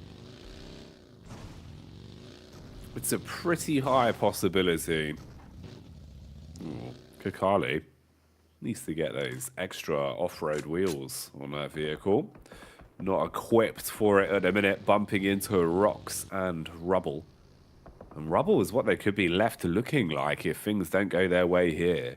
Is you've got a 3-pronged attack from them, at least taking some compounds to set themselves up in. But I8, they've got a good spread on this. Nice high ground to play with as well.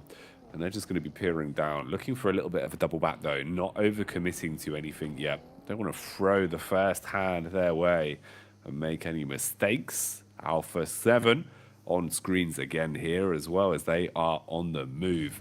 Alpha 7 feels like they've been really cruising close towards second place the entire event. Always popping up in the final circles, always having eliminations that are giving them an extra point score to work with. Today, though, they have been second to Loops in nearly every situation.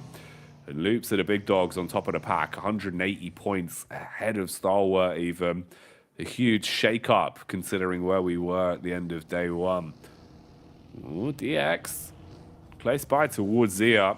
Zia definitely been a lot more confident going into fights today, Blank. It's one of the few times we've seen them scrapping and actually getting some elims under their belts over the course of the past 3 days. Yeah, just struggling to get a little bit further into the game though. Has Zia, that's their only issue. They start off looking fairly strong. For our esports will be weakened though, on the other hand, with Coursera going down first, which seems to have happened quite a few times today, losing him off the bat. But he was just trailing behind. Unfortunate circumstance there. Tiamba close to Mad Bulls. Mad Bulls' usual drop in their region is Puerto Paraíso, and they instantly take precedent over here, actually. Looking over towards Tiamba, they understand, they know this ground very, very well. So Tiamba could be in a little bit of trouble here, but there's a nice spread from them. They're keeping it safe, keeping it clean. They've got a couple of anchors that could go for some nice backstop shots over towards Mad Bulls if they step out too far. In the meantime, so many of the teams have just cramped themselves in over towards the southeast side. Circle could still head over towards the west, which would create a real chaotic rotate from a lot of these teams who are on the eastern edge of these cliffs. But I think most teams wanted to secure these high ground positions early on, just in case we did see a southeast shift. Tulek up behind the driving seat at the minute. Mad Bulls, oh, they've been up and down like a metronome, constantly swinging back and forth. And it's a shame. It felt like they were starting to get themselves into a bit more of a consistent groove with some of their earlier affair today. But it's been hard for them to maintain it. I don't imagine it's going to get any easier here as well. Circle starting to close as we move into the second stage. A lot of big rotations to be made for some of these teams, but this does bless a few of our other squads a little bit more here. Stalwart now being gifted a bit more zone control and also centering up around rejects. Sarah and the boys going to be happy with this one, feeling like they've been able to locate the dead center instantly, and what would have been a very long rotation for Gladiators is now halved. Yeah, shortened considerably, which is really, really nice for them. Reject, like you say, get themselves a center position. This is where they've been performing at their best today. That's where they've been looking the cleanest. So Reject happy with this. Another team that wants to climb even further towards the top into that day 4 where every single match counts more than anything else. Stalwart on that northern side. He said they were looking for that chicken dinner, and they've set themselves up with 4 players. Not lost anyone right off the get-go just yet. No one's gone off the rip. So this is decent. This could be good, but a Los Leones finish, that would be so crazy for an end game for us today. We've had massively mad matches, one after another, and I can only expect another to come at us very, very shortly. DX as well as Falcons taking a little bit of damage against one another, but DX currently set up inside the concretes and the longhouse. 6 wasn't going anywhere. No, 6 needed someone to watch his 6 there, and his 9, and his 1.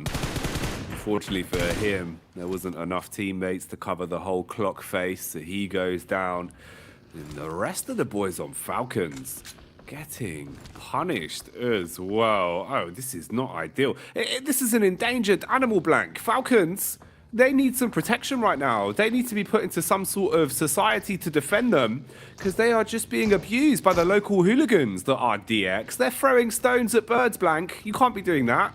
It's just cruelty at this point in time. I think for Falcons as well, like the way they're playing on this edge side, they want to get further inwards, get some of these compounds ahead of them. They had a pretty good safe plan for them, but DX has just held them out nastily. And for Falcons in a position where they're in 9th place right now, 84 points, so close to the border, when you think about the fact that right now 13th place 77 to their 84, so easy to drop down out and into that bottom 5 where you would be going home tomorrow. So for Falcons, again, this day has just not been pleasing to the eye whatsoever, and it was probably the one day where they wanted to have a big performance, where they wanted to jump further up that ladder. DX understand this. They've been playing their cards pretty safe, pretty close to their chest, just trying to get minimal points per game or an average amount to where they can stay within like around that 4th to 6th position. And that's exactly what they've done. They're in a spot right now where it would be difficult for them to drop out of the survival stage unless there was a massive amount of performance gain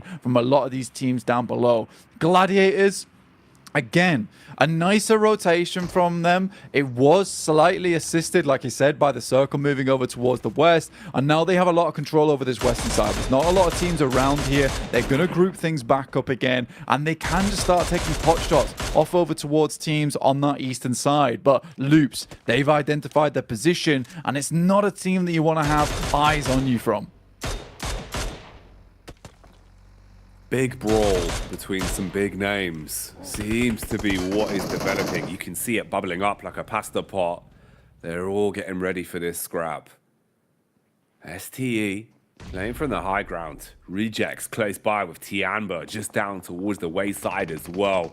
Eyes on the prize. OCO lining up the nade, strikes down with it. Meanwhile, Lufa takes control of the ground floor. Whoa, timing on a repeat as well, looking for a follow-up shot.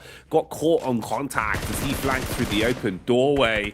Oh, this isn't looking good with the shot here. You're going to be overwhelmed on the peak. OCO unable to handle it, crumbles because of it and goes down. So you've lost 2 members of the squad, severing them and leaving them in a far worse position now. So for Reject, it gets an awful lot harder with just 2 of them remaining. Only a single elim secured over the course of this one so far as well. Honing into what Melissa are up to, they're having a bit of a late rotate as they'll be pulling up towards the circle finally. But look who's ahead of them, Alter Ego. And they've got control of a shed. Love a good shed, these guys. Quest waiting for an opportunity to strike as well. They actually had a pretty good position. It felt like they were trying to get an angle to backstab onto Gladiators. Instead, though, they've gone a little bit too far around and exposed themselves onto Alpha 7. And Alpha 7 do not take too kindly to anyone sneaking up on them. Yeah, I think for Quest, it is just a reoccurring trend right now that they do expose a lot of their rotates to sightlines from teams that they sort of should expect to be in these locations. Even just losing players off the get-go at the start of the game is unfortunate. You talked about Reject there as well, man. So sad they lose 2 players there to Tiamba, a team that's trying to start to chase towards that 3rd place spot. And I think the issue you find right now for Reject is that 2nd place curse is just starting to catch up to them. It's got to be hard on the mental, no matter how good you are in terms of that emotional capability right in these games. Getting that 2nd place time and time again where you thought you set yourself up so well for that win. You know, it would be a very, very different story if they got those back-to-backs right earlier in the day. I think they would feel a lot more comfortable to make these games play, but it was just so close behind Alpha 7 that every single game just feels bitter, right, if you go down early on. So I feel bad for them, but again, you do need to win those engagements. You do need to win those games where you are set up for a chicken dinner, and losing them like that is also sort of unacceptable. And I would say that's a reasoning behind them not being in that top 3. So what up towards that north side, a team that looks like maybe this is the one for them. They've got the high ground on that northern side, Jackie. Looking down towards Loops, their direct competitor between 1st and 2nd spot. Is this where they get back into a driving position? Again, regain some of the confidence. It feels like they're starting to lose. They're playing smart, sure, Blank, but you want to see that confidence. You want to see them with their chests even puffed out, looking like they're ready for any engagement they're thrown into. Loops, they strike first, swinging into action versus Quest, and looking to instigate this one. At least finding the opening picks up quite easily. Ooh, Sheesh takes a couple of bullets. He's got a double back because of it. Ayala still focusing in the right direction. And that's going to be where Gladiators are coming from. Rolling over the hills. Bullets downrange right on top of them. So they've got to split off a little bit. Going to the 2-2 setup. Alter Ego and Melise. This is one that's been developing for a while, but there have been no real commit. Again, CEO later just looking for info, but not hard swinging. Nades being thrown into the distance. His teammates getting a little bit aggro, playing the stuntman as they go flying through the air in the vehicle. Now you've got to swing, surely. This is your prime opportunity to look to clean up on Alter Ego. Yeah, Mali's coming in with the Thompson on Lewis. The shot's back coming from Rosemary, but he's quickly put down here, and Kissu look to finish off those final players. Mali's just so good at slowly chipping away at your forces. Only Fnatic as well as Alva remaining here as he tries to get away from this one. Beautiful shots through the smoke. Will lay him bare. Alva tries to hang on as long as possible, but his fingers are slipping, and so are Alter Ego from this game. Alter Ego. Don't know what happened coming into things today, Blank, but it feels like they've been struck with that unlucky stick, and they've had some real close runnings where things have gone that thimble wrong, and it has all tumbled down. The snowball effect on Alter Ego has been huge today. Not hitting their shots as much as well. Usually it feels like Rosemary able to really let it rip like some sort of metal Beyblade. Not today, though. He has been kept silent. Levi's playing a far more methodical style of approach himself, trying to be stealthy in the backline. All of the attention of A7 drawn onto his teammates in Lamborghini and co, but they've sniffed him out. Nades thrown in Blank. Levi's got to make the adjustment, switches to the sidearm, tries to get to a better position, shot in the back, and he's legged.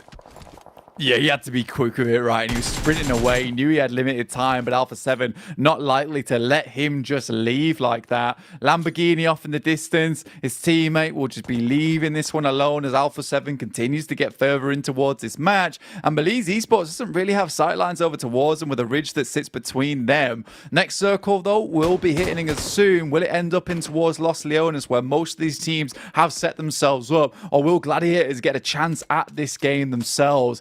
It is fairly fair, though, towards the center of the circle. Zia claiming that central spot for themselves. There's warehouses and buildings available to some of these teams to pick up and move further inwards. Loops on that northern side could come barreling down, though, through all of these teams and cause absolute chaos. Let's see what Loops can do in this one. Again, this is a team that is not uncomfortable playing from these struggle positions.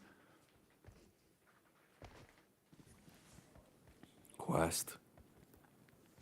Looking a little bit scared in a spot like this, man. Just a solo. A rough position to be in where you know if you even reveal yourself in the smallest of instances, you could be collapsed on by all the squads lurking around you. The hyenas that are roaming on Miramar right now. Alpha 7. Their scouting mission works out to at least get information in terms of where the solos are for DX. So you've got to read on that one. Mad Bulls, alive and kicking. For how long? How long can they thrust themselves into this game here on Miramar? A lot of damage done onto Tulika. He's quite low. They're looking for the flank as well. Tiamba, they spot the opportunity to punish towards Frozen. Quick switch to the DBS. Lands the first pump, but the trade is instantaneous. It goes both ways, and Tiamba, they are going to the beat of their own drum, looking to advance and pick up some stereo frags now. Two players adjusting. Flique with a shotty. Pre-fires on the corner, baiting the peek into Tulika. The nade will be exchanged as it detonates above the top. Zerich not quite helping his teammate in a way that he wanted to, as the team attack will come back to haunt them. Oh, that's close as well. Barely finding their way through that one.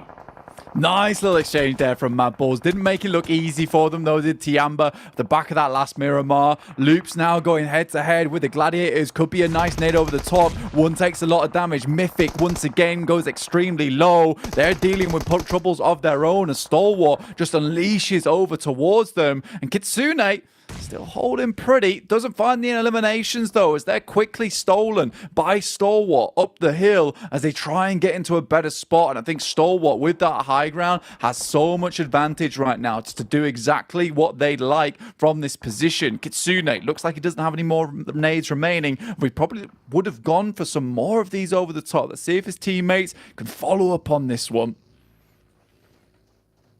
Loops. Oh.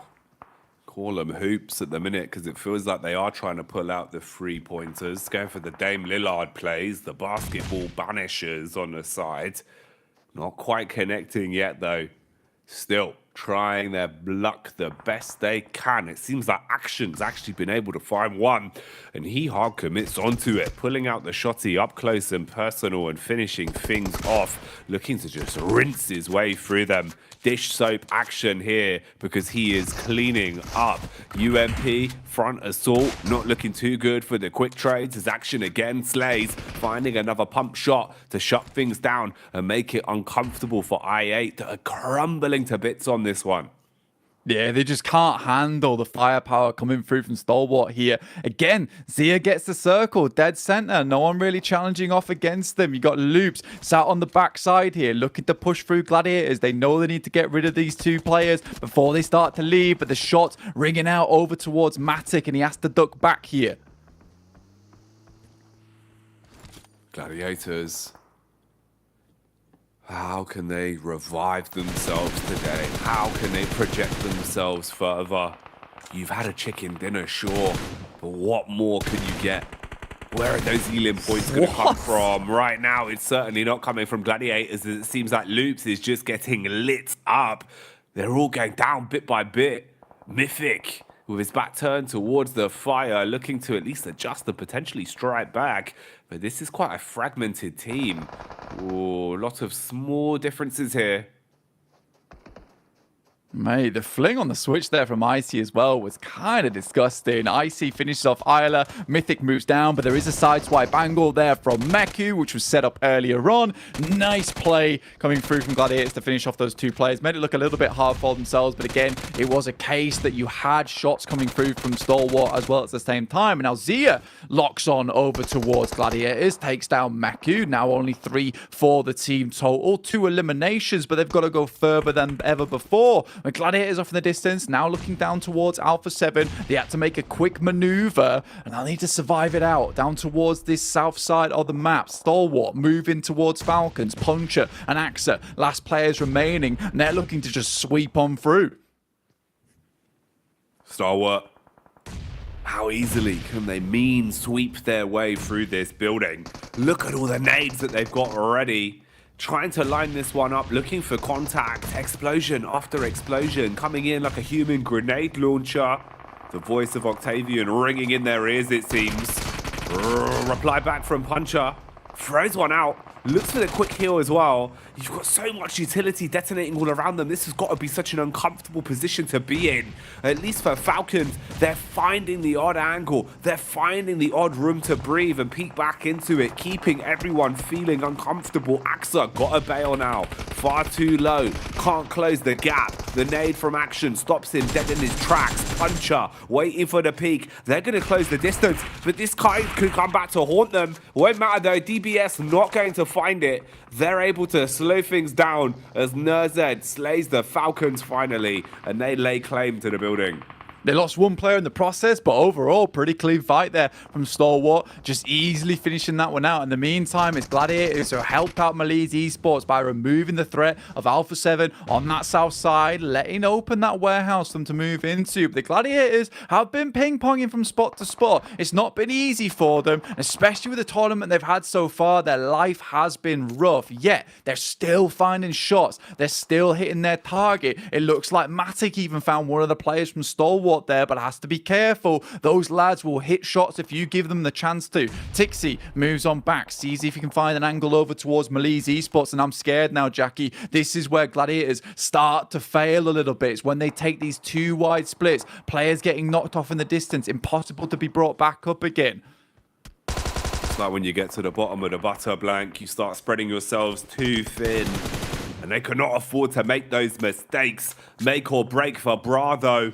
And Kane comes in with the backbreaker, cashes in the money in the bank to snatch away that one as he'll wave goodbye and claim another pickup. He's in a good angle as well to play off his teammates here.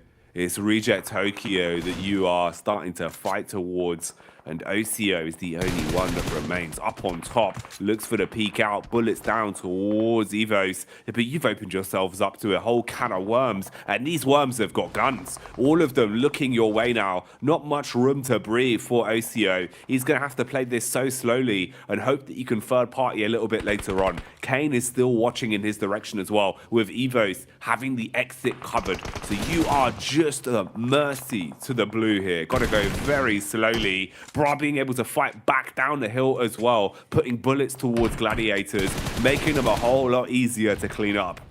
Yeah, Tixie just keeps peeking back up this way. He knows there's realistically only one exit. Nice shots from Regiosio, but immediately found in the process. Pasija Evos allows that opportunity to not go unclaimed as they take down one of the players. Smoking outwards now, though, because they know that they need to cross. Three-man team still available. Zia, Gladiator, Stalwart, all looking for their chance here to push over towards this central position as the circle moves further down towards that south side. A very, very important game here for Gladiators if they want any chance in hell tomorrow, and they got to keep pushing forward.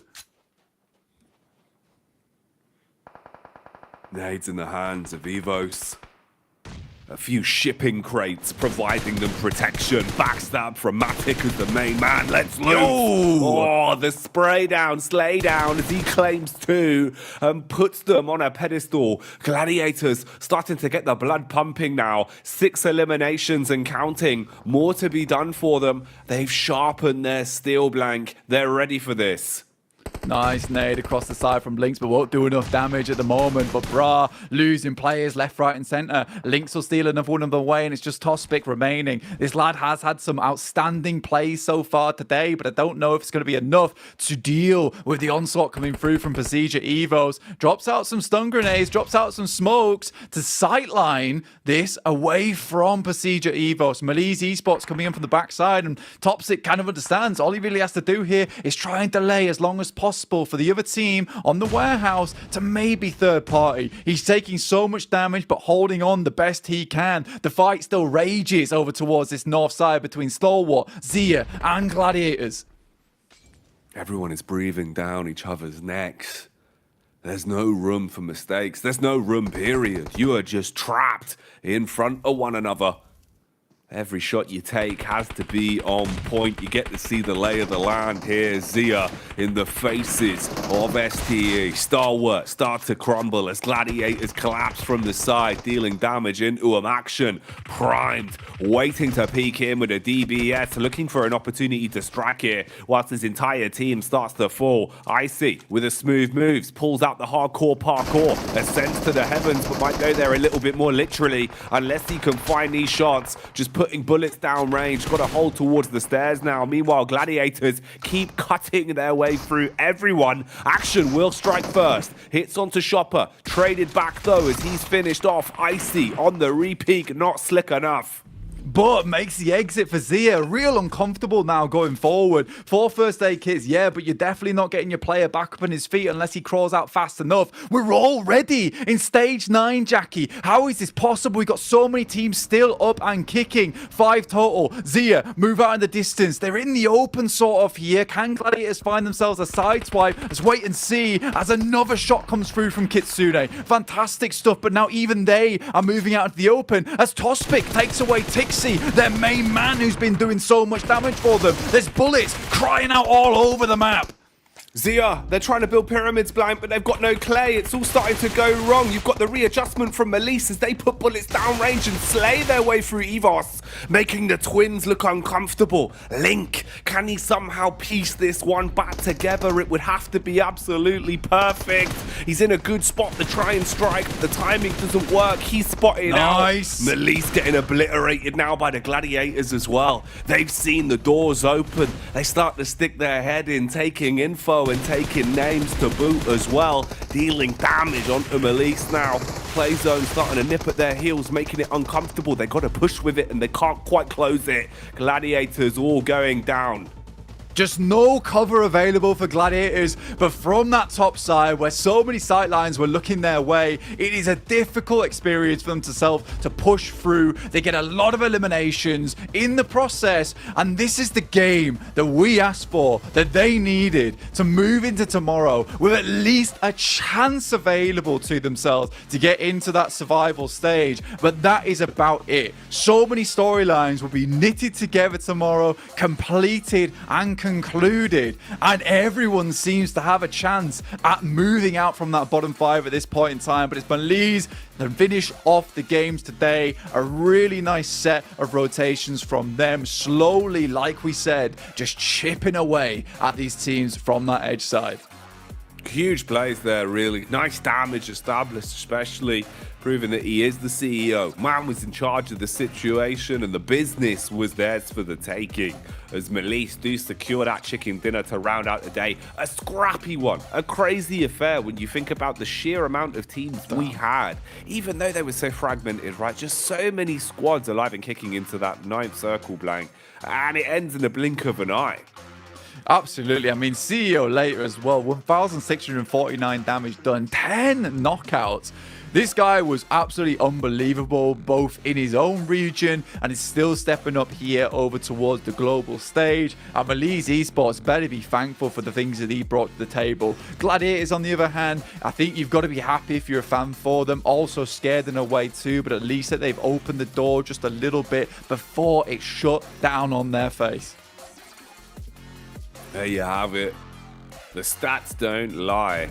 Overall, being able to secure a much-needed win at the end of day 3. A day that was chock-a-block with upsets and teams that needed to forge a legacy being able to do so. Let's get back to the desk then to break it down and give you the lay of the land. Thank you so much, Jackie and Blank boys. You did a great job here. Another team that did a great job is none other than Melise, clutching up a chicken dinner. We talked about how the teams at the bottom needed to get a good performance here in the last final game, because tomorrow you never know what's going to happen there on the final day, and Melise were able to do it. They were in 11th place, so that was right there on that cutoff. I'm really excited to see where they end up on the leaderboards here, Kalars. Yeah, I didn't anticipate it, that's for sure here. Melise getting themselves a victory with huge damage going out as well. Look how happy they are as they're able to clutch it out. I mean, of course, the circle's kind of narrowing down on their compound, but the thing is, a far cry from what we saw from Tiamba in the previous game, where they didn't really have many targets to shoot at. Melise had a lot of targets to shoot at here and was able to do it in full gusto. Oh yeah, full gusto for the Melise. I mean, even before they have their position that keeps having the circle shifting their way, they take a head-on-head fight against Alpha 7, and they completely obliterate their position on the southern western side after they're going for that wide western wrap. So yeah, Melise, strong performance on this match overall and able to take themselves some good engages, but especially CEO later, top fragger for his team on this match with the Groza at the end. Hot Jukes on fire this match. Love it. Oh yeah. Man, absolutely crushed. Another team that desperately needed points is Gladiators. I can't believe I'm even saying this right now. These guys are in the hot seat, and to be able to put up 14 points right here at the end, they got to be feeling good here, Cal. Yeah, they do. Yeah, I mean, considering at the start of the day, as I said before, I'd kind of counted them out, but they do now have a lifeline to be able to strike back. Yes. Set in 13th place here, Gladiators, and I'm going to say it, being an invited team after performing poorly in regional as a whole, they have to absolutely avoid this bottom 5. That would be an unmitigated disaster if they were invited and then fall out in the first round. After the performance in the championship, I really thought we were going to see major changes for Gladiators, but it seemed like we are still seeing some very similar plays to what we saw back in the championship and the full season of PMPL Europe. They have sped up a little bit the early game, but it clearly isn't enough if they want to push themselves out of that bottom 5. So yeah, Gladiators, we'll see how the things are going to go tomorrow. Though right now, heading into tomorrow, Hot Jukes, I'm looking at the rankings. Aegon I8, Zergia, no big comebacks towards the end of the rankings tomorrow. Yeah. If they want to make it out of the bottom 5, it's technically possible, but they're going to need a field day for that to happen. 100%. Like, they literally need to start the day with a chicken dinner and literally nothing less. Yeah, but you know what? Looking at the leaderboards again, got to give a big shout out to Melise, right? They were in 10th place. They jumped up all the way, what was it, to 6th? So that's a good solid jump right there for them. But man, I'll tell you what, this bottom 5 is way too close for comfort. I mean, we're talking only single-digit points for so many teams here. It's going to be make it or break it for so many of them here, Cal. Yeah, considering that in regionals, almost every single one of these teams has had extreme days in the past, right? As much as, yes, I'm saying Gladiators didn't do that well in the most recent regionals, we still know them as a team that could, in theory, go out and get 3 wins on a day. Likewise for even Aegon I8, who in their region dominates. So they could be able to do it here, even though it is a little bit of a far cry, as Max is saying. Yeah, you know what? It's going to be interesting because you have that story as well as the top 3, right? The teams are trying to get that automatic invitation to the big show. And, you know, right now you got Alpha 7 currently sitting in 3rd place with 136 points. Going on down to maybe 5th, right? Rejects there with 121. That's still, they can still catch them, right? And I'm really wondering, Max, right? What do you think? What kind of homework do you think these guys are going to be able to do? Because at a certain point, you're going to have to really want to put that future in your hands. You're going to have to stop Alpha 7 before they just run away with this. If you're Reject, you just stop fighting loops. they just had a real tough time fighting them directly. But Alpha 7, yeah, just a bit tougher time. We haven't seen them today actually reach that many late game scenarios. So they are struggling because I feel like, and this is also a kind of my theory, because it's been happening these last 2 days, is that you're looking at teams like Stalwart. They've been using players a little bit early. They like to rotate very slow, but it's not just them playing different or playing slower. They are playing the same game plan that was so successful in day 1. I feel like the lobby, just like Reject, are moving center way faster. Those strong positions are taken up way sooner. So because of that, later teams that tend to rotate in phase 2, phase 3, tend to be punished really heavily. And maybe sure, you don't die outright, but you lose a player here, a player there, and then you just can't quite fight for that win. So man, the lobby as a whole, especially those middling teams, have improved significantly, and I'm living for it. Man, you know what? It was so good to be able to see the good old Zuxi clutch up a big game in the last one right before this. And I think they're going to need to see some of that action here tomorrow, Kalaris, because they're the team right underneath Alpha 7. You know, going into tomorrow, what do you think their strategy should be? You think they should just play their game as usual? Or at a certain point, do you think they have to actually try to put the brakes on Alpha 7? I think if you're 4th, 5th, if you're Javivos as well as Reject, it might be worth a little bit of a risk here and there. Because the thing is that with those points, you're guaranteed going to survival, regardless of what happens, right? So it doesn't matter if you're 4th or if you're all the way down to 11th. And they're not going to fall that far down, so they're not going to be eliminated. Yeah. Maybe a risk here and there, maybe a little bit more aggressive to be able to get those extra points to catch up to 3rd, to alleviate having to play potentially 2 extra stages. Could be the play. Hey, Hot Jukes, talking about camping those car locations, etc., right? That could be a game plan we could see for some other teams. It could be actually super valuable for your Rejects, Besiegers, your Deke Xavier. It could actually happen tomorrow towards the halfway point of the day. Well, let me ask you this, right? If you're going to go ahead and do that, right? Let's just play a hypothetical. If they're going to go ahead and try to take out Alpha 7, do you think it's worth them doing it off the rip in Sandhawk, or waiting, just kind of playing that game and then going off and ever? We'll get back to it though real quick, as we got a nice little interview here with Melise. And there you have it, guys. Day 3 of Group Green finally ended, and now the stakes are even higher as we go into Day 4 tomorrow, the final day of the 2023 PMGC. Tash Bunny here, your host on ground, and with me from MSX Turkish team CEO on stage. Let's have a little bit of a chat here. Congratulations on your final chicken dinner for today. Nice job, by the way. I was told that it was sort of rigged because he's coming here on stage. But for now, let's talk a little bit about how you're feeling about your team's performance in the last 3 days.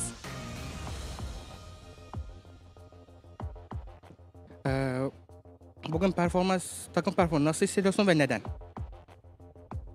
Allah, bugün yani beklentimizin altındaydı. Bugün yeterince kendimizi gösteremedik. Günü son winle kapatıp kendimizi biraz rahatlatabildik yarın için. Hani bugün iyiydi. 5 maçın ardından son maçı winlememiz çok güzeldi. İyi hissediyorum. It was not expected and not as good as they expected, but they did really good to catch up for tomorrow. That's it. They are doing good to catch up for tomorrow. So let's talk a little bit about the Grand Finals. So as you know, it's going to be happening in your country, Turkey. So does this in any way put any pressure on your team to perform extra? Şimdi abi, Grand Final Türkiye'de olacak. Bu size baskı veriyor mu ve takım performansı üzerinde etki ediyor mu? Hayır, yani Türkiye finalinin Türkiye'de olması kendi evimizde olduğu için bizim üzerimize pek bir baskısı olmayacak. Daha aksine rahatlatacak bizi, çünkü bizi seven taraftarlarımız oraya gelebilecek. Yani pek baskısı yok. Because is their home country, they feel really good and comfortable, and they can see their fans in Turkey. They can see their fans in Turkey. So is them trying to make it to Turkey giving them a lot of pressure in terms of performance? Does it affect them mentally in game? İşte bu son günde baskı veriyor mu Türkiye'de olacak diye? Hayır. It doesn't affect them at all. It doesn't affect them at all. If anything, I think you guys seem more and more excited to be able to make it to your home ground. Let's talk a little bit about how you have one more day left on Group Green. So you're currently in 6th place. So what's your team's game plan now? Are you guys gonna try and grind it out hardcore tomorrow to make it to the top 3, or are all your eyes for your team on the survival stage? Şimdi sıralamalarda bugün 6.sınız. Son gün için tam gaz mı yoksa Survivor'a kalmak mı düşünüyorsunuz? Düşüncelerin neler? Ya, öncelikle hedefimiz Survival'a kalmaktı. Yani onu garantilemekti. Bugün aldığımız bir winle kendimizi bir nebze biraz rahatlattık.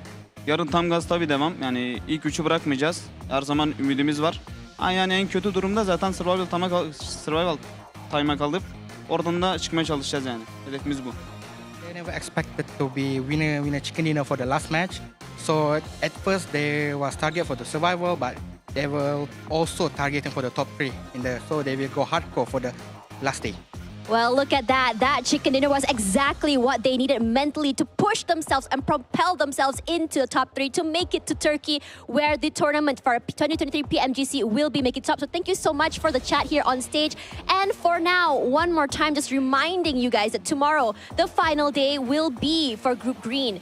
But if we don't know, a little bit of a recap, Vamos is still the words we are uttering as Loops has taken over the ladder today. Whether or not they'll be able to maintain that momentum is the question that we all are dying to see. Anyway, that'll be the end for us here on ground for the 2023 PMGC Group Green League stage. And hopefully we'll see you guys tomorrow. On to you guys, the casters. See you guys later.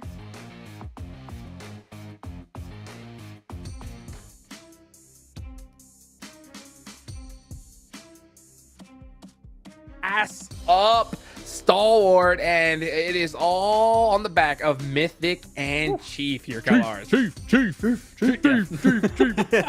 He was looking great throughout the day, right? Loops just in general. What a pleasure it is watching them. Still, Stalwart, a little bit of a quieter day, of course, but I don't think we'd be, we're too hard on them considering, okay, maybe you're allowed a little bit of a quiet day every so often. It's just a shame for them that they have fallen out of that first place here, going up against the Brazilian powerhouses. Yeah. How dare you, Stalwart, not get 10 bajillion points? How dare you? This is hilarious because we're saying quiet day, and in the last match they had 9 eliminations and 2 placement points, 11 points. That's crazy. That's good for any other team but Stalwart.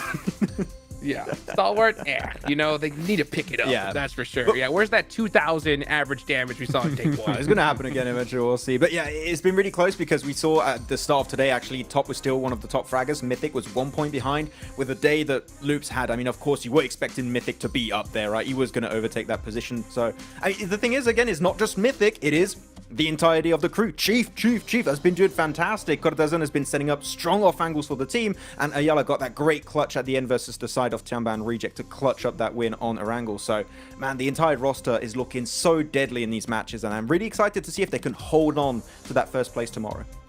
Yeah, well, can they hold on to first place? And also, the big question is, again, I want to kind of go back to what we're talking about, Alpha 7, trying to hold on to that 3rd place.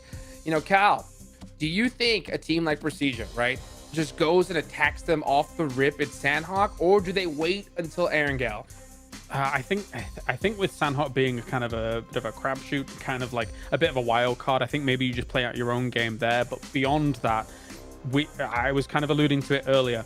For them, for Rejects, Erangel onwards, I don't think there's any reason to hold back. You don't lose anything. There's literally nothing to lose. Maybe a little bit of prize pool here and there for the league stage, but trying to potentially take more risks to get to top 3, to skip out on survival, to skip out on potential last chance, is worth so much more than the extra little bit of prize pool that you might be contending for here. So maybe some risks are worth it. I'm telling you right now, you're looking at tomorrow, what you do. First 2 Erangels, just like, don't drop on them. Just leave them like, oh, we're safe. We're going to be fine in our drop. And then you just drop them on the last Erangel, just like, not ready for it. That might be a good approach. We'll see. But they do tend to have a little bit of a split up Northern George Pole. So you could drop on 1, 2 players and just hurt them. You don't have to eliminate the team. Just wound them in the early stage. And you just know that you might have an opportunity to get just more points and overtake a spot in the top 3.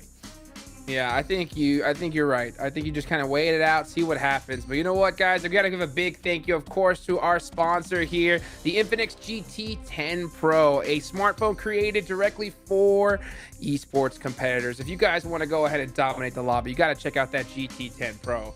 Also, guys, make sure you're all followed up on the socials. You check the TikTok, search that PMGC 2023, use the hashtag as well, so we can kind of just see what you guys are talking about, you know, and tag us as well. You know, Hot Jukes, Maxman, CalR, easy retweet, guys. I mean, I'll tell you what, this is an insane tournament. One more day left in Group Green, and 5 teams are going home for the rest of the year here, Max. Yeah, it's going to be a rough one, but we've seen it. It's been fluctuating every match pretty much. And I'm telling you, Hot Jukes, tomorrow, it is going to be down to that last game to have some changes at the bottom. So anyone can still make it. You just need to stay strong and to try and get those wins at the end of tomorrow.